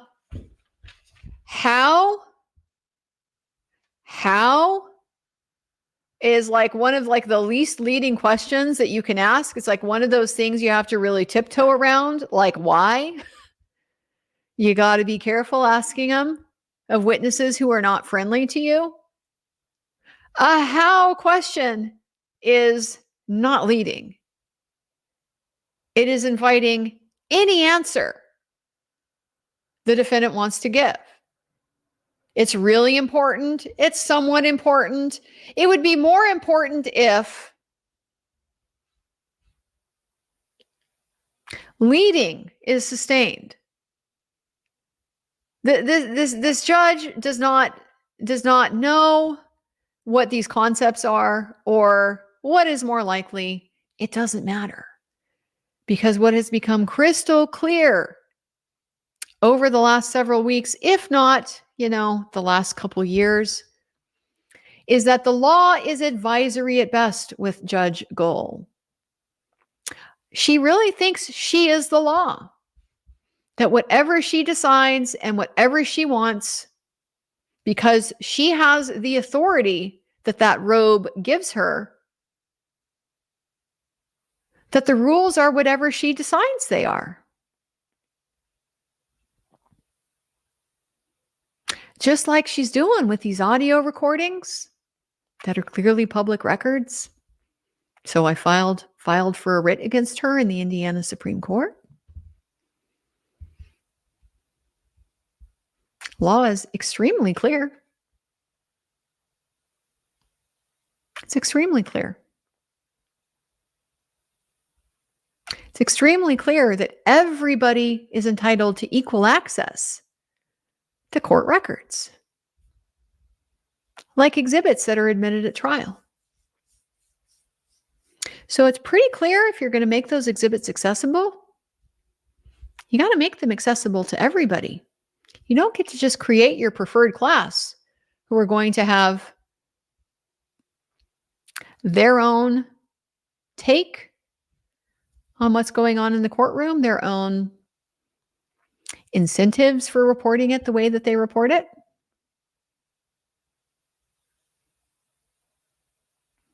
Their own lay understanding of what's transpiring. Yeah, these things are pretty clear. Rules address them. But raising other rules, Judge Gohl, she said the quiet part out loud. It's just merely a complaint. Invoking the rules, merely a complaint. So that's why I filed that writ petition. We'll see how it goes. The way that it works, I have asked the Indiana Supreme Court to order her to give me the audio recordings and to allow me to view the exhibits in the courtroom, and anybody who is in the courtroom to view the exhibits on the same footing as the press, because there is no lawful or constitutional or philosophical basis for distinguishing between the public and the press when it comes to access to public records. And so the way that that can work, they can grant it without a hearing. Just read it and say, yep, looks right. Think it needs to happen. They could deny it without a hearing. Say, no, not seeing a basis here. Doesn't meet the standard. Don't see that she has a duty to act to provide access to these records. Gotta say, I think that's unlikely because the access to court rules are pretty clear that they apply to everybody who creates or maintains a court record, such as a judge who controls access to the exhibits during the trial. So I don't think they'll deny it without a hearing. And the other possibility is simply that they, yes, require a hearing, call for an answer, which in a way would be kind of fun because I'd love to see. She would have to answer. She'd have to answer the petition. She'd have to give a legal explanation for why I'm not entitled to what the rules say I'm plainly entitled to. And I'm saying me, but it's not just me. I'm just the party here. It's the public. Everybody in the public is entitled to this. So that would be kind of fun. Have a hearing. What's the story here? I'd be interested in seeing the explanation. Is she able to squirm like Mullen is here? Evade the issue? She denied me the audio recordings by citing a trial rule that applies only to civil cases. And even though I filed her a very nice and I thought very helpful, clearly stated memorandum that explained exactly what the law is that applies to these requests, including the criminal rule that discusses the audio recordings, she just didn't address any of that. So the law is advisory at best because in Judge Gohl's mind, she is the law. So I really am counting on the Indiana Supreme Court, reminding her that she is subservient to the law. She is a servant of the law. That is what a judge is. And she really needs to be reminded.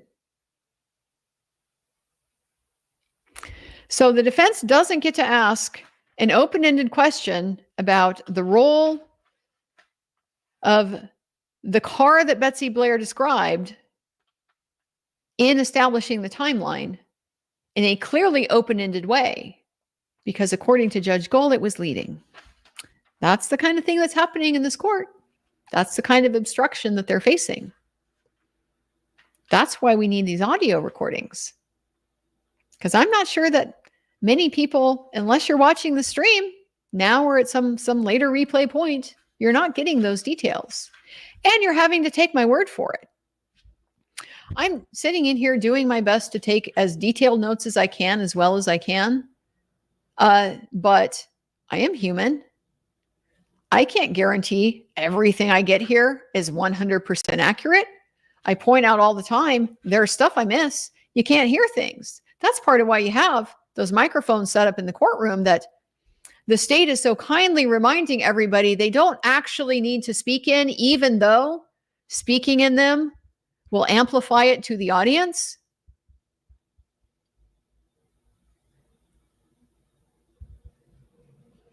They don't need to speak in the mic. Over and over and over again, they've told them, pull the mic close to their face. Don't do that.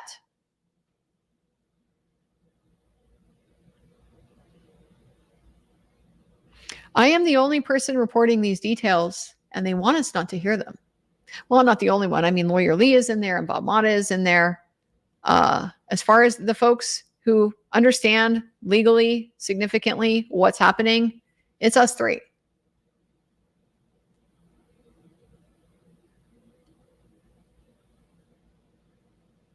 And that's what they're counting on. That nobody is going to see, because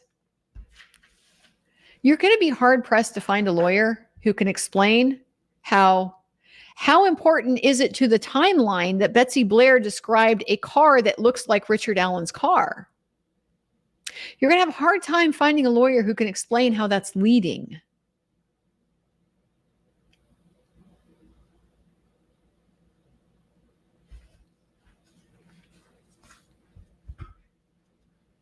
People need to see. They need to see. Why is it important? If at all it is important, Mr. Baldwin is just now starting to kind of exaggerate these ridiculous things, these ridiculous limitations that Judge Gohl is putting on the questioning. Why is it important, if at all, if it's important at all, that she described a car that looked like Richard Allen's? It's important that she saw a car, but she got the description wrong. And maybe she was confused. At this point, I see one of the jurors look at Kathy.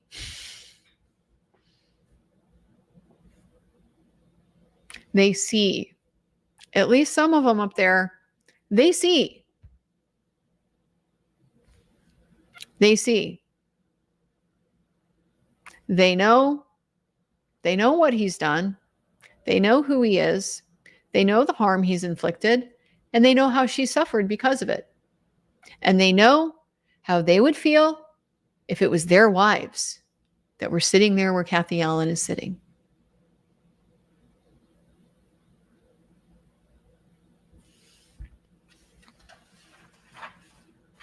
She got the description. She just got the description wrong.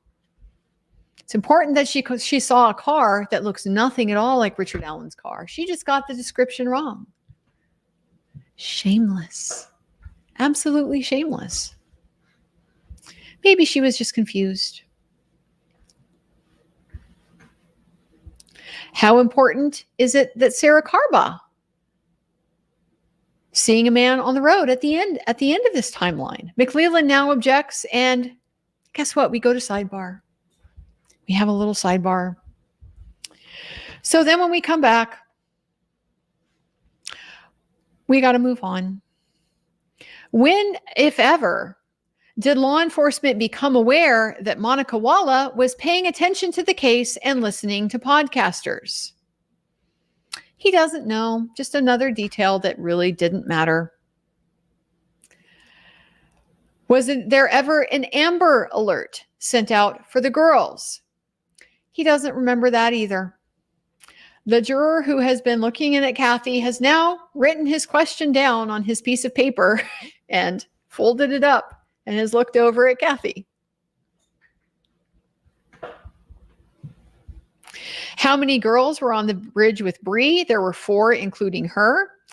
He does not dispute the height of the bridge as being 65 feet.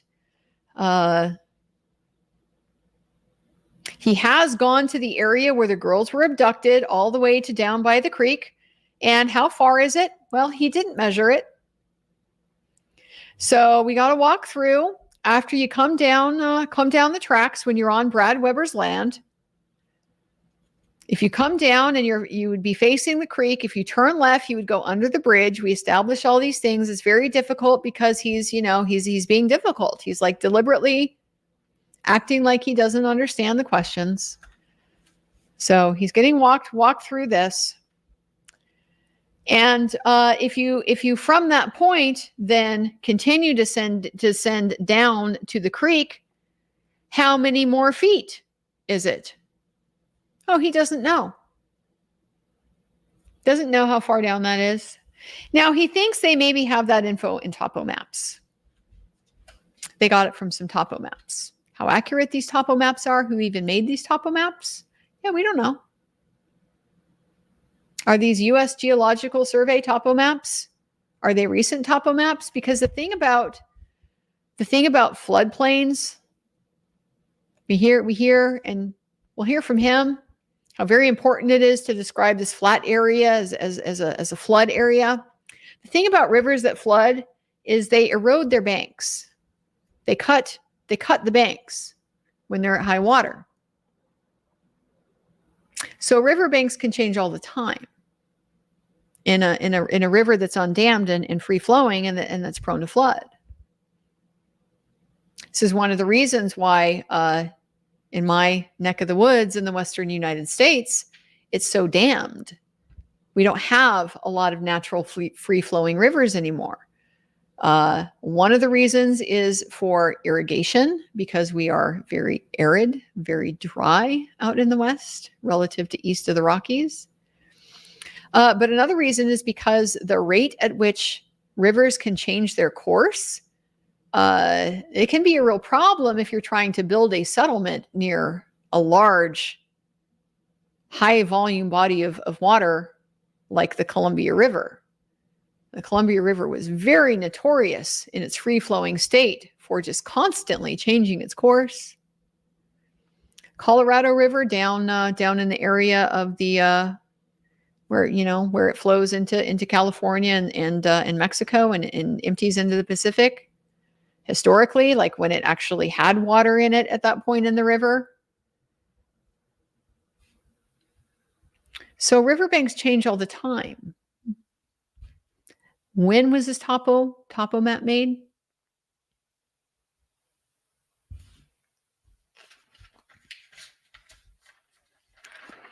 Couldn't be bothered to just get out a tape measure.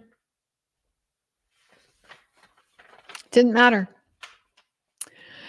What would be the latest time that the phone was under Abby's body? He didn't understand this question. So Mr. Baldwin clarifies. You think the body was undisturbed. What time on the 13th is the latest that the phone would be under Abby's body? And he's very confused about what you're asking. The phone never left after Richard Allen left the scene, correct? Richard Allen never left with the phone, correct? He doesn't know, he says he doesn't know when Richard Allen left the scene, but we know if he's trying to say Carba saw Richard Allen, and that's part of why he's under suspicion here. He's out of there by 4 o'clock. She sees the man on the bridge shortly after, on the road shortly after 4 o'clock. On February the 13th, did any search member come within 100 yards or so of the girls? This was a very interesting line of questioning. So let's walk through this. On February 13th, did any search member come within 100 yards or so of the girls? He doesn't know. I don't know. Don't know. Did you ever look at hidden trail camera?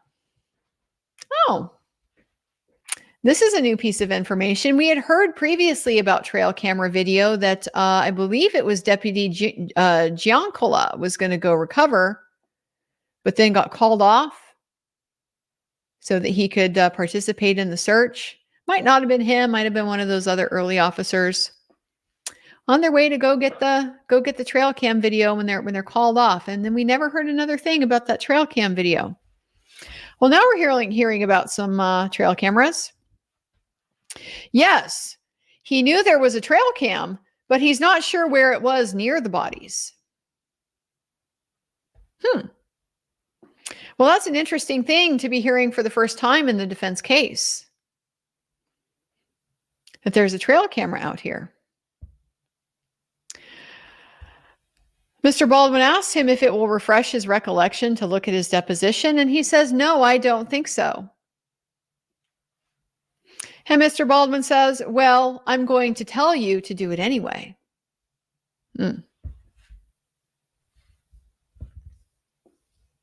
No, I don't think so. I don't know why these guys think this is a good look. I don't know why they think this is a good look.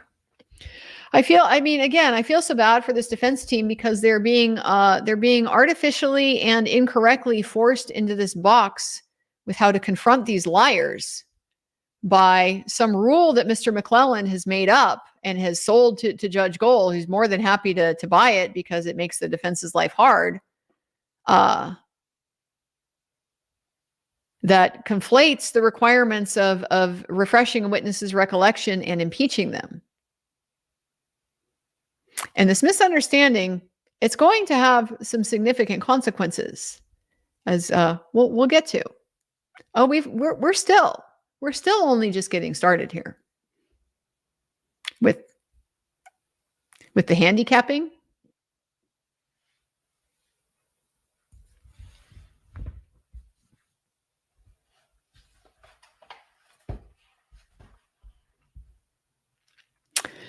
So because he can't just point out, you said in your deposition before, whatever it is he wants to confront him with, he's got to go through this whole refreshing. And now Mr. Mullen thinks he's found a way out of that. Thinks he's found the loophole. The loophole. And these guys have the gall to think that lawyers are the ones who are all tricky and stuff like that, looking for loopholes, trying to get the guy off, technicality. He thinks he found a loophole. Oh, they have to ask me to refresh. They can't just confront me with it. They have to ask me to refresh. So I'll just say no. Won't refresh my recollection. Well, you're going to look at the deposition anyway. Boss move. Boss move. So he says he doesn't know exactly how far the trail camera was from the bodies. Okay. The fact that we're hearing about a trail camera anywhere near the vicinity of the bodies at this point is not something we should be hearing for the first time in the defense case. Because if there's nothing on the videos, you still cover it just like you covered over the course of like nearly a day, all of the DNA that doesn't point to anybody, and certainly not to Richard Allen. You let the jury know how you tried to investigate your case. And if leads didn't go anywhere, they didn't go anywhere, but they know you tried. But you know what? If there's something on that trail camera, you probably need to explain to the jury what you did with it. If it didn't matter, why not? How did you make that decision? Because it seems like if somebody's on a trail camera anywhere near the bodies of the girls, we would probably want to know who they are and what they're doing there. Seems like fairly important information, doesn't it?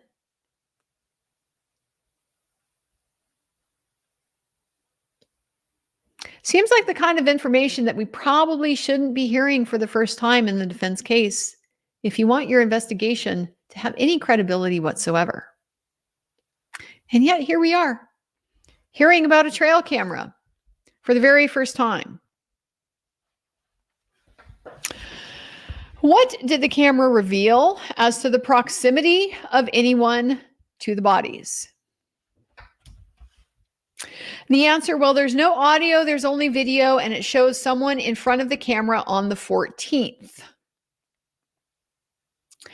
Mr. Baldwin asks, how close was it? And he says, I don't know what you're asking. He misunderstands the question when he doesn't want to answer it. This is one of his when he's getting trapped. When he's getting trapped and he needs to scurry like his little ratty self. I don't understand the perfectly clear question of how close was it? How close was the camera?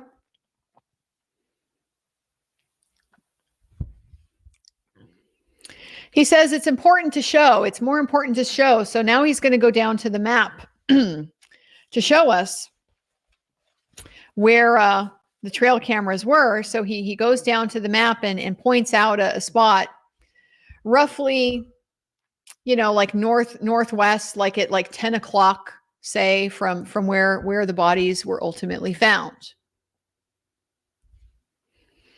And it's up on top of the hill, whereas the bodies were down at the bottom. That doesn't seem like a particularly good place for it to be if the idea is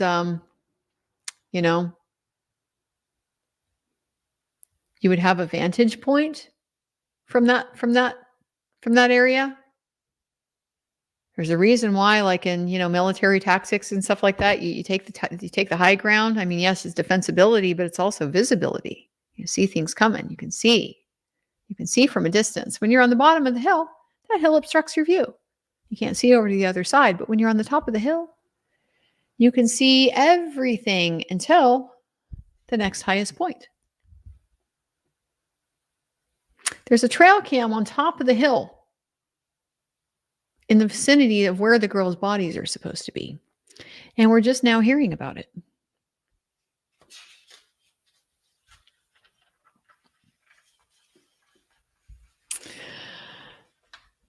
So he said that it shows someone in front of the camera on the 14th. Mr. Baldwin asked, would it refresh your recollection as to the date the person was on the trail camera to look at your deposition? And still struggling to try to not be impeached, Mr. Mullin says, my memory is fine. I'm not sure what my deposition says. I don't know what you're going to do. And Mr. Baldwin is still, in the meantime, walking up to him, handing his deposition. And then he says, what page do you want? He tried so hard to protest, and he knew that it was inevitable. He says, I saw them on the 14th, and there may have been someone on the 13th. Are there now multiple people on the trail camera during this time frame of the search? Is that what I'm hearing? These people, if that's what I'm hearing, better be pretty innocuous. Mr. Baldwin says, I asked you, are you aware of anyone who searched that area of High Creek on February 13th? You said someone was within 100 to 200 yards of the camera. That's what he said in the deposition. That's why he's trying not to be impeached. Because he's trying to minimize it. He's trying to say it was the next night after the bodies were already recovered. He's trying to say it was on the 14th at night. No, it's on the 13th. And that's what you said in your deposition. You had to admit it. Mr. Mullen's explanation, I was confused about what you were asking. Very confusing, the date on which the people were seen on the trail cam video. Very confusing to Mr. Mullin, the man who was in charge of the search, plays an important role in this investigation and this trial. That's confusing to him. Dates are confusing. When asked if the bodies were in a flatter area, he says, your description of flat may be different from mine. And so he gives his description. According to him, where the bodies were found, the area was in a bowl. There was a steeper incline to the west and also a steeper area to the north that was some distance from the girls. The steeper incline to the west was about 100 yards from where they were.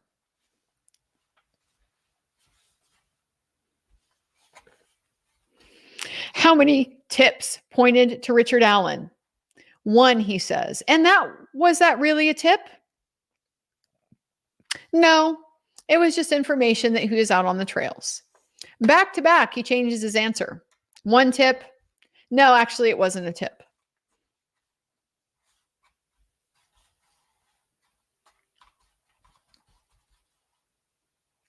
How many people were searching for the girls around High Bridge on February 13th? He doesn't know. The guy who was in charge of the search doesn't know how many people participated in the search. Apparently, it's the one thing he didn't make a list of and stick in the file cabinet.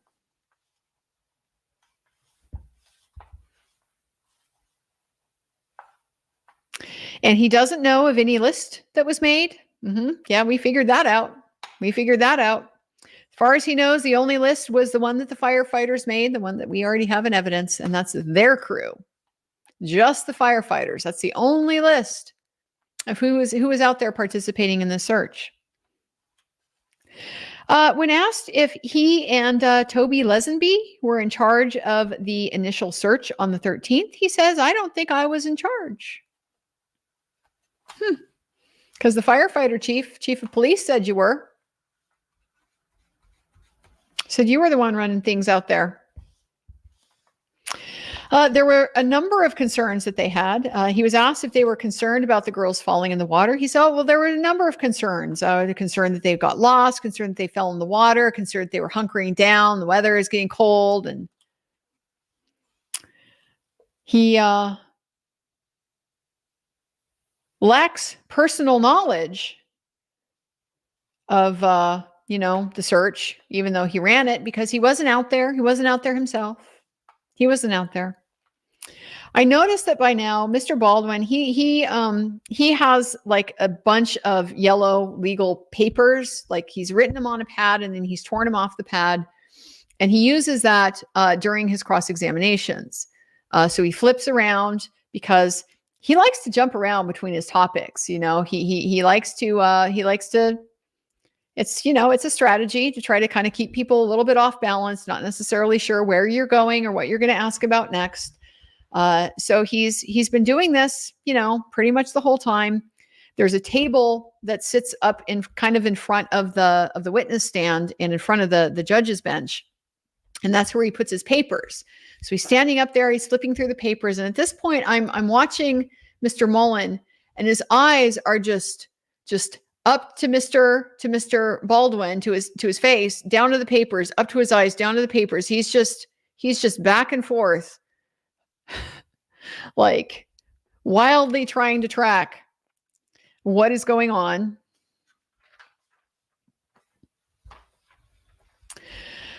So he wasn't out there during the search. He doesn't know what everyone does. He does know that someone went to Brad Weber's house. He's not aware of anyone searching north of the creek and east of the bridge on February the 13th. He's not particularly familiar with the DNA aspects of the investigation. As for why it took so long for the Unified Command to get Kelsey's DNA profile and turn it over to the lab, he doesn't know anything about that. Who is in the last position to know about the forensic data in Libby's cell phone? He gives us Officers Cecil and Bunner. This is it's my spidey senses, man. There's something there. They have been setting this up. There is something in data, phone data. They have recovered something. They've talked about the deleted photos. They have the original Abbey Bridge photo. The state couldn't get. They couldn't find it on the phone. It wasn't there. There is something here. I just feel like this is a trap that's being laid. We'll see. Because wasn't it about the time that the FBI was looking into the cell phone forensics? Wasn't that about the time that things soured and the FBI was asked to leave? It's kind of what I'm remembering from the earlier testimony. Kind of what I'm remembering.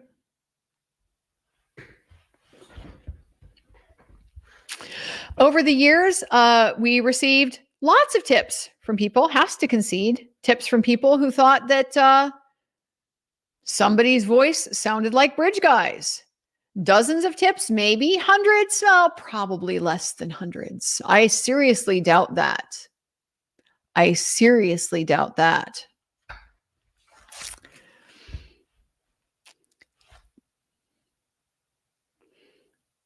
This crime would have absolutely devastated the sense of safety in this community, in this small little town where I can just the tiny little bit I've been able to walk around. I know what this town is like. You know, I've lived in places like this. Your kids get to go play out on the street by themselves. They get to wander around. You don't have to be out there, you know, supervising them constantly because you already know the other people around are going to look out for them. It's that kind of community. When we walk into the courthouse, we're not allowed to bring our cell phones. And so what they've done is they have set a box out front on a table so that people who are waiting out in line, if they want to have their cell phones and like not run them back to their car before it's time to go to court, they can just leave them there in that box.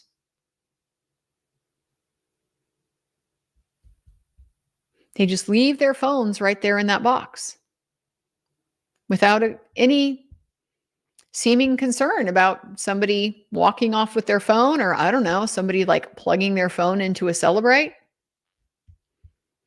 Very high trust community. And so when a crime like this happens, that's horrifying, it is going to shatter that trust. And people are going to be terrified. And they're going to be terrified until this guy is caught. They're always going to be wondering, is it going to be my kids next? Is it going to be me next? Is it going to be around the corner? It's going to be very, very frightening. So yeah, people are going to be looking for Bridge Guy everywhere.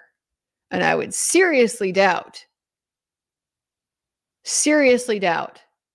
that less than 100 people thought they knew somebody who sounded like Bridge Guy over all these years. No, definitely not buying that.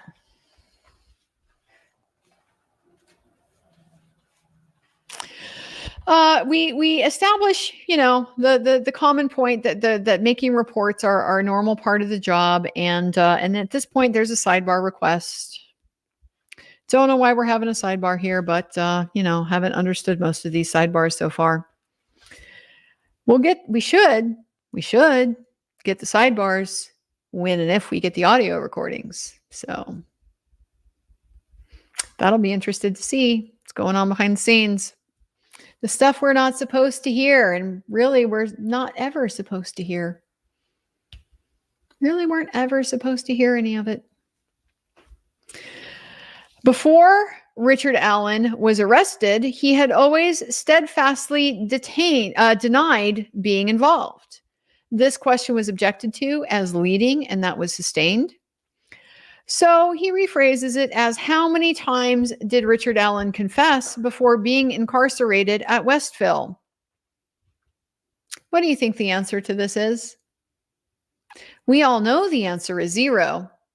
We know it from the very short time that we've spent here in this courtroom listening to the evidence. But Mr. Mullen, say it with me. He doesn't know. He doesn't know.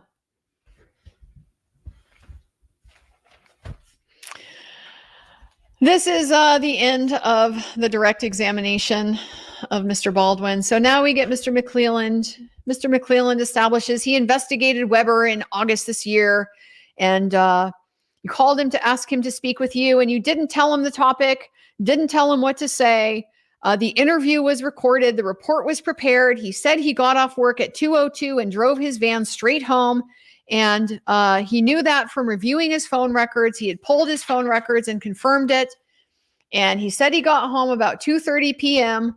on February the 13th. The gun was collected. He consented to it, and it was tested by the lab, and it's been returned to Mr. Weber. Really going all in on trying to rehabilitate this, whatever it is they did with Mr. Weber to get that new information. Really trying hard to rehabilitate that. Mr. Baldwin on redirect. The 6 hour was not excluded. And Mr. Mullin says, I'm not certain what the lab report said, but it indicated his gun was not involved. And Mr. Baldwin says, you think that? Were you here for that testimony? He says, I think I missed that day. But he understood, Mr. Mullins understood that it showed that his gun wasn't involved.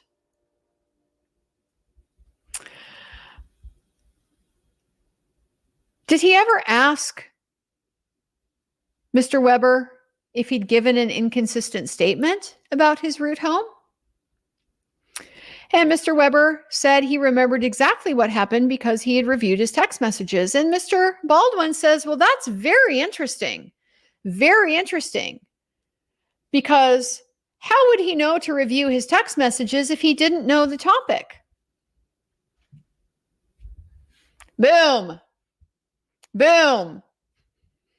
And you saw the little firing of the wire, the little short circuit. Their little robot short circuited. It didn't have an answer. Oh shit. Didn't have an answer. Here's the best answer it got. It was interesting. And I have no explanation. Oh, we do. That's okay. We do. We know exactly what the explanation is. Exactly what the explanation is. After the day that they had today, and it's still not done, guys. It's still not done with the obstructing and the unfairness, the lack of even-handed administration of the rules. With the day that the defense had, I'm so glad that they got to have that moment. I'm so glad they got to have that moment because it was just the briefest moment there today where I saw Mr. Baldwin. He had fun with that. He had fun. Well, that's very interesting. Yeah, that's right. It is. That's right. He got to let that little nudge come out, kind of poke him a little bit. Yeah, and he had no answer. Indeed, it is very interesting. And we already know you have no explanation, but we know what the explanation is. I'm pretty sure we can come up with one ourselves. A little in my margins, boom. My margin note said, boom. Yeah. You oversold your little story here. You oversold it.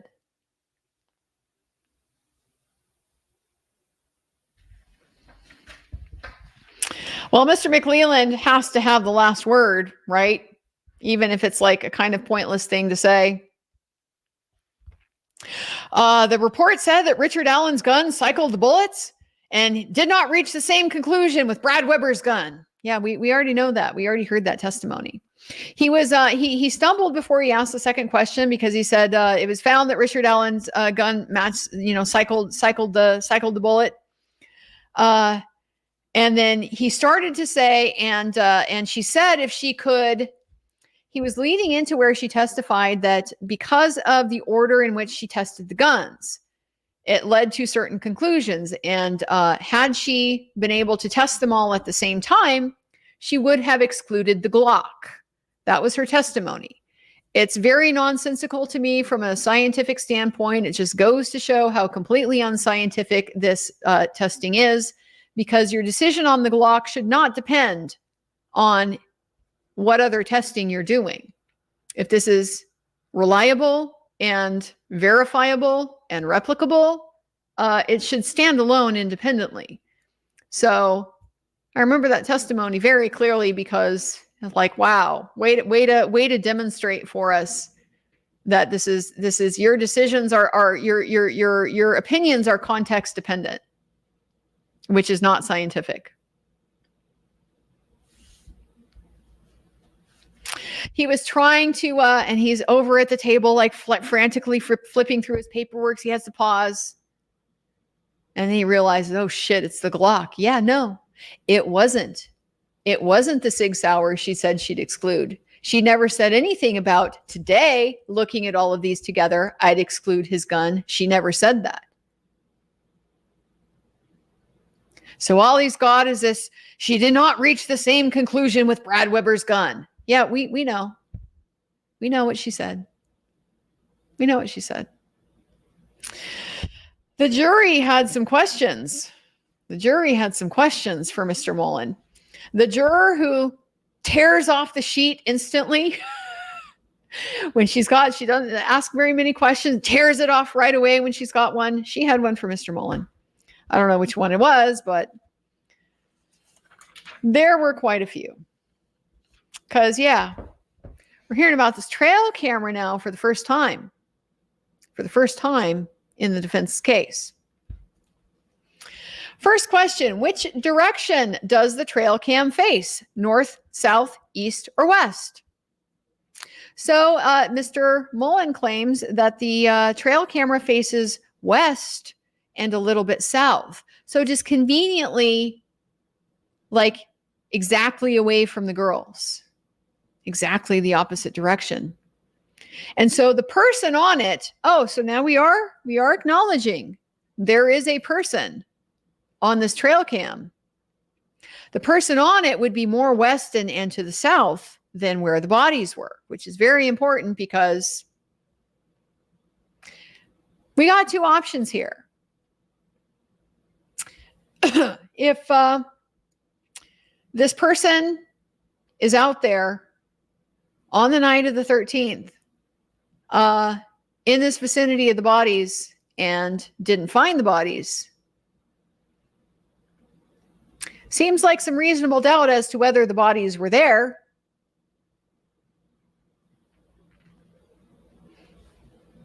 If the person was out that night and did or would have seen the bodies, well, it didn't get reported. So it's probably a fair assumption that that person is complicit in the crime. And that trail camera then should be front and center in the prosecution's case, because that would be extraordinarily good evidence of who's responsible for the deaths. I wonder if we're going to hear more about this trail cam. So Mr. Baldwin follows up, or I don't know. No, I'm sorry. The questions follow up, I think. Would it show the direction of the travel? No, these are follow-up questions. Sorry. Their question was, which directions does the trail cam face? He says it's west and a little bit south. The person on it would have been more to the west and to the south. It would show the direction of travel of the person. But he makes a point of saying that, this is out in the woods anyway. And so the area, the vision, your views are restricted in the woods. This is a wide open woods. Okay. This is wide open. He describes where the camera is kind of like a logging trail in this area, and he hasn't measured it. And now he's revised to like the cameras are facing south. And so it would not have the bodies in the field of view of the camera. He doesn't know if the trail leads down to the creek, but it sort of hits the valley. Oh, the valley where the girls were, where if somebody was walking past that trail camera, they might be coming to or from the bodies.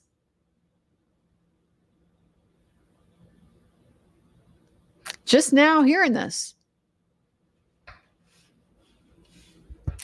If you saw someone on the trail camera, could you identify what they were wearing? Yes. In fact, they identified it as a person. They identified who was on the trail camera. Now, we couldn't hear. We've been saying this trend, when they go on cross, they get real quiet. Really starting to think that's deliberate. They don't want us hearing. They don't want us hearing. So a whole bunch of us in the area, nobody could hear. We all kind of put our heads together. Here's all the different things we heard. I heard Larry Closter. Somebody else heard Herman Foster. Two people heard fireman something, possibly fireman Foster. We couldn't hear it. This is why we need audio recordings. But what I found so interesting about this answer was that back when we first started talking about the trail cam, he was asked,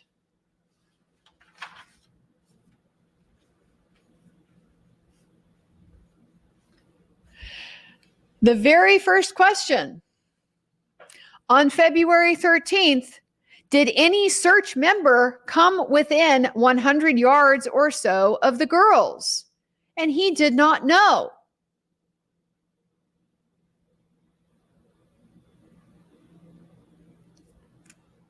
Well, if it's a fireman, is he there for the search? We got the fireman's list. So that would be a lie.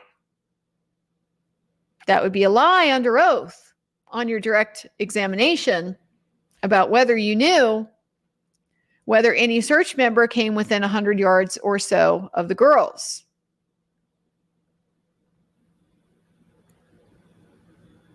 Based on the location of that hidden trail camera.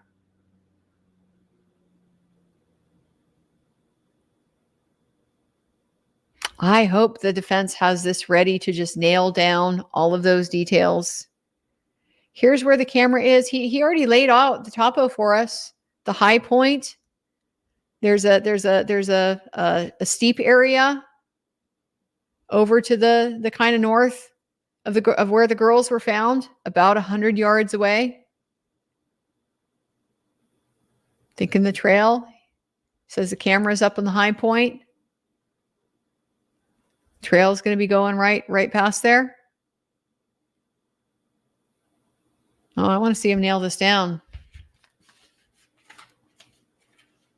And if it wasn't a first responder, then I think you just told us something very significant about a non-first responder being out there at the scene, very close proximity of the girls, apparently not part of the search, but while the search was going on, seen on camera. And that person is not Richard Allen.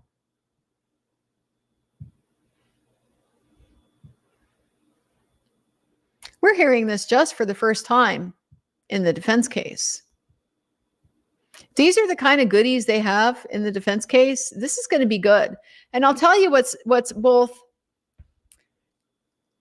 kind of, it just surprises me, but it's also it's so disappointing. It's so disappointing. Is how many people left after the state's case was over.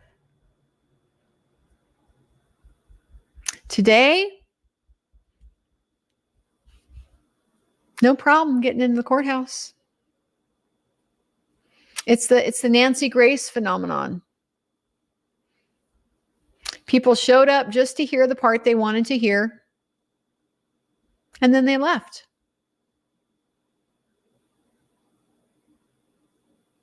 Not interested in the rest of the context.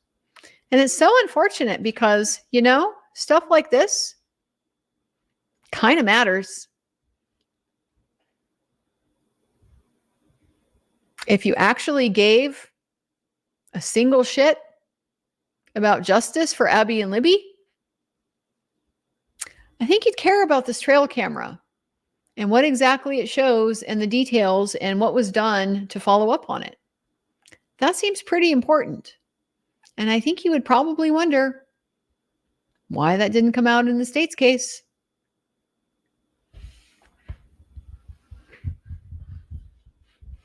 Is it possible to see anything on the ground?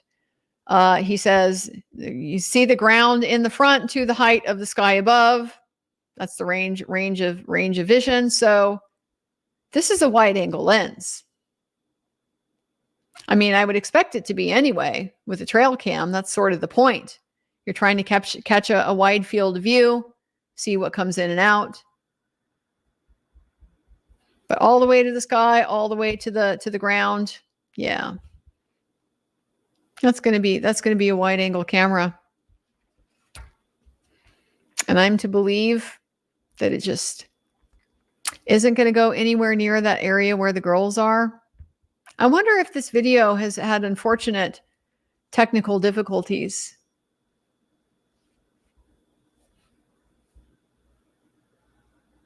I wonder. On the trail camera, could you see the bodies if zoomed? No. This is the kind of question that, like,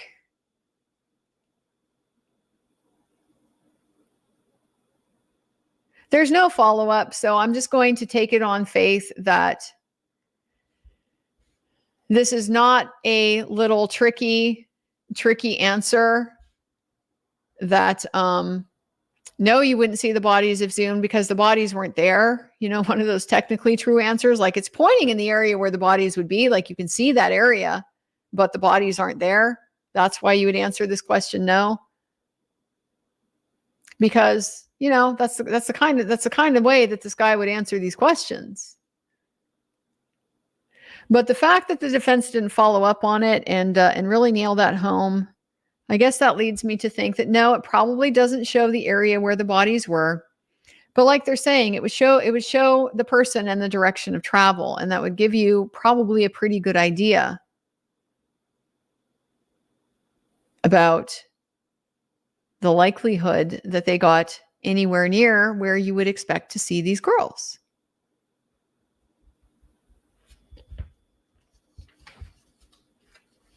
Libby's phone was stopped at 2:32 and found under Abby's body the next morning. Do you believe that is where they died? Yes, it is. I wonder what the jury is thinking about that.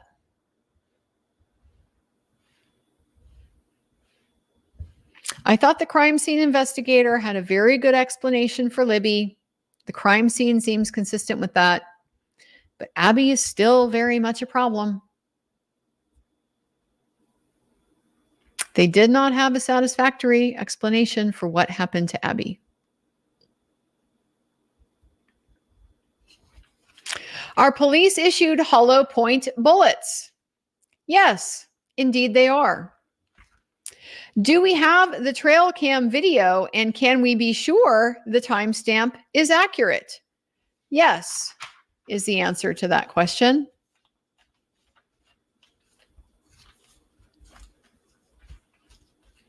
It's available and the state didn't give it to them. Wonder what they think about that.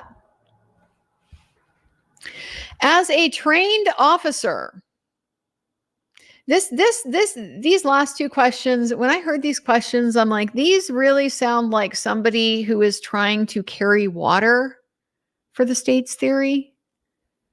Tell me what you think. As a trained officer, how difficult is it to be accurate with vehicle descriptions while driving by it and seeing it for only a short period of time?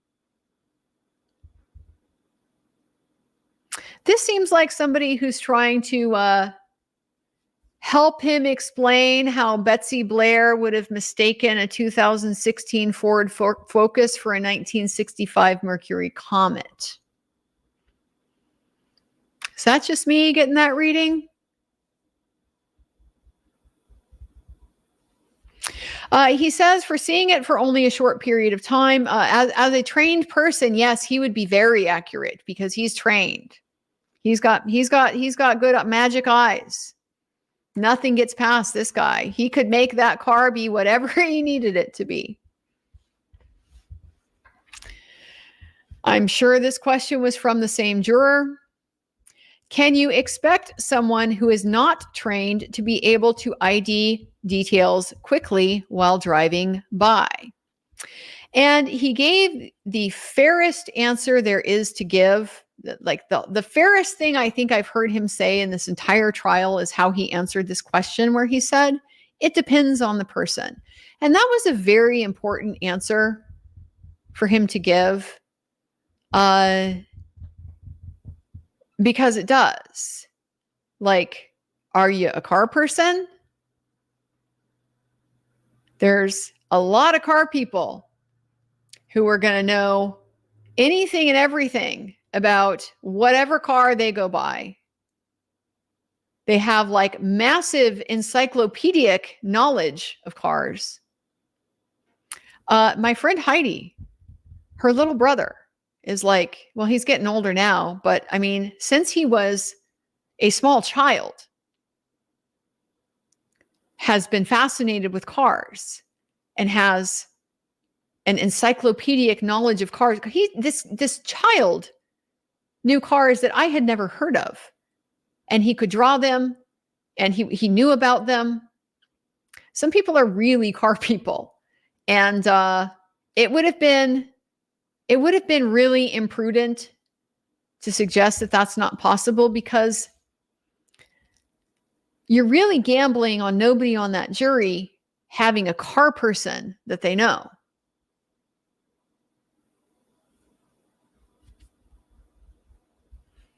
So he gave actually a very fair answer. Now, we don't know if Betsy Blair is a car person. No idea. We don't know if Brian Heath. We don't know if Brian Heath is a car person.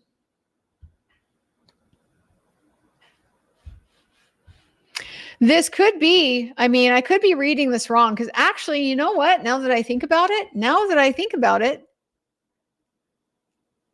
this has got to be about Brian Heath. I don't think this could be about Betsy Blair, because we haven't heard what Betsy Blair has to say about the car. We didn't hear about that in the state's case. They didn't bring it out. And then when the defense went to ask it, when Mr. Baldwin went to ask about it, it was objected to as being beyond the scope. So I don't think we've actually heard Betsy Blair's account. This has got to be talking about Brian Heath. And if we're talking about Brian Heath, then we're getting to the fact that he just found this kind of example photograph that's not the car, but it was the best that he could come up with as far as it looks like the car. And so being able to like describe that in words as opposed to being able to find a picture, is this maybe just trying to better understand Brian Heath and what he was trying to communicate? Maybe. Yeah, that could be it. Our next witness for today, after that fun that they had with Mr. Mullen, and just I didn't think he could come out of the first time he testified looking worse than he did, and it just gets progressively worse. It just gets progressively worse, and especially having this after we saw his interrogation of Rick Allen and the squirrely little devious shit he was trying to pull with Rick, and how Rick finally walked out of that room and said, "You're an asshole," and everybody laughed. Nobody was like, "Oh, everybody laughed because he was.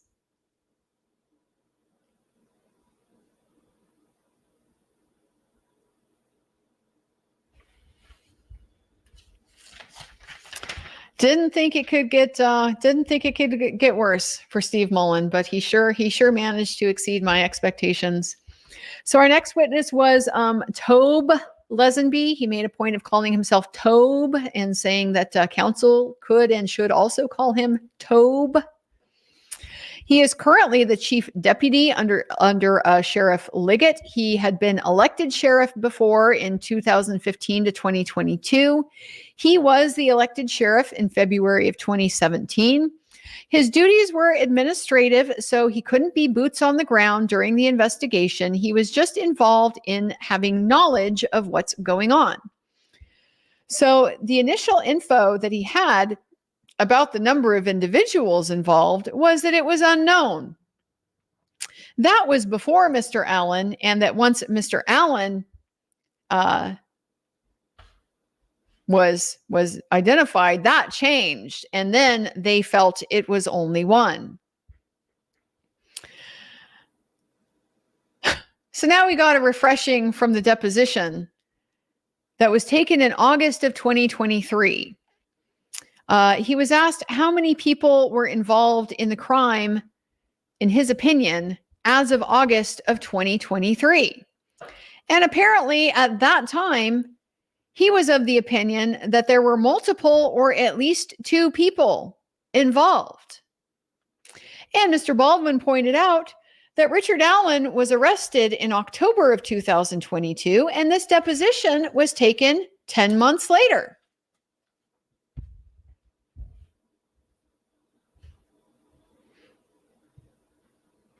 So they arrested Mr. Allen believing he had accomplices. That's what that means.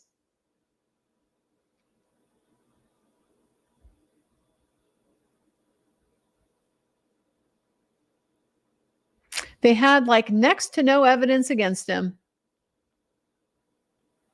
So they thought he had accomplices. But apparently at some point, more than 10 months later, after they couldn't find any, they abandoned that and decided it must just be only one person. How many others, if you know, any other law enforcement officers, if you know, besides you, believed that more than one person is involved? Mr. McLellan tried desperately to object to this as speculative, but Mr. Baldwin did the magic words, if you know. And he asked if there is even one person besides you who believed that more than one person was involved. He gets refreshed with his deposition, answers yes. Who? Now there's an objection. Mr. McLellan wants to ask foundational questions. Did you know what other officers believed at the time of the deposition?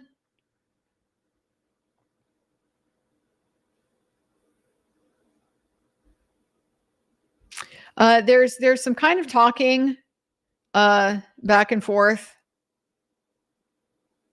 And he repeats that loudly, repeats it loudly. Because he starts to say something and he kind of cuts him off. Did you know what other officers believe? He's like, follow the script. Okay, I'm trying to feed you your line here. You missed your cue. Did you know? No. Well, they have a little chat because he already said if he knew. He said he did know.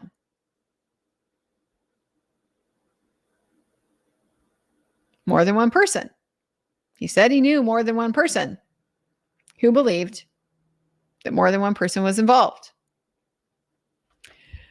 So they have their little sidebar, and he gets to ask the question, who was it that believed more than one person was involved? That would be now Sheriff Liggett.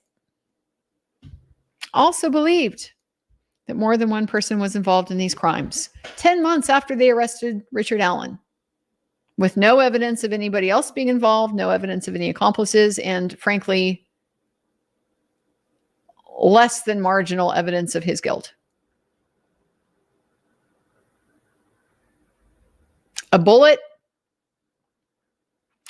a magic bullet, and a bunch of statements of his that they distorted and lied about.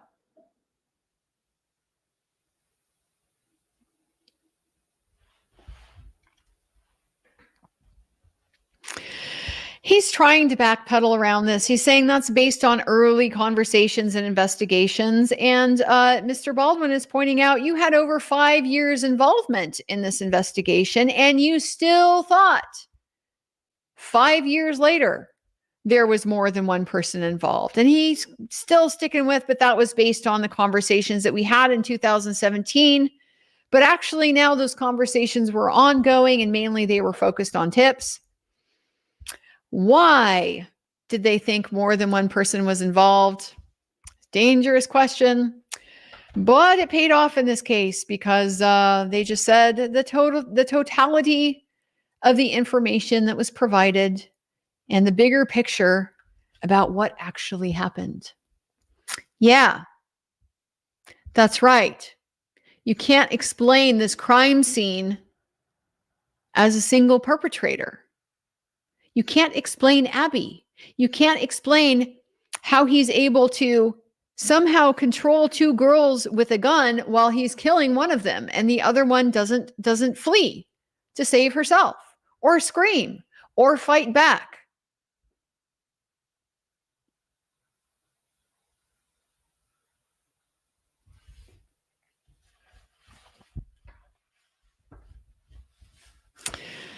McClelland desperately trying to have some kind of last word. You didn't know, isn't it true? You didn't know all the details and evidence involved in the investigation. Yeah. Mm-hmm. He didn't need to know all of the details. He needed to know the big picture. That's all we need to know. The big picture. Look at this crime scene. One person did that in an hour. Left no drag marks. It's not credible. Mr. Baldwin confirms you were sheriff in 2017, 2018, 2019. Yep, all the way up to 2022. Yes, he was. Had some jury questions. This jury question. Ouch. How many murders have you personally investigated? None. None personally. He's never run a murder investigation before. And that's, this actually makes me a little conflicted because there's so much here that just looks so deliberate. It looks so deliberate and it looks malicious the way that they win it at Mr. Allen on just such extremely weak grounds. And then obviously the way they leaned on him after the fact.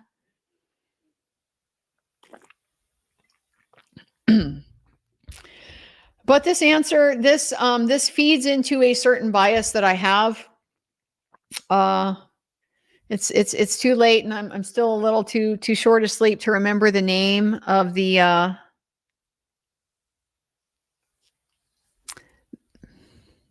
can't even remember the name of the thing that's like the principle. It's not a theorem. Anyway, never attribute to malice that which can be explained adequately by incompetence.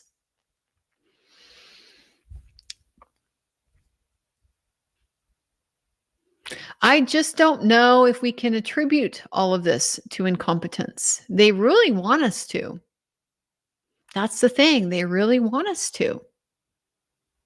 He just is kind of like giving it to us right here. Never done this before. Hanlon's razor. Thank you so much. That's what it is. It's Hanlon's razor. Never attribute to malice that which can be adequately explained by incompetence. Losing all the videos.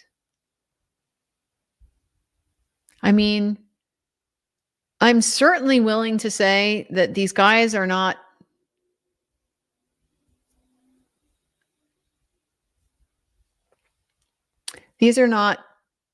Ivy League intellects.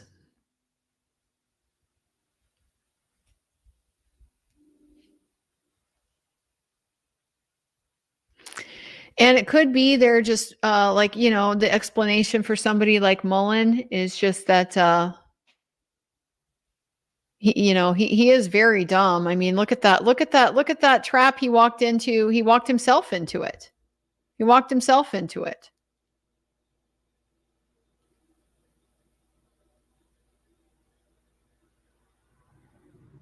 Volunteered the driving information before we even asked him, and he had verified it with his text before he ever even came in.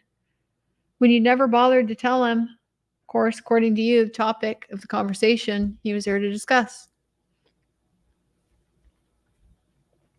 These guys are not great intellects. And so it is possible. I mean, I got to think through this. I really do. That they could just be incredibly stupid and are now scrambling, for ego and cover up, types of reasons, like not cover up, but just to not look so dumb. They don't want to be exposed as being so dumb.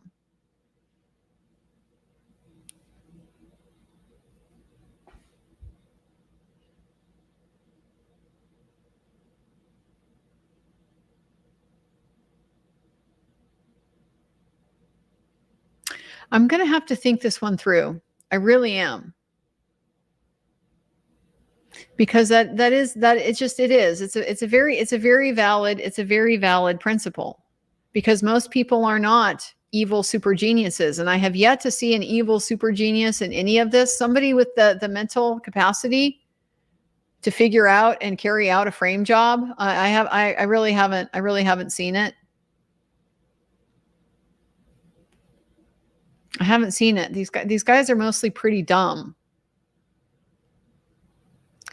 So it could be that this is just a crew of stupid, mean people who didn't know how to do an investigation, who screwed everything up from day one. And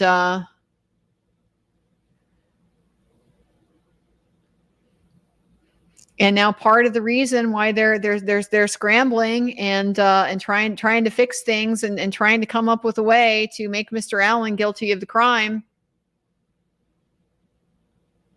is just because they're trying so hard to not have their stupidity be revealed. The problem, though, the problem with that is just the point that the stupidity crosses over into the malice, the hiding the stupidity. It definitely crossed over to malice, when you went and called him up on the phone. We know what that conversation was with Brad Weber, the topic that you didn't mention. We know how that went. In August of 2024, 2 months ago, almost 2 years after they charged Rick Allen,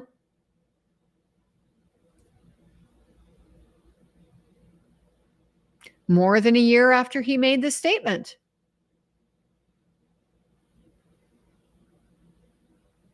they never thought the case was going to trial. So they had a last-minute scramble to try to put a case together.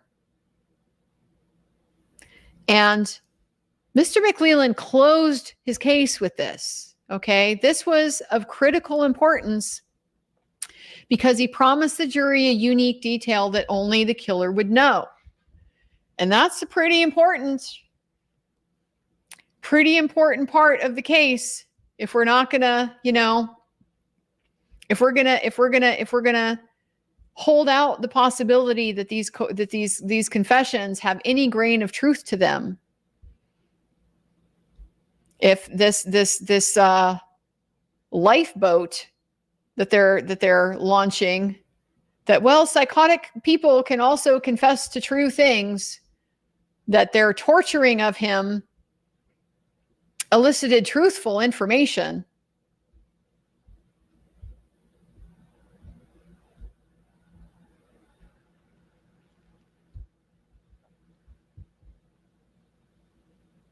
They really, really, really needed that unique information, so they badly needed that van. That was the only thing. That was the only specific, detailed thing. That was the only thing that they could try to confirm. So on the eve of trial, which they never thought this was going to get to, which is why they never did it earlier. On the eve of trial, they went to Brad Weber and told him what his job was. That's what I see. Hard to get past malice. You can't attribute that to stupidity. You can't. You can't. So the razor is satisfied. Cannot adequately explain that by incompetence. A lot of these things I think can be explained by incompetence, but the treatment of Richard Allen, no, it's malice. It's malice.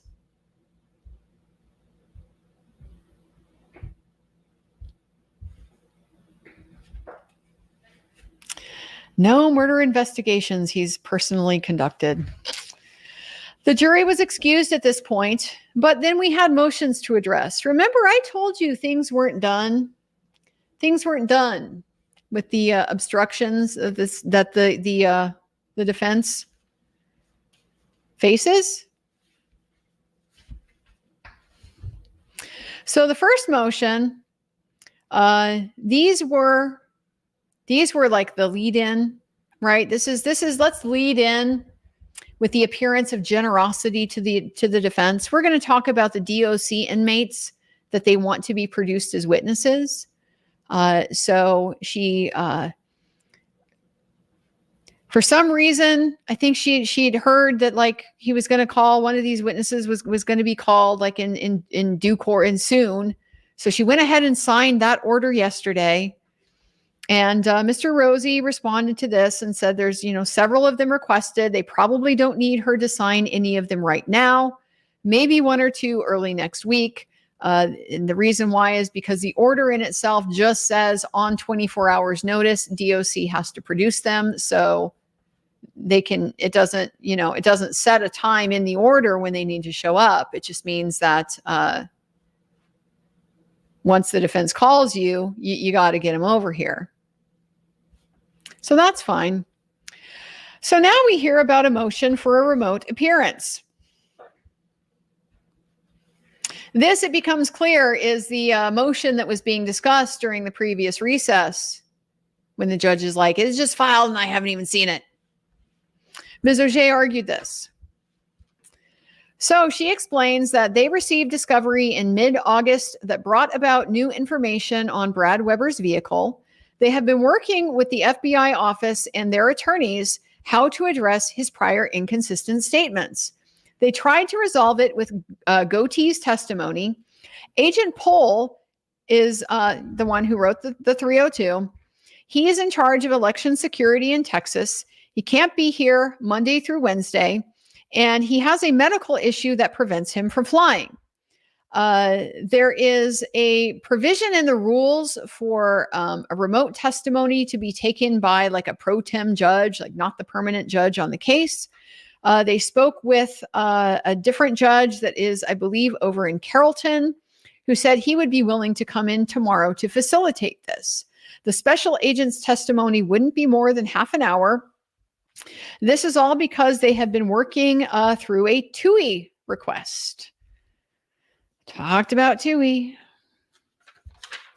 So given the short time, the medical issues, the duties of the special agent, that should constitute good cause under the rules to testify remotely. She says she's not even sure that he would be able to drive here based on her personal understanding, familiarity with his medical condition, and that his testimony rebuts Brad Weber's allegation that he drove straight home. So Judge Gold starts by asking, when was he sent a subpoena? And the response is about 3 or 4 weeks ago. The problem is, and she's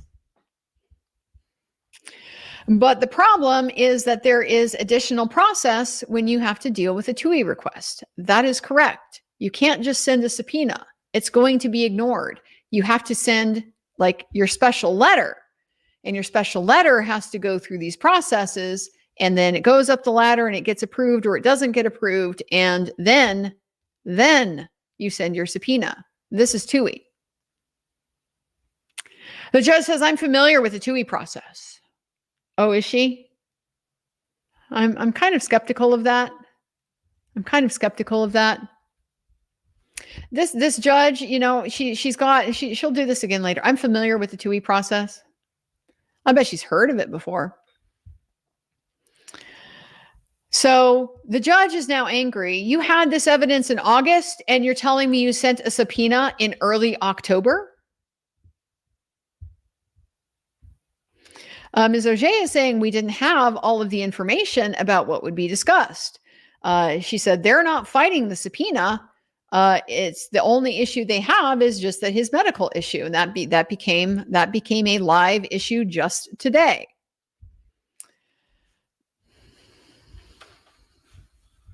How dare you, defense, not make the TUI process something different so that you can send your subpoenas out on some arbitrary time frame that I think is appropriate.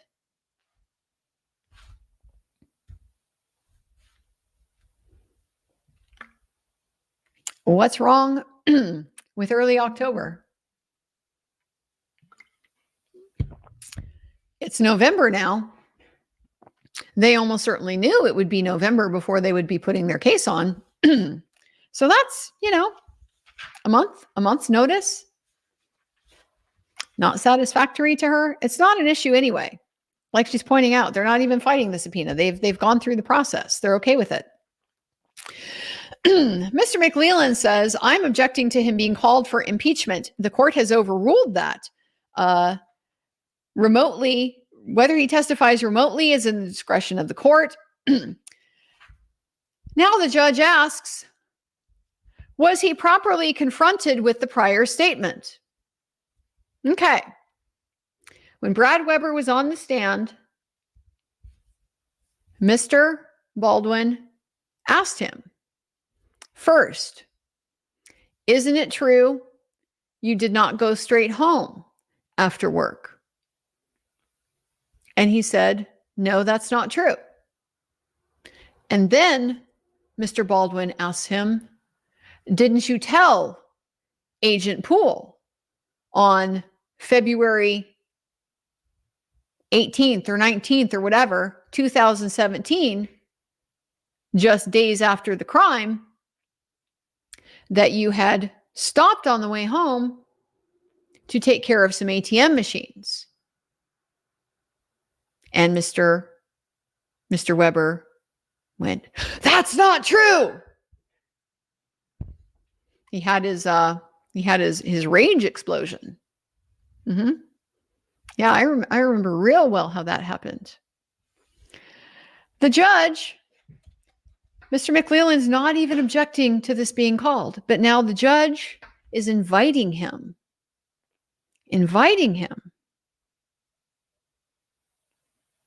Was he properly confronted with the prior statement? Yeah, that's textbook. That's exactly how you do it. To impeach a witness with a prior inconsistent statement.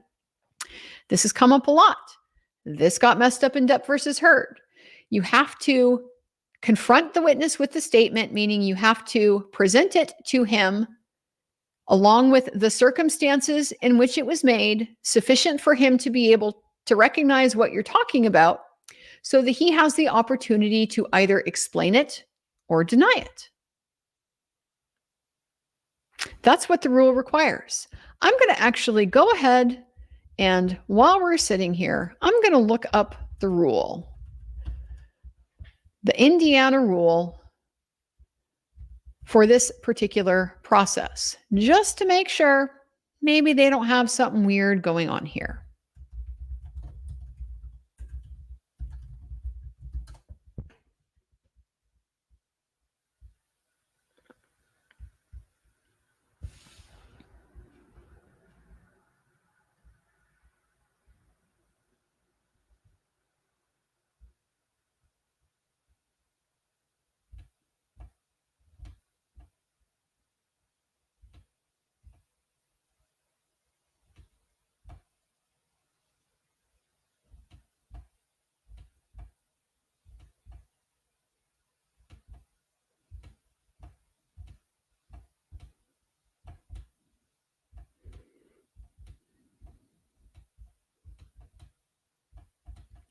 Okay, here's a little article that we have from Indiana Law.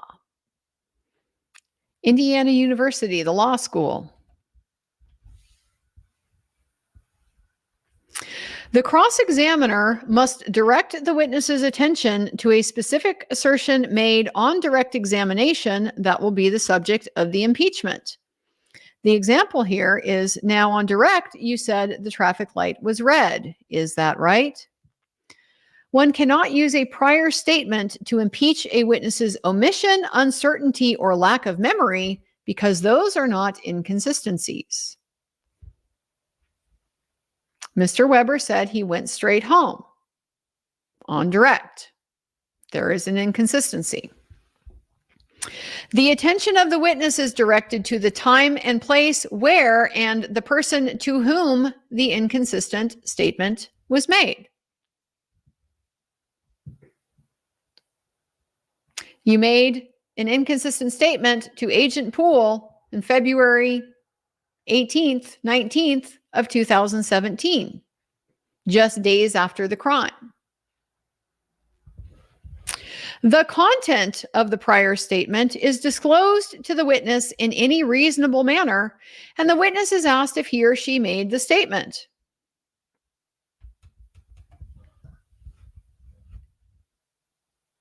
You told Agent Poole in your interview on February 18th, 2017, that you stopped on the way home to take care of some ATM machines.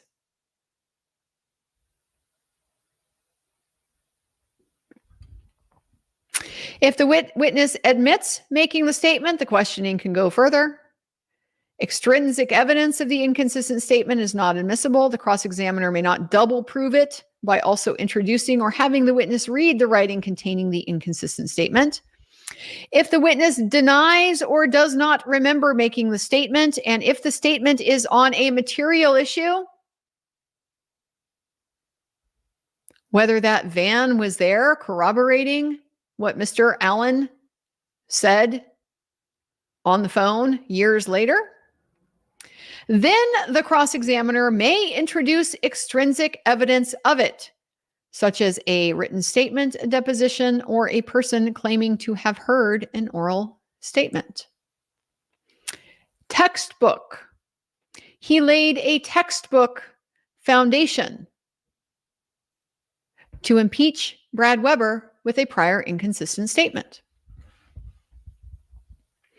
So that's from Indiana law. That's from the law school. Let's go ahead and look at the language of the rule itself. Here's what the rule itself says in Indiana Evidence Rule 613. Part A, showing or disclosing the statement during the examination. When examining a witness about the witness's prior statement, a party need not show it or disclose its content to the witness, but the party must, on request, show it or disclose its content to an adverse party's attorney on request. Part B, extrinsic evidence of a prior inconsistent statement. Extrinsic evidence of a witness's prior inconsistent statement is admissible only if the witness is given an opportunity to explain or deny the statement, and an adverse party is given an opportunity to examine the witness about it if justice so requires.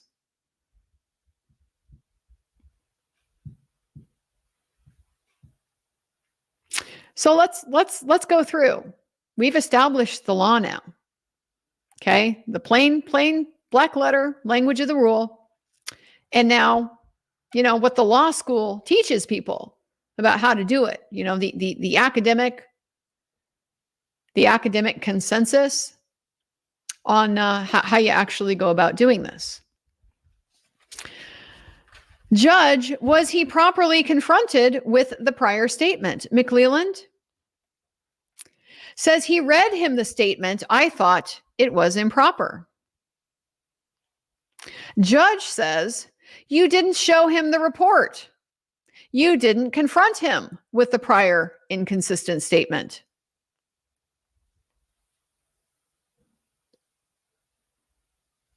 See, the rules are advisory to Judge Gold because it specifically says in the rule, when examining the witness about the witness's prior statement, a party need not show it.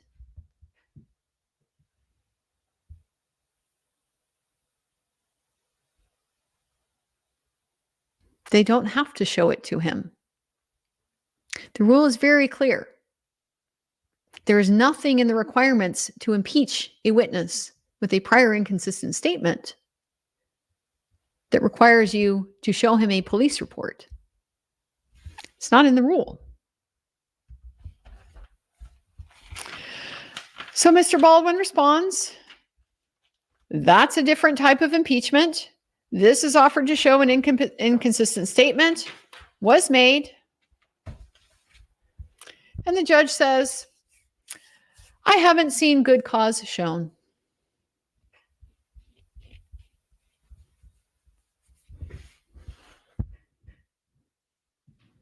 Things starting to be a little clear here about how the water is being carried, how much of an uphill battle this defense team continues to face, has faced from day one.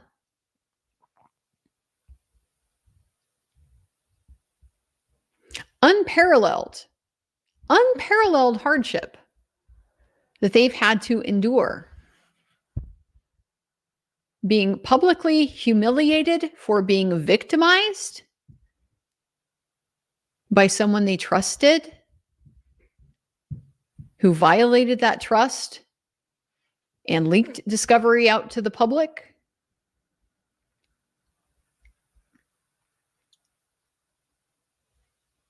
Threw them off the case,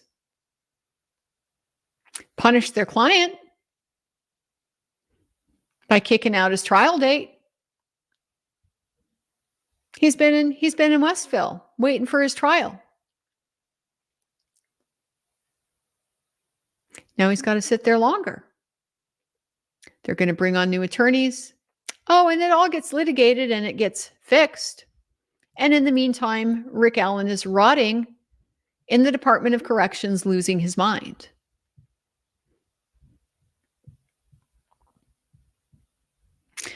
Right after they get reinstated,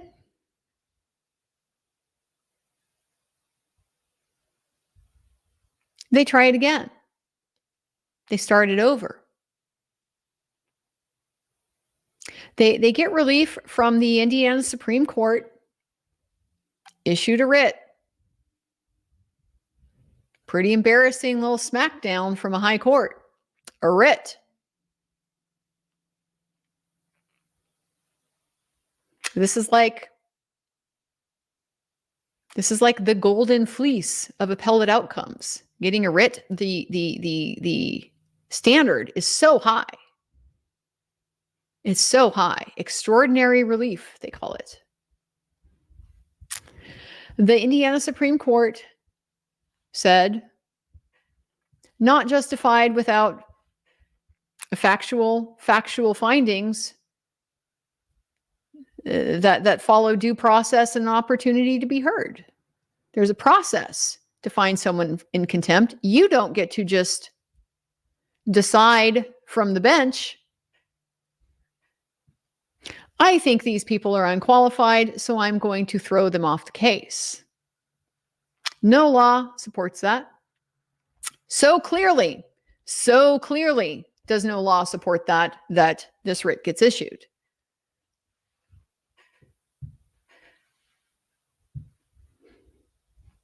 So what do? As soon as they get back on the case, well, now the prosecutor starts that due process to try to make it happen. To try to have that hearing, to try to give her the chance to make the findings. And there's no basis. There's never been a basis.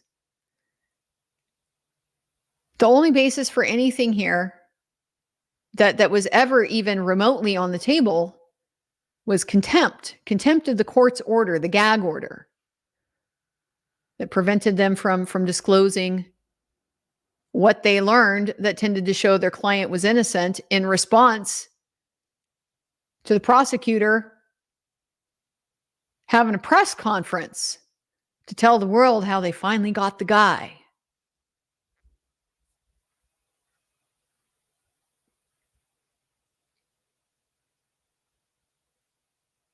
The problem with that is that black letter law, to be found in contempt, the violation of the order has to be willful. You have to have done it on purpose. And being a victim of somebody else's crime is not a willful violation.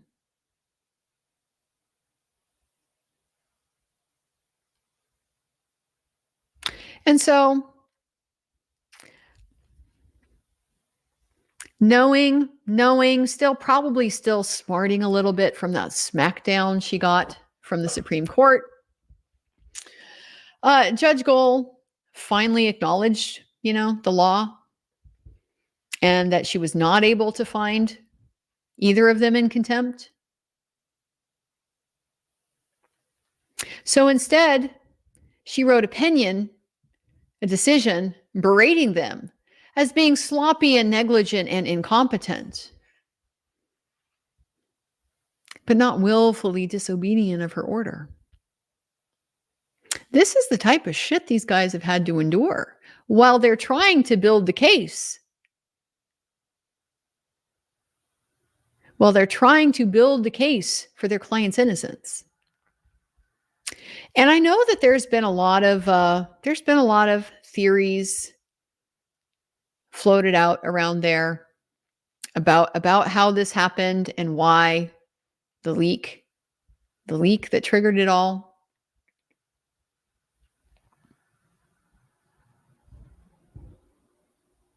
And all I'm really going to say is I find it very convenient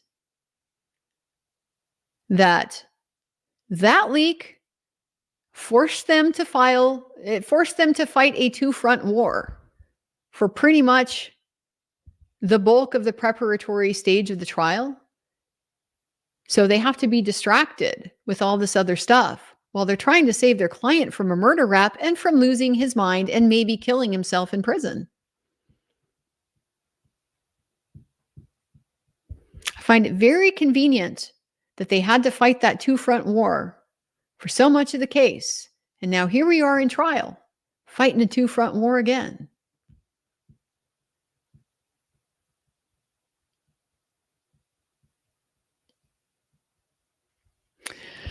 The law on this is really crystal clear.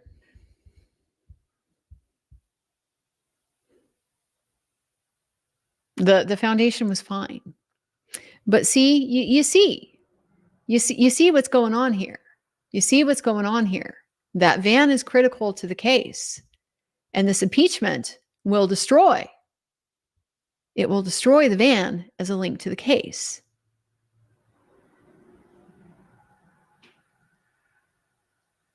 And so we watched today in the courtroom, Judge Gohl tell the prosecutor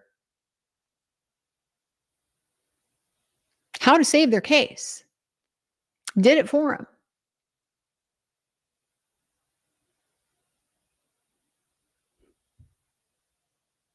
And, did it by ignoring the law.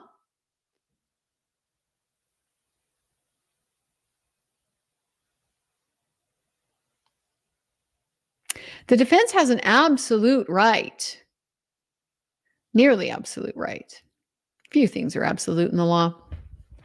A nearly absolute right to cross-examine the witnesses against him.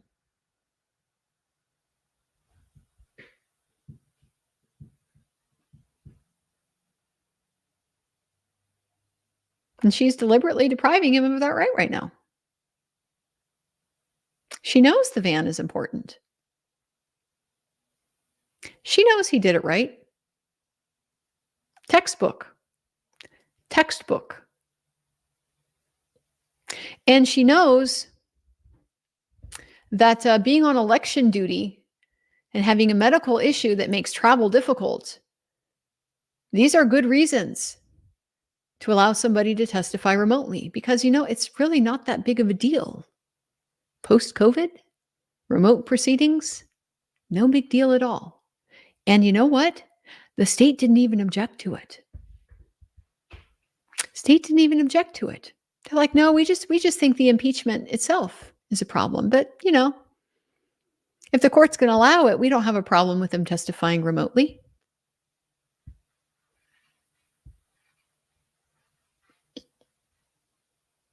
So much being revealed in this case. So much being revealed in this case. I mean, this is on a level I've never seen. I've said before, I have seen pro-state judges. I've seen anti-defense judges. I've seen very, very biased judges. I've seen really stupid judges. But a judge that is this willfully malicious,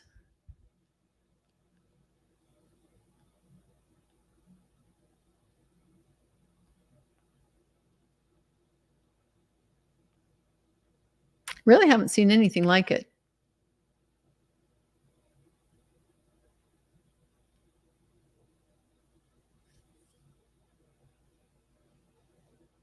No cameras? No wonder.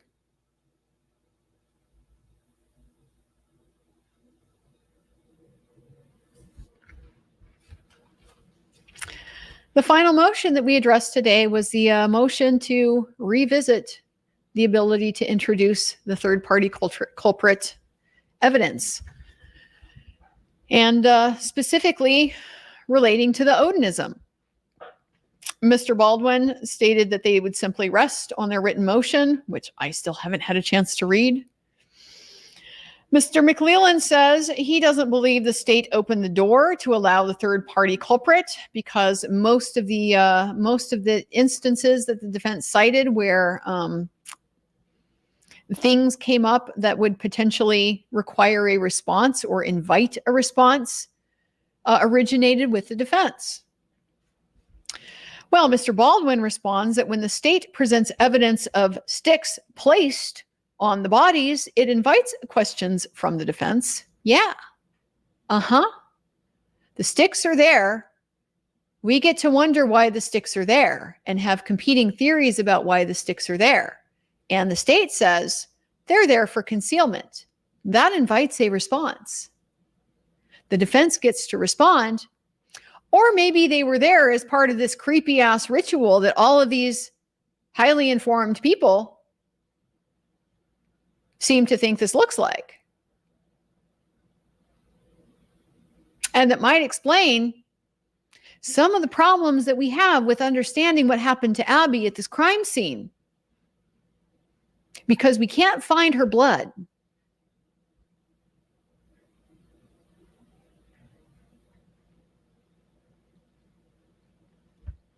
Yeah, it invites questions from the defense. And he goes on, then the undoing, the whole thing about the undoing was specifically not opened by the defendant. That was opened by Mr. McLellan. And then he moves on to pointing out that Elvis Fields' whole question about, spit. What if I spit on the girls? But if I could explain it, would I still be in trouble? Kind of incriminating. He's also made statements to his sister implicating himself. I think maybe even two sisters, if I remember correctly. He's linked himself to it, and he's got all of these bizarre links with these other individuals that don't seem to have any real connection, certainly not geographically, not historically, not socially. Besides, this weird culty stuff and the Delphi murders.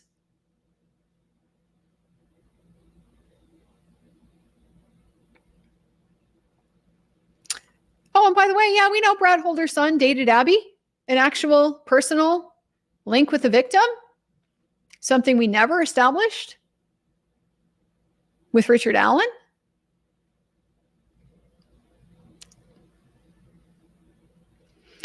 McClellan just states again, those are questions elicited by the defense. The undoing certainly was not elicited by the defense. And no, the defense did not elicit the purpose for the sticks being placed there. It was the state's witnesses that offered they're there for concealment.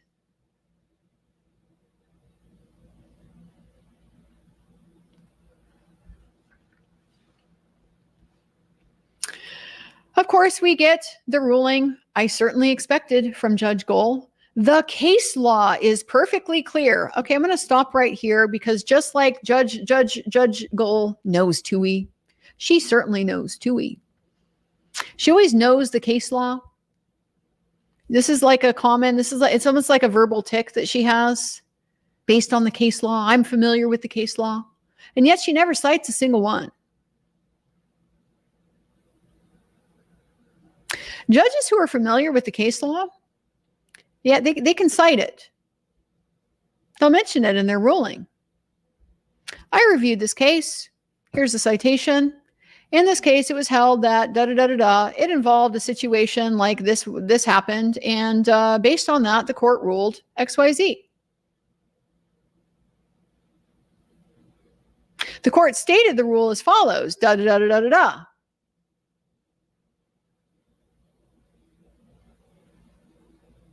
In this case, here's how the rule applies. That's why I'm ruling. That's like first year law student legal reasoning. Like that's what you get taught. You get taught. It's called the IRAC method. IRAC is like the core of legal writing. And it's an acronym. It stands for Issue, Rule, Analysis, Conclusion. You identify what your issue is. What's the problem here? What's the problem here? We have a dispute over the admissibility of third-party culprit evidence. What's the rule? The rule will be established in the case law. So you cite one. Here's what the rule is. Cite it. See, the thing about the law is you can always point to where it comes from. The law it's a textual exercise because it's sourced. It's not something that people think up in their heads based on how they think it should be. It's written down somewhere in a format that allows you to refer to it and to show it's authoritative. So you state the rule and you cite it. A is for analysis. We explain how that applies to the facts in this case. Applying the rule in this situation, we get the result that whatever. That's your conclusion. You close off by stating it. That's basic legal reasoning here.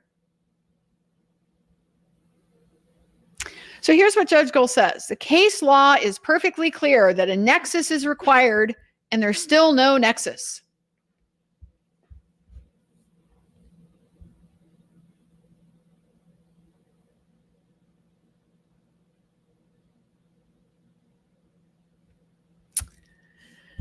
A man placing himself at the scene, suggesting that his spit might be on one of the bodies, and making statements about his involvement to his sister,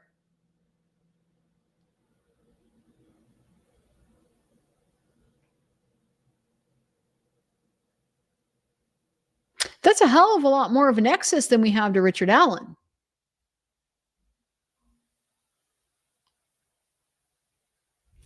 And you notice how Judge Gohl never tells us what a nexus is.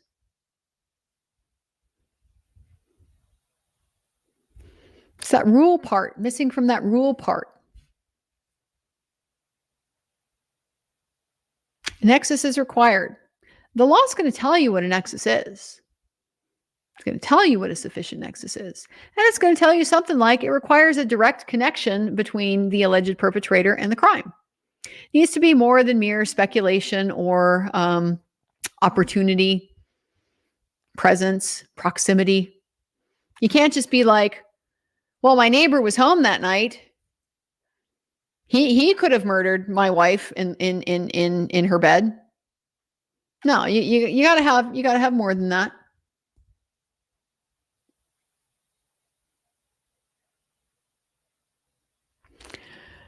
My neighbor's been making passes at my wife and she's refused him. And he got angry and he punched through the wall. And then this night, a couple days later, I had to be out of town. He has the key to my house.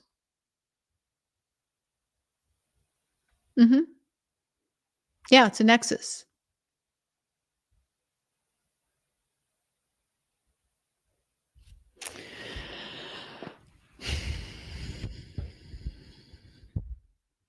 Applying it to the facts of the case. Here's what a nexus is: a direct connection, more than mere supposition, hypothesis, opportunity, presence.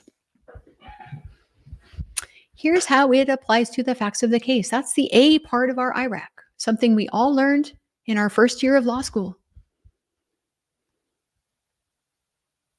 And it's something that Judge Gohl has no aptitude for. It doesn't happen. I mean, number one, she doesn't really write written decisions.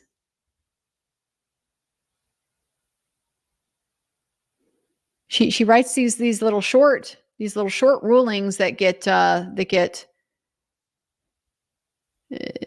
uploaded to the CCS, to the case file basically, and then might get documented in an order, but it's not like an opinion.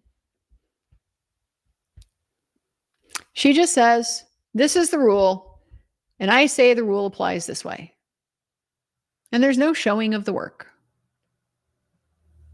because she's not actually engaging in legal reasoning. She's engaging in legal tyranny.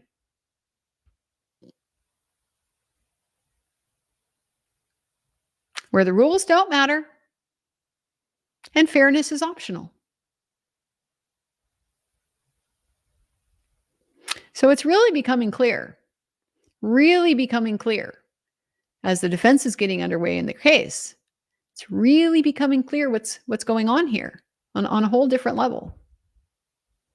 And so I can only imagine, in like my worst nightmare, what this defense team is dealing with, how they're feeling about all of this, and just the weight and how demoralizing it must be to know they're doing everything perfectly right. There's nothing they can do,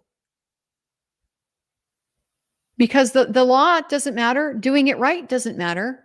The judge is simply going to do what she wants to do. And what she wants to do is to make it impossible for them to defend their client.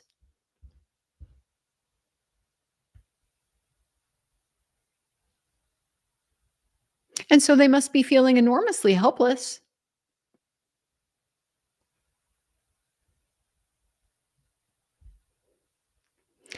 So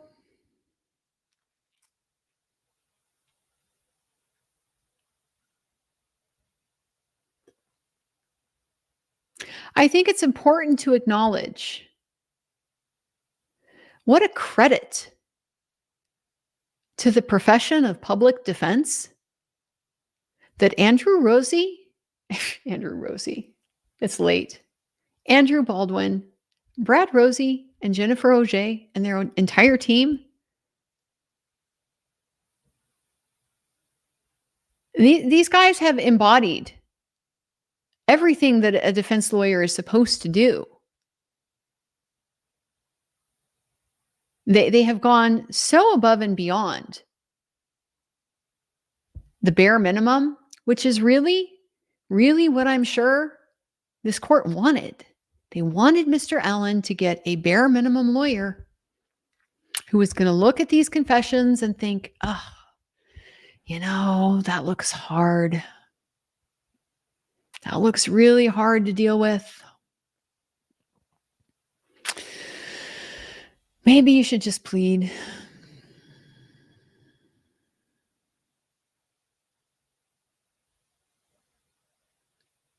And these guys have fought like freaking champs.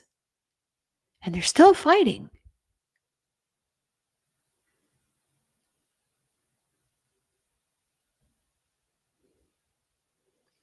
Enormous credit to the profession.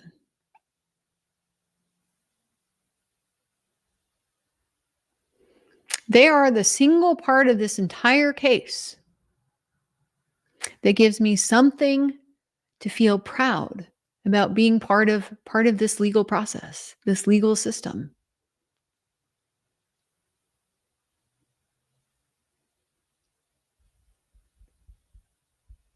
So I know they got out of the courtroom and they went right back to the office and they went right back to work, because that's the life when you're in trial. That's the life.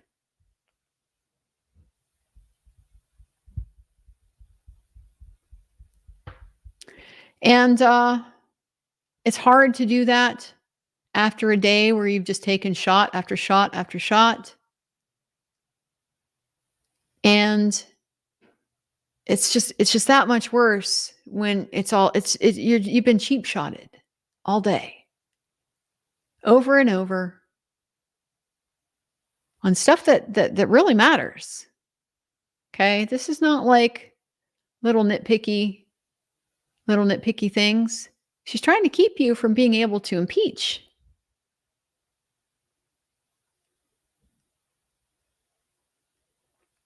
A critical piece of the state's case.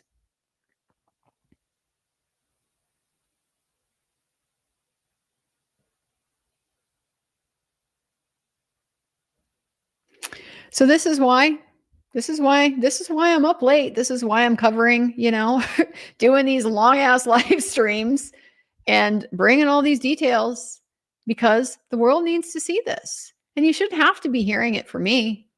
You should be able to hear it for yourselves. This is why I'm staying up late filing shit in the courts. This needs to be seen, because this is not justice. There's no justice in this process for anybody.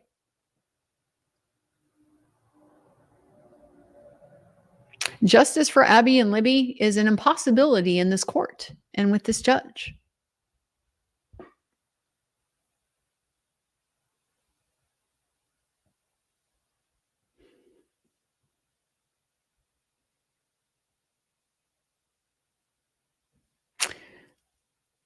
What gives me hope? What gives me hope is all of those little signs. I've been saying, boy, I hate to mind read, hate to try to read the tea leaves with the jury, because you just never know.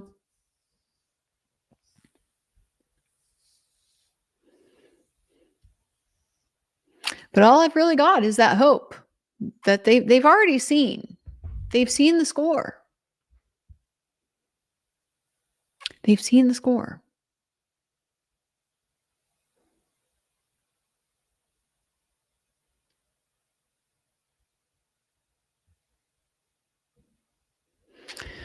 So tomorrow will be another day. It'll be another battle. And the rest of this case, this is going to be Sisyphean. This is going to be a real endurance test for the defense, because this sadist on the bench is going to make it as difficult as possible every step of the way. You have enough disadvantages just by being defense, just structurally with the trial. By the time you even get to speak, the jury's already heard everything the state has to say, all of the inferences they want to bring. And it's just human to process that. Sounds pretty bad. And they're already leaning against you before you even get to put on a single witness. You want them to remain open-minded. You hope they can, but it's exceptional. A person who can stay open for the entire trial. It's not, getting 12 of them would be quite a lucky draw. So you're already at a disadvantage because the jury is already looking at your client super sketch. That is, if they didn't start looking at him super sketch the moment he sat down at defense table and they heard that he's accused of doing something terrible.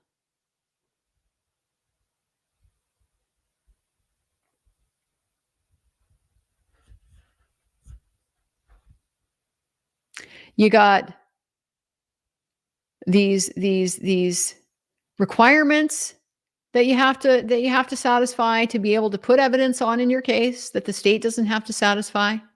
You got to make it look like you're bombing in order to get what you need to put your federal evidence on the stand. State doesn't have to do that.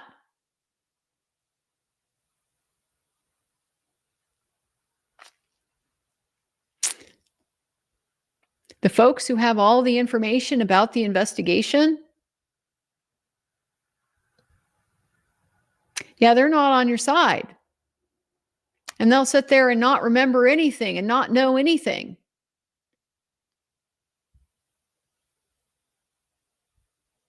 Because they look at you as like, if they're truthful and helpful and just forthcoming with what they know, well, they might help you get your client off. And then that's the wrong team. That's benefiting the wrong team. It's not about the justice of the outcome and whether, if you telling the truth causes my client to be acquitted, then that's probably just that he be acquitted.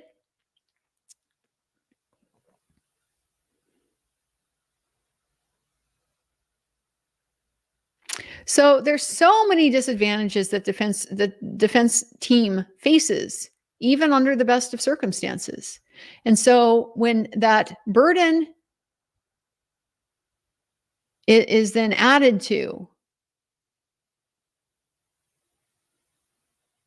with a complete disregard for the rules, for fairness, for justice.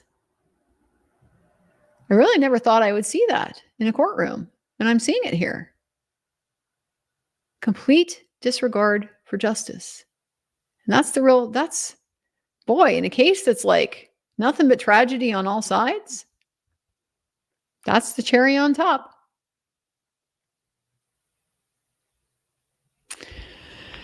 Well, guys, that's what 16 days in Delphi has brought us to. We got a half day tomorrow. We are prepared for witnesses in the morning, 9 o'clock. I, of course, will be there. And then I'm really going to look forward to my sleep-in Sunday.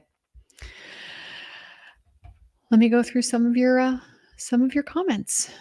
Glenn F., standing ovation for your writ of mandamus. Fingers crossed that now they just see it and do the right thing with it. It's so straightforward. It really is.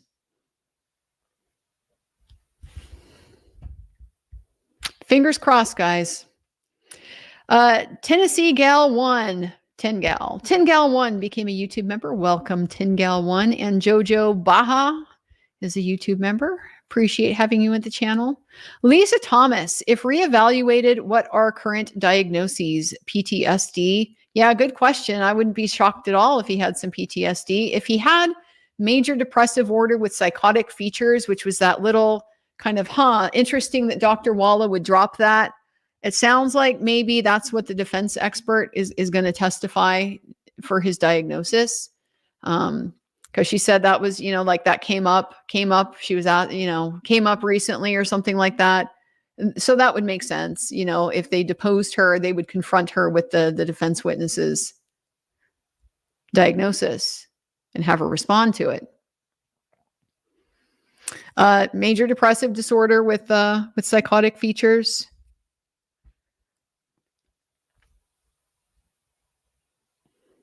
Yeah, I could see PTSD.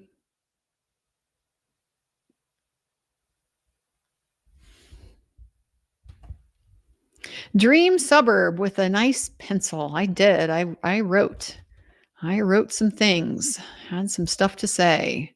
Jessica Pinky Mingo, I read your OA today, my original action. Thank you for being a voice for the public and advocating for transparency. How long will it take for the Supreme Court of Indiana to respond? It will take as long as they want.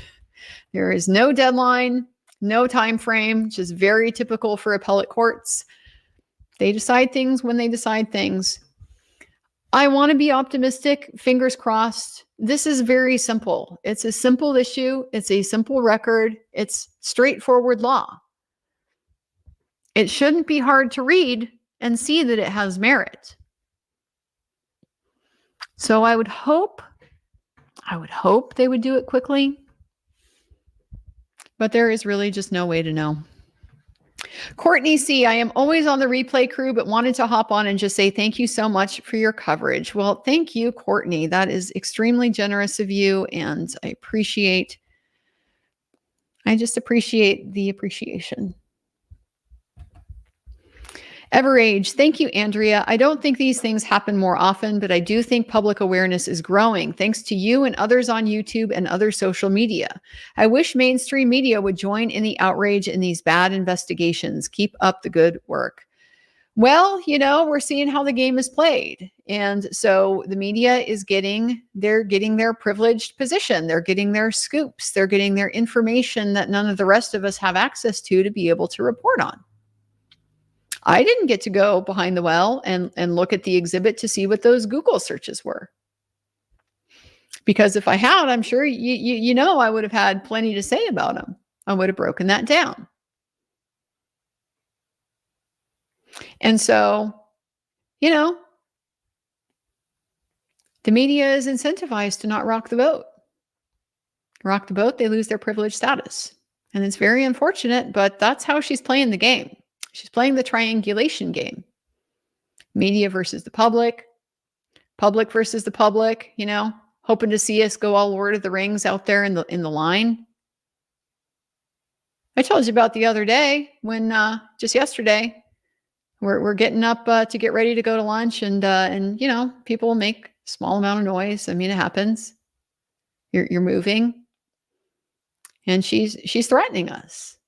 Don't appreciate your conduct. If you can't control your conduct, I'll remove you from the courtroom. She's looking for an excuse to get us out. So that will only benefit mainstream media as well. Crime Trial Addict. First, thank you for this coverage. Have followed since the girls were killed. One, have you seen anything like this, possibly framing an innocent man? I've never seen the court complicit in it like this. Framing, yes. I mean, that definitely happens. And I think that happens, unfortunately, a lot more often than we might want to think. That people will build a case against somebody that they have pretty good ideas, probably didn't do it, but they have an incentive to come up with something for some reason. And so they just go with it.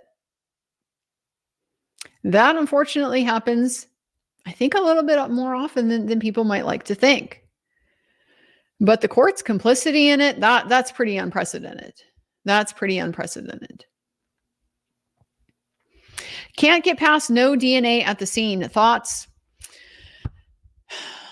I'm not shocked. I mean, honestly, it's an absence of evidence is not evidence of absence problem. If they didn't do anything that would cause them to leave body fluids there, then you're just dealing with trace DNA. And trace DNA is just, it's not reliable. It's not good anyway.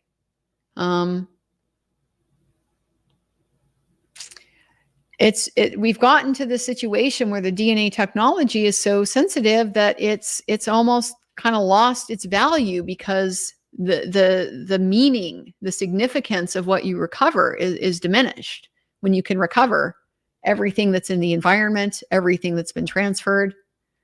So I'm really not shocked at the lack of DNA.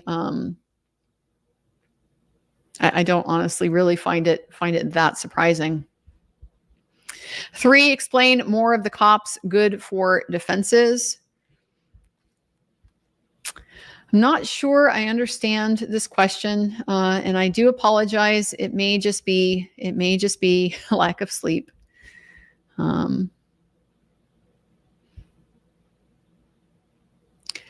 I mean, putting Mullen back on today definitely helped the defense. Remind him, remind the jury who this nasty piece of work is, and remind them, let them see, because they've just watched, they've been steeped for several days in what the state did to Richard Allen because of people like this. So remind them of that. That was a great move. Everybody else, it's just an uphill battle. It really is. Pulling teeth to get information that you would think, if they wanted justice for Abby and Libby, they would just be forthcoming with what they know. But it just doesn't seem to be the way things work, unfortunately. Brad, no amount of words or super chats will express my gratitude, and I believe I speak for many others as well. Your sacrifices are appreciated, and your willingness to challenge the unfortunate status quo here in our community gives us hope. Well, finally, my contrariness has become a virtue. If I see people that need an ass kicking, it's really not hard to just go ahead and decide, why not me? Why not me? I appreciate that. It's a nice thing to say. Yes, I'm making sacrifices, but are they huge in the grand scheme of things? I'm here. I get to be in this new place. I get to be meeting new people. I get to be having this new experience. I get to be, sharing it with all of you guys. I get to be getting all of your nice comments and stuff. Things really aren't bad for me. They're not. I can handle temporary. This is just temporary, I'll even next week, I'll get a lot more sleep and things will be a lot better. Elizabeth Stark, how were the jury appearing to react to all the interruptions, sidebars? There was one point actually where I saw 2 of them look at each other and kind of make a little expression. So they got excused out way more than they have in the past. Just because normally they'll have their sidebar and typically the sidebars are pretty short, but even with the extended one, it's we're going to get it done in 5 to 10 minutes. So the jury just sits there and we wait for them to sort it out. So today really was different, just the volume of the sidebars and the back and forth. And I don't know that I saw a real specific reaction to it, or nothing that I could really attribute to being a specific reaction to it. I do imagine they noticed the different pace. Here we are in the defense case, and now suddenly 2 hours of every day we're going to be spending arguing about what the defense is trying to do. And the problem is there's 2 ways that they can take that, because just kind of statistically speaking, I've said this before, the jurors tend to really look up to the judge. And so if the judge is sustaining a lot of objections against the defense, they don't necessarily see that as the defense is being treated unfairly here. It's very possible that they see it as the defense must be doing all this shady shit wrong. The defense must be really trying to skirt the rules here, and she's really having to keep them in line. So the hope that I have is just that the double standard is so transparent when it's the objection is sustained if you read the statement, and the objection is sustained if you don't read the statement. I mean, things like that are very obvious.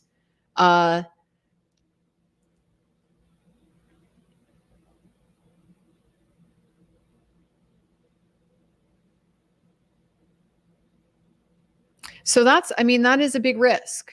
It is a big risk that they're just their shortcut. Their shortcut is that the judge is like the adult in the room, and so therefore, whatever the judge says is kind of what they go along with. And I just don't know. I just don't know because obviously I see stuff and we see stuff that's happening when the jury's not there. And so they may very well be getting a very different read on our judge goal here. Truth Seeker, I was able to give Kathy our messages from Dave, from all of us. She said, pray for everyone, and told her again he's got an army behind him. She's very grateful. I then told Rick to smile. He did, and said, you have an army. He smiled again. Rick has been through a lot. No question. He's been through a lot. And I imagine, what we saw. Yeah. He's probably been terrified about just the judgment that he would face because so many people prejudged him. And I mean, to the point that, it probably did put his life at risk once they decided to arrest him, throw him in jail and all that.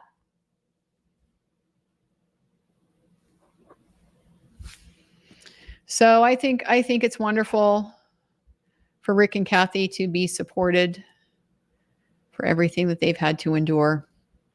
Cookie Harris, you are beautiful, as is your soul. Thankful for your life and the light it brings to times and trials such as these. Thank you so much.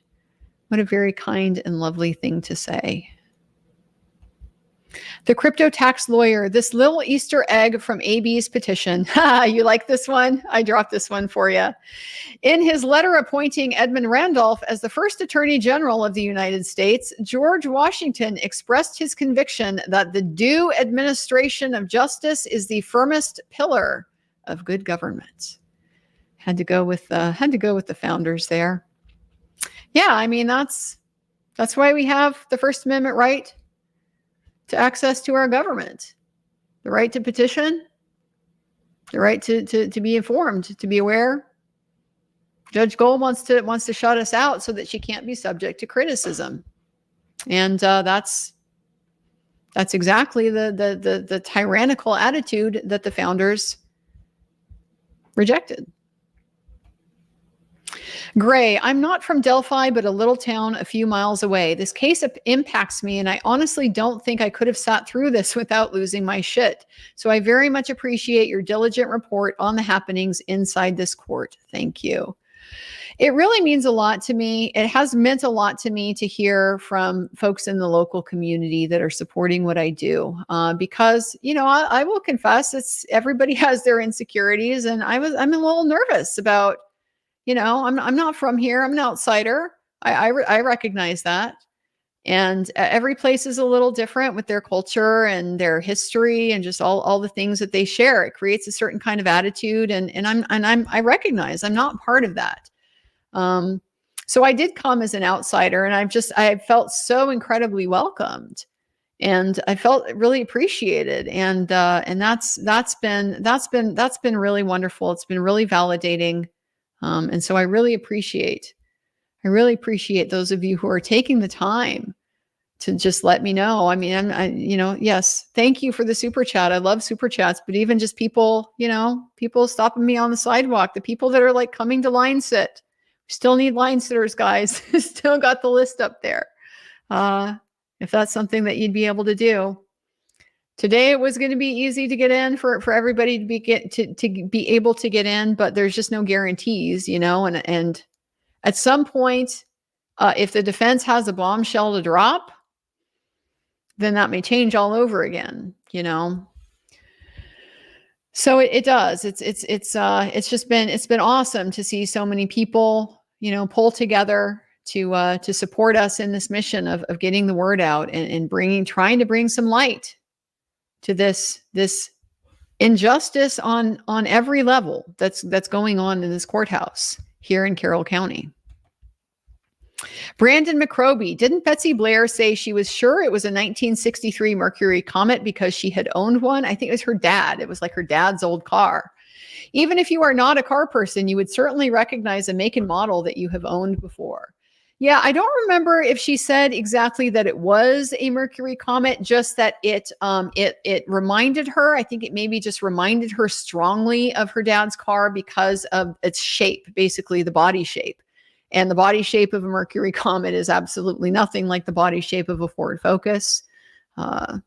But yeah, you're gonna have those points of references, even if you're not a car person. I'm gonna be able to recognize things that look like a Subaru BRZ. That's my car. So I can look around and be like, oh, that Jaguar over there, that Jaguar X, that kind of looks a little like my BRZ. It's like what I wish I had, maybe a little instead of my BRZ. I do like my BRZ.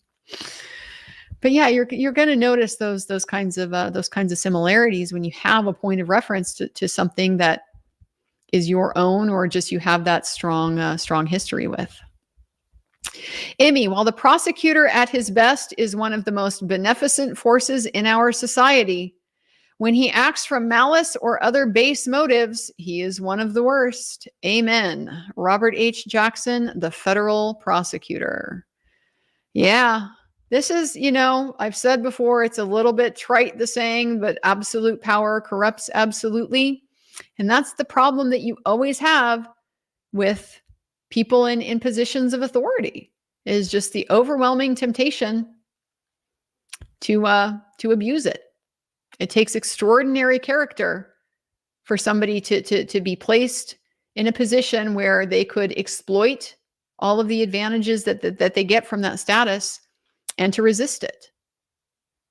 That's why it's one of the reasons why I picked George Washington as someone to cite. Is just this great example of somebody who put the well-being of the country before his own personal interest. They wanted to make him a king. They wanted to give him a lifetime leadership. And he said no. He didn't even run for a second term. That's the kind of thing we need to be looking for in our political leaders. It's just that they are awfully hard to find. Kate E., are we sure the court is actually recording audio and not just relying on a stenographer? Yes, we are, because we can see the court reporter is acting more in the capacity of a court clerk. We also had Mr. McLeland the other day. Remember when don't move the microphone? Tries to pull the mic further to his face so that we can hear him. So don't do that. It'll mess up the recording equipment. So yeah, we're pretty confident that they are recording it. There's no stenographer there in the courtroom. The motion is great, but I fear they aren't recording audio or it will go missing. Oops, haha. That would be a story, wouldn't it? Oops. Just like the clerk lost all those things that never got indexed on the CCS, the chronological case summary, so that the public can see that they exist. They were never sealed, never nothing, just conveniently never put out there where they're supposed to be, where the law requires them to be. Yeah, it's disturbing because the law is optional in this courtroom. And the only thing I can really hope for is that between this channel and the Supreme Court and all the other people who are focusing their attention on this case now, all of the eyes that are here, we're all going to see now. We're all going to see. And we're going to be in a position to call it out. Carazola X, coming next month, our powerful interview with a stalwart, no-nonsense judge of the Richard Allen case. Oh, my Lord. What, on Nancy Grace? Kat Gray, Andrea, can you explain Elvis Fields and what he may have to do with this, please? Elvis Fields is a guy who was one of the first suspects, one of the original suspects that police were investigating in the murders of Abigail Williams and Liberty German. There's a lot to it. I don't want to get too down into the weeds. The bottom line is that he was making statements to people like the night after the murder. he was saying something to, I think, one of his sisters about how he had a brotherhood now, and I think he might have mentioned killing the girls. It's just he's said a lot of things that are very suspicious. When he was questioned by police about the murders and has his interview, which apparently I think may have been lost, maybe among one of these early ones that no longer exists. And it's reported he made this comment about how if the police found my spit on one of the girls, but I could explain it, would it still be a problem for me? This is like a really incriminating type of thing to say. He has connections with people who have connections to people. Like there's this kind of network. It's like a wheel. Like the people all don't necessarily connect to each other, but as a collective, they connect. And that is what brings him into contact, into proximity with the Odinists and the Odinist, theory of this case. And so that's like the real 10,000 foot view without getting real down into the weeds. If you want to know more about Elvis Fields, go to All Eyes on Delphi, get into the court documents and read the Franks memo. And you will get everything you need to know about Elvis Fields from that. Claude Simeon, please book some time on Ian's charity stream tomorrow to discuss this case. I love you two together. You're still prettier. I love Ian too. I'll check it out. I'll see if I can make a chance for that to happen tomorrow. I got to tell you, it's already kind of full. We got court in the morning. I agreed to an interview with a local news reporter, which I just thought would be kind of nice to have the local people, get a different perspective, or at least my perspective, a non-mainstream perspective. I've got some dinner plans then with some folks who are attending the trial. I'm going to have to rush back here to do my own stream. And mine have been going late, and then I'm going to sleep for a long time.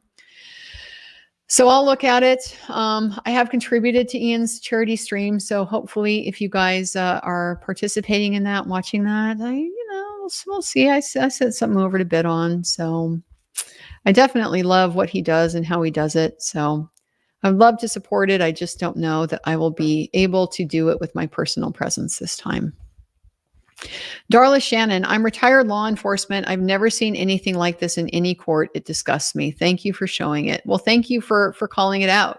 I have had so many comments. I'm way behind on my email and notifications, and I'm like my Instagram is like full of people wanting to talk to me and everything. And like I appreciate it. I welcome everybody. It's just I'm so behind because I have like 10 minutes with my phone every day.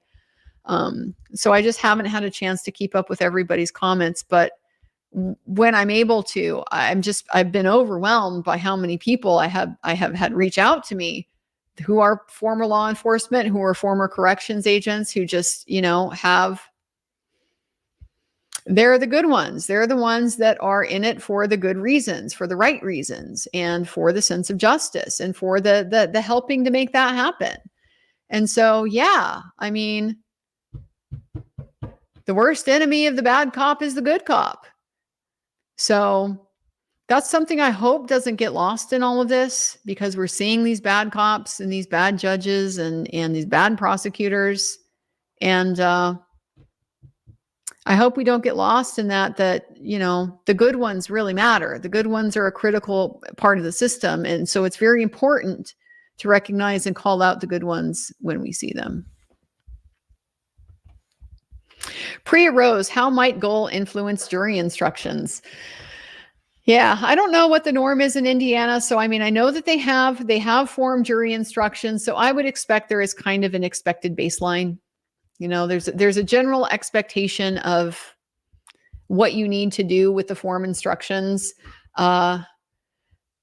Most places, there's only certain ones of them that are really strictly mandatory, and the rest of the time it can be largely discretionary about whether it's given or not. So I expect the judge to exercise her discretion in that regard in ways that will tend to favor the state and tend to disfavor the defendant. One of the things that I have really, really liked about that part of Indiana law that she can't change, it's got to be in the jury instructions. Apparently, it comes from the Indiana Constitution that the jury gets to decide both the facts and the law. They don't have to accept her statement of what the law requires them to do. They get to decide for themselves. So this is in the gray area of like nullification.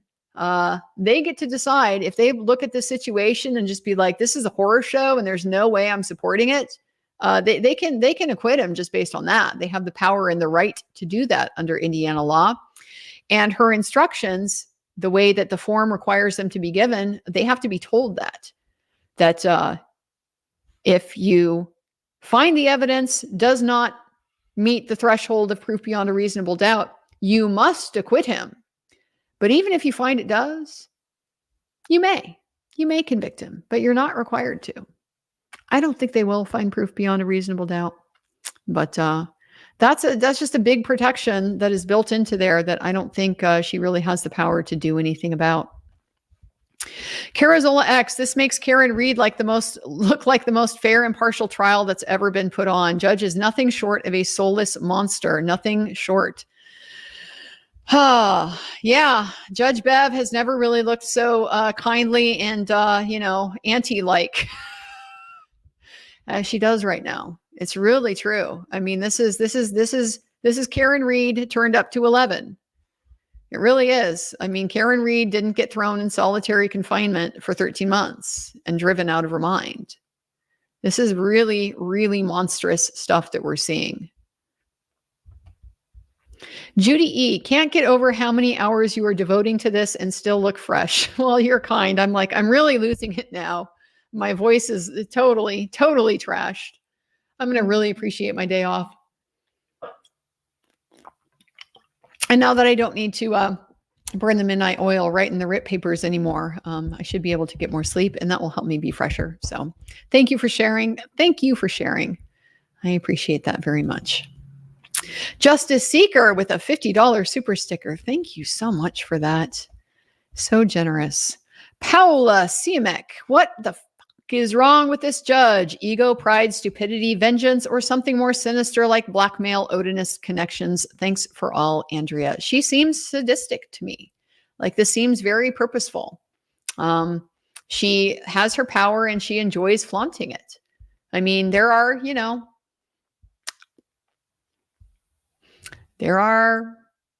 hints of certain cluster B issues in what I see here. Real power trip. Grandma Shirley, VP on CTV addressed some problems with the prosecution before you're live. Looks like you girls are getting noticed. Good job. You're badass. Good.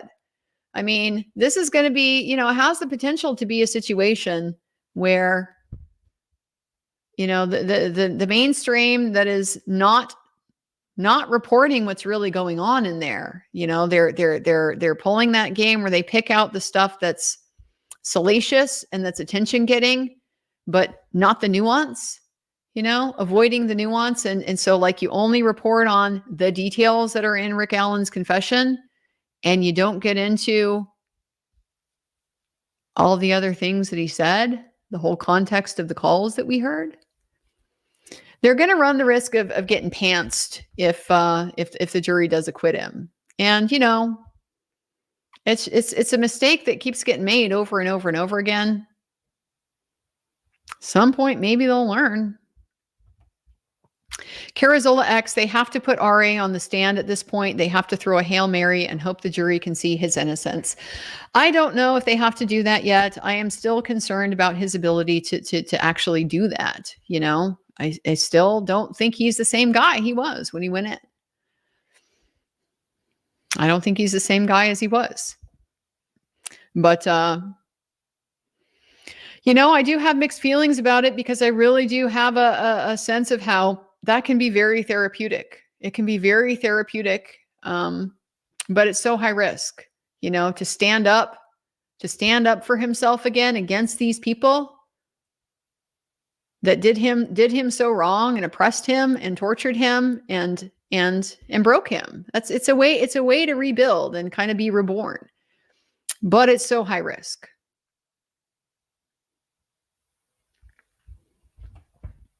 Kay with a 1999 super sticker. Thank you so much for that. Baba D, are you concerned that you won't be allowed entrance into the court if Gold is already trying to reprimand you all? Well, that would be another writ, and that would be an easy one because the right of access to criminal trials is long-standing, very clearly established. You must have a good reason to exclude somebody from being able to attend a criminal trial.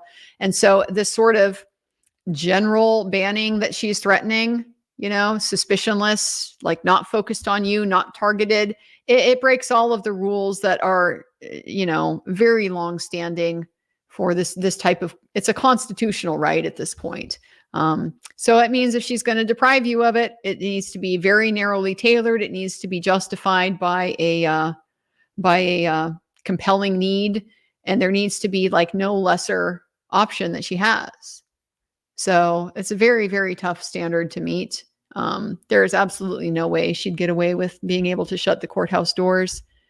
And that is a situation. Yeah, I would file the writ, and I would expect that one would not be too hard to get granted. Apocalypse DOA, thank you very much for your time and expertise. You are very welcome. I really enjoy sharing it. Mad World, we can all crash Ian Runkle's stream on Andrea's behalf. Please, folks, amen to that. Yes, I support this message. Support the charity live stream. It's such a great thing that he does every year.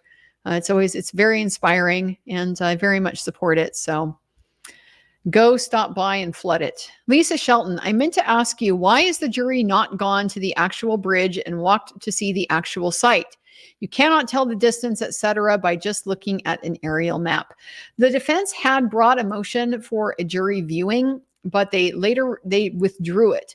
And so we don't know why. The explanation for that hasn't been given. I do have some suspicion that a couple of reasons. One, it's a little bit different now, but because the leaves are starting to fall, but the trees are still all leafed out there. So it could create a false impression about the visibility out there. That's a big concern that I have, that it's so different in February than it is right now. I think the other reason to be concerned about it is because it's time consuming, and I don't know what all they still need to put on. If they don't have to put on the third party culprit stuff, or they aren't allowed to, then that might be a little bit of a different situation. But Judge Gold is going to certainly take that away from any time that is allocated to the defense to be able to put on their case. So just in terms of what the priorities are, if you can put on 5, 6, 7, maybe 8 witnesses in a day, if you're relatively quick, and you have to trade that off versus the jury having the live view of the scene, it's a tough call. So I don't know exactly what the answer is, why that decision was made, but I can certainly see some strategic reasons why that might be the case. JL Wireman with a super sticker. Thank you so much for that. And Jay Beans, I'm behind, but tired, grumpy Andrea is fired. These guys are mostly pretty dumb. This is a crew of stupid, mean people. Guys, is that what I said? That's going to get clipped. Oh Lord, that's going to get clipped. Well, I guess I could, maybe I'd just be proud of that. I'll just lean into that one. I'll just be proud of that one. I mean, it's true, right? It's true. I wouldn't have said it if I didn't believe it. They really are. I mean, it's astonishing. And it's not, I mean, here's the thing, by now I've met a lot of the rank and file, like the guys that are out there guarding the courthouse. They got people in from all over counties. I spent just a couple days ago like an hour just chit-chatting with this very nice deputy from Tippecanoe County, and he's got a new baby, and he's into hiking, and I'm into hiking. We've been to some different places, and he raises bees, and just good salt of the earth guy. And I think a lot of the rank and file, my experience has been pretty good. I think the problem that we have here is really the problem that's coming from the top, because those guys at the top, oof, yeah. Stupid and mean is about as descriptive as I am with this much sleep. Carazola X, only 2.5 hour drive from Delphi. I was teetering on whether or not I should try coming to see this myself tomorrow, but I don't think I can handle it. Yeah, I mean, if you're going to do it anyway, come for a full day. Like, honestly, don't just come for the half day, come for a full day. Make it worthwhile. It's an experience, you know, it really is. It really is. See it for yourself. Amanda Lang at Jeff Burkhart, wondering if Indiana Rule Attorney Admissions and Discipline 25.3A6 might apply to this case. I can't copy and paste that. And I can't, let me write it down. Indiana Rule Attorney Admin and Discipline 25.3A6. I'll look it up. I'll look it up. Offhand, I don't know if the attorney discipline rules apply to judges. Sometimes they have separate rules for judicial conduct for sitting judges, and they don't like really strictly have the attorney rules apply to them anymore. But they might. I can take a look at that. Some guy with cancer. I wonder what Indiana says about the ADA and how it applies to court access. Going to start looking now. Yeah. Well, the only issue with this is that they need somebody who wants to get in and who is requesting. The thing with the ADA is you have to request a reasonable accommodation. You have to make them aware that you have a disability and that you need to be accommodated. And if your request is reasonable, then they should grant it. And if they're not willing to grant reasonable accommodations, that's what creates an ADA problem.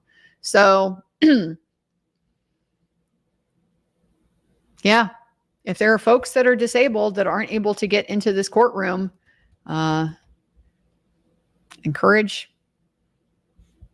consider writing a letter to request some accommodations and see what happens.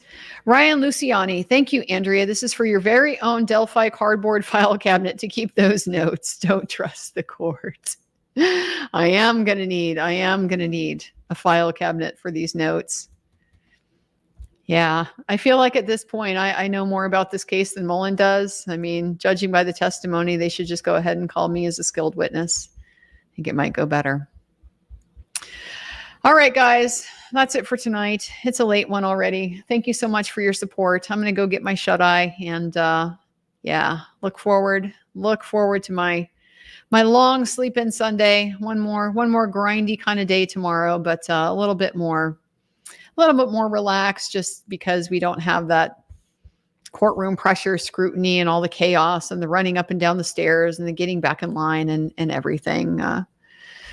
So things are settling down. We are on the downhill slide from now. So it's going to get much easier, but not going to lie. Looking forward to the opportunity to get a little caught up on my rest. So appreciate all of you being here with me. One more here from Paula Semek. I've been up till 5 a.m. every day this week, UK, watching you. So I'm similarly sleep deprived and I'm nowhere near as coherent as you are at work. Well, that is very nice of you to say. I was nearly nodding off today. But it was brief. It was temporary. I won't let that get in the way of my notes. So on the pad count, we were nearly a full legal pad today. So we were at, I believe, 13 last night. So we're at 14 now. 14 notepads for 6 days of trial. That's the level of detail that we are bringing on this case.